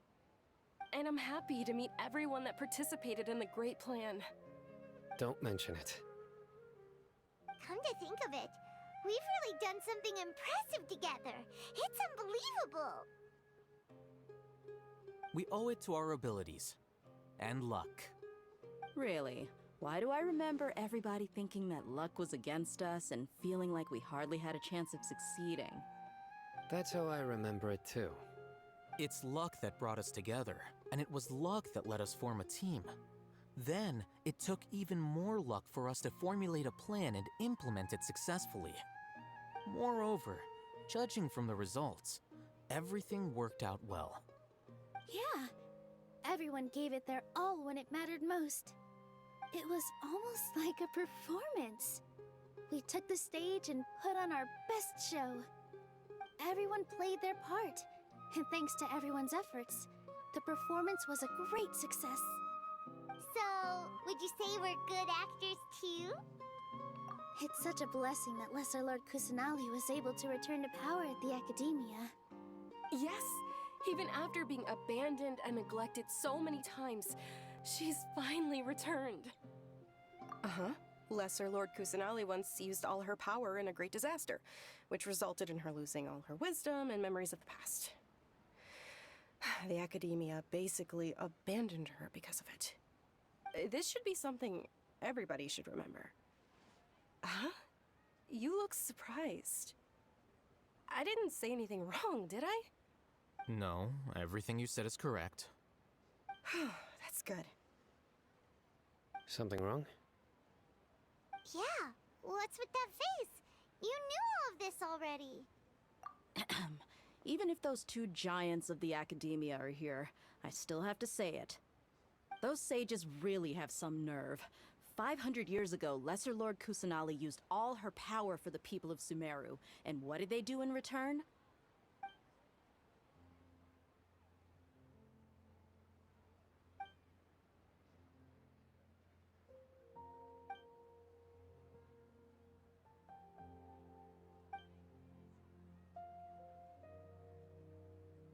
If you bite the hand that feeds you, don't act surprised when it turns into a knuckle sandwich, right, Sino?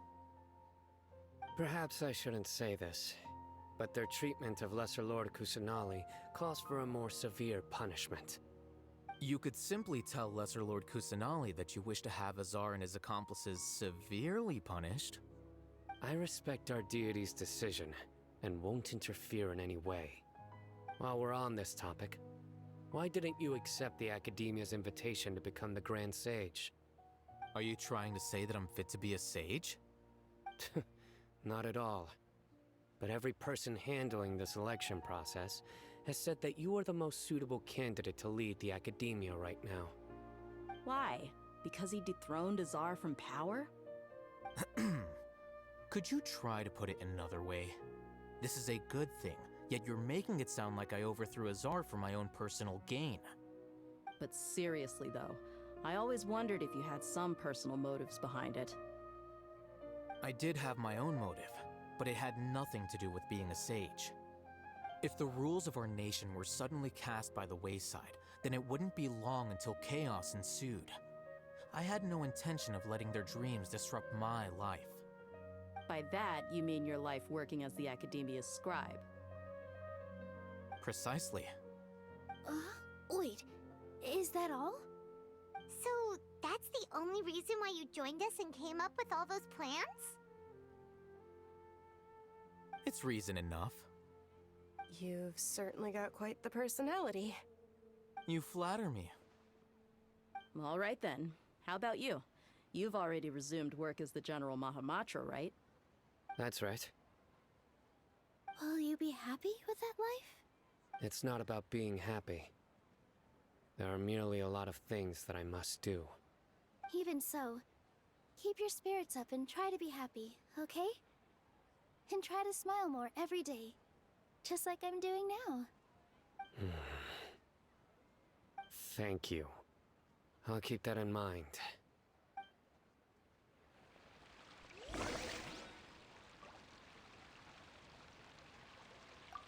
I seldom participate in such lively gatherings, but the atmosphere here is quite good. No. This gathering today has a unique meaning. The Grand Bazaar is lively because the people here feel happiness from the bottom of their hearts, unlike the farces at the Academia. That happiness is an emotion that'll be forever alien to those bookworms who have driven themselves insane by Oh well.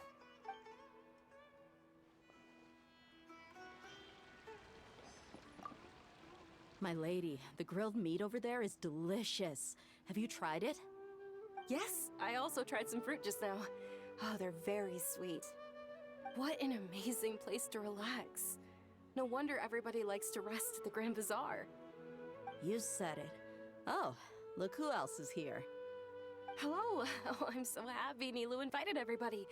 Oh, now I have the chance to meet all the heroes. Hey, less of that polite chit-chat and more eating and drinking. The feast is about having fun, not stuff.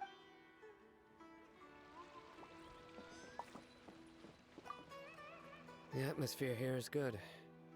And everything is delicious. Yeah. I don't often come to such places. But it feels quite good. I have a lot to handle these days. Otherwise, I could show you around. There's always next time. We're friends after all. This feast is pretty good. I like it.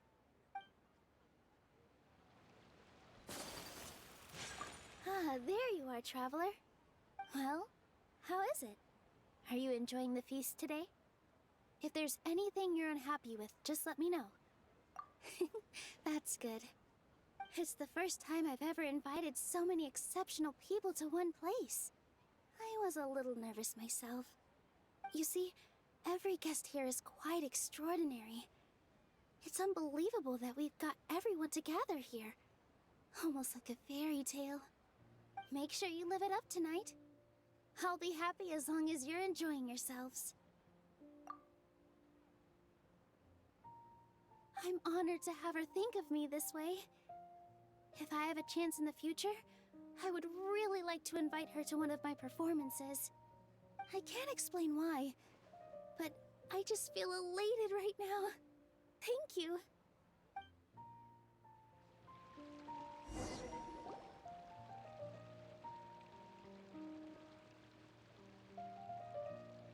Hey, what's wrong? Your head is starting to droop. Hey, you can't just fall asleep here. Paimon will go find something delicious for you to eat. You'll wake up once you've put something yummy in your tummy. Of course, just wait here for Paimon.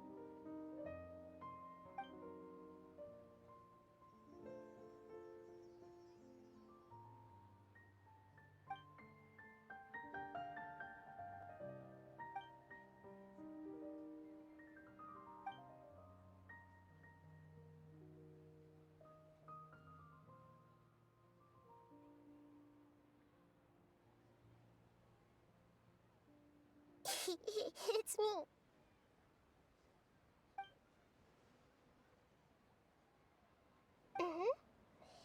You may blame me for being a bit too self-indulgent. I was thinking about talking with you, and the next thing I knew, I had made a connection with you. The connection between us is amazing. It's like flora and the fence it grows upon. I heard there's an amazing celebration feast today at the Grand Bazaar. I wanted to have a look for myself, so I snuck in.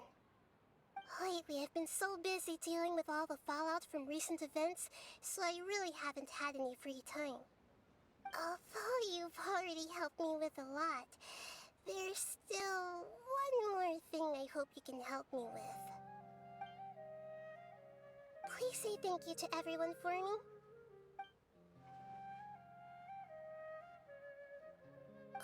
Oh, is it not convenient for you to do that for me? But if I just show up all of a sudden, people will become all quiet and stiff, won't they? What if I end up scaring them and ruining this wonderful feast? That'd be the last thing I want.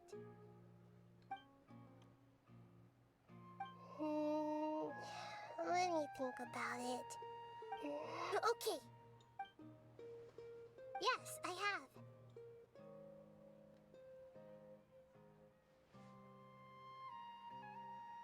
You said I should go thank everyone as myself, right? So, I've decided to borrow your body for the time being. Please don't blame me. The flora also climbs up to the fence to get closer to the sky.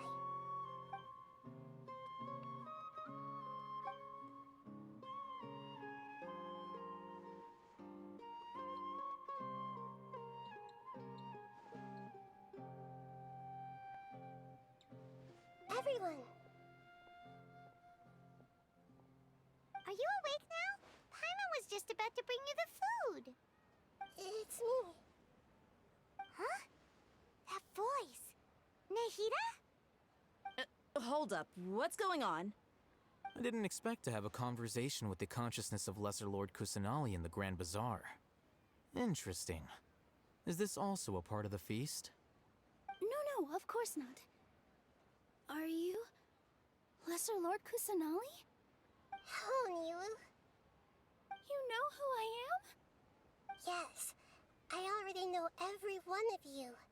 Nilu, Alhaitham, Sino, Dia, Paimon, and Dunyarzad.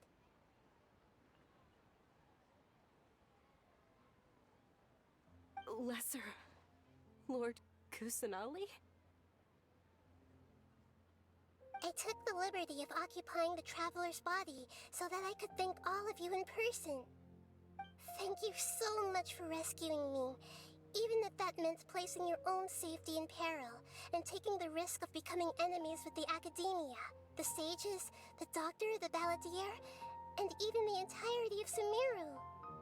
Without you, without any of you, I would have been in a much more difficult situation. Had you not helped me to resolve the crisis, not only I, but Sumero and even the entirety of Tevat would have suffered great misfortune. People refer to you as the heroes who managed to rescue a god. I'm quite fond of this name. It not only explains your identities, but also bears witness to your relationship with me. Please, allow me to present to you my most sincere gratitude. Lesser Lord Kusanali, you have done so much for Sumero, and I didn't even have a chance to do anything for you. You don't have to do this. Dunyarzad, the suffering you endured during your illness is also proof of you being with me and praying for me. Thank you. You don't need to be so ceremonious. It's always been my duty to protect you. This is how the relationship between the Academia and Dendro Archon should be. We just did what was necessary and set things back on the right path. You're an Archon, but you act so humble. You really don't need to be so polite with us. I'm honored to have been able to take part in this plan. I hoped you liked the dance I dedicated to you. Thank you, all of you. Thank you so much.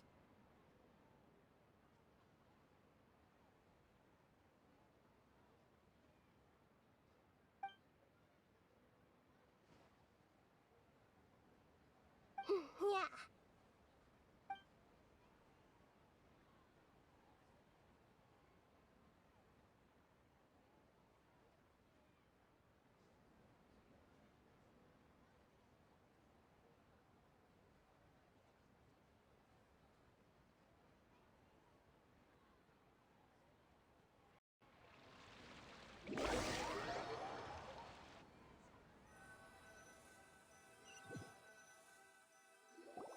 Are you awake? Did you rest well? After Nahida left, you ate a lot of food. You've become a glutton. That just means you still have a lot to learn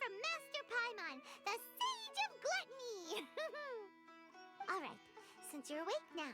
Should we go and have a chat with Nahida? She should be in the academia right about now. If you have any questions, now's your chance to ask.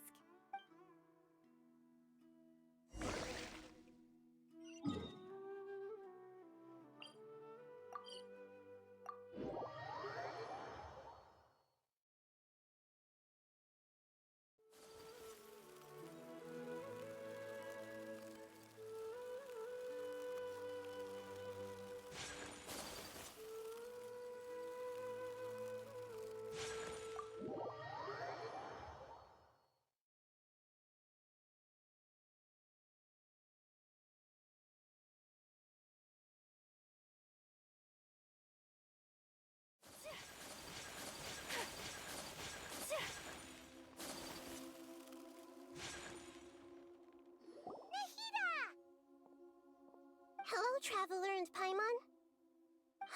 What a fantastic night. I'm still immersed in all the happiness and joy, like a candle floating on water. So are we, and that's why we're here to talk with you. Is there anything you want to know? After recent events, the Akasha can no longer function as it used to. I've given it some thought, and have decided to shut it down permanently. But this is definitely not a bad thing. Even from the beginning, I've been planning to shut it down. The Akasha's centralized administration of knowledge has always restrained people's curiosity and curtailed the number of paths available to them. I don't think this is good for Sumeru. Although people may initially feel a little uncomfortable with the loss of the Akasha, they will soon understand that this life is more suitable for them.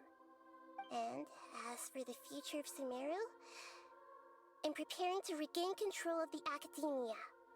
The former sages have received their punishment, but the new sages have yet to be selected. I will oversee the process personally. I hope that the new 6th grade sages will be more focused on academics. Sumeru needs such leaders more than ever. The other big issue is the people of King Deshret. All the residents of the desert, in fact. They have been mistreated for far too long. I've already taken some measures to address this. It will take some time to rebuild everything, but no matter if it's culture, friendship, or trust, we will rebuild it. You mean, what happened after the doctor put you to sleep? Not exactly. The top-ranked Fatui Harbingers, up to number 3, possess power comparable to that of gods. I was no match for him in that kind of situation. However, in spite of the bad situation, I still managed to make a fair deal with the doctor. I'm sure you remember the entity that changed your fate, the Heavenly Principles. In fact, the Heavenly Principles has been quiet since the Conria disaster 500 years ago.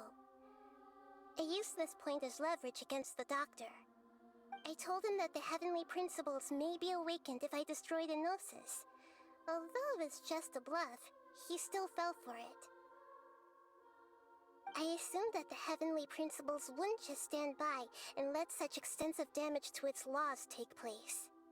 And as for what I exchanged for the Gnosis, the exchange served as both punishment for the doctor, as well as a boon of new knowledge that I couldn't refuse as the God of Wisdom.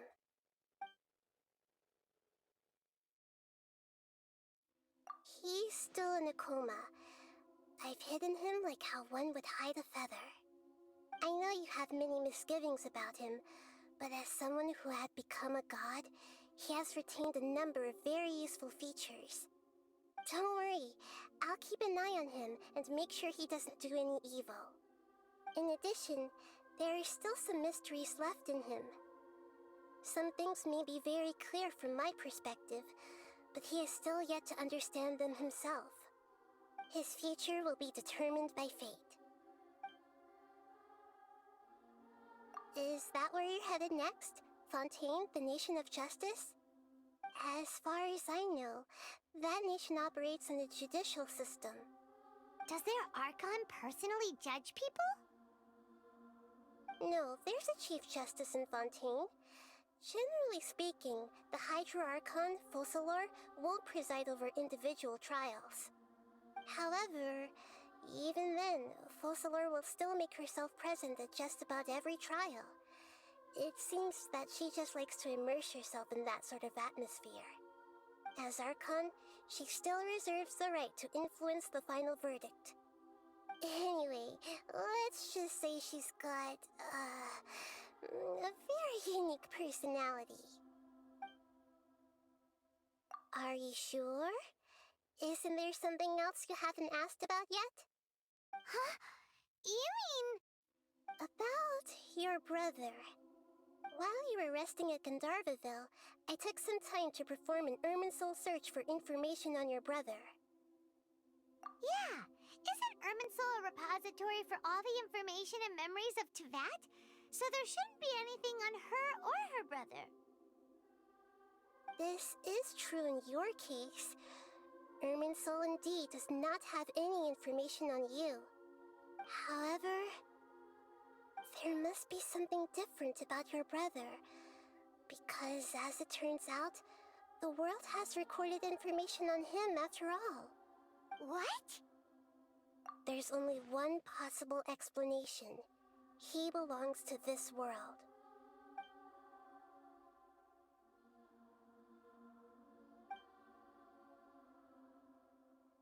But nothing about this makes any sense! Wasn't this your first trip to Teyvat? According to the records I was able to access, your sibling suddenly appeared in Conria. After the Conria disaster, he began his journey through the 7 nations of Teyvat.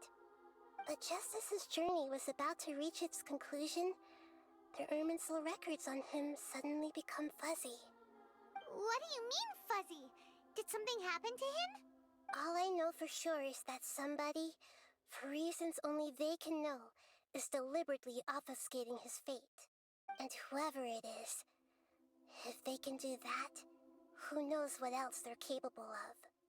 But even that wouldn't explain how he somehow comes from this world.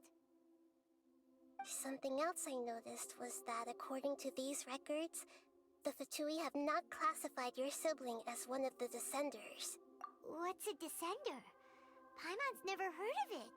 Look, I'm sure you must be curious about the information I received from the Fatui in return for my gnosis, right? A very important part of the intel was about this world's Descenders. External beings, ones that don't belong to this world. Traveler, you are Teyvat's 4th Descender. Huh? So the Fatui count 3 other Descenders before the Traveler, and her brother isn't even one of them? That's right. My current hypothesis is that the first Descender was likely what we now call the Heavenly Principles. As for the other Descenders, I still need to verify their existence. It could take me some time. Paimon's head's about to burst from all this crazy new information. And yet, even knowing all this, I'm sure you must still have a lot of unanswered questions. I must say, I truly regret that I can't help you more as the God of Wisdom. There are many questions in my heart as well. I will need some time to go through each one of them. And soon, you'll also begin your journey anew and depart from Sumero. I'm very interested in your future. It's a journey that can't be observed or recorded by this world. If fate is the ultimate knowledge, then your future will be the ultimate fate. Paimon's sure glad we got to meet you, Nahida. The pleasure is all mine. I can't thank you enough. Alright, that's enough talk for today. If you ever miss me, just close your eyes, and maybe I'll appear in your dreams.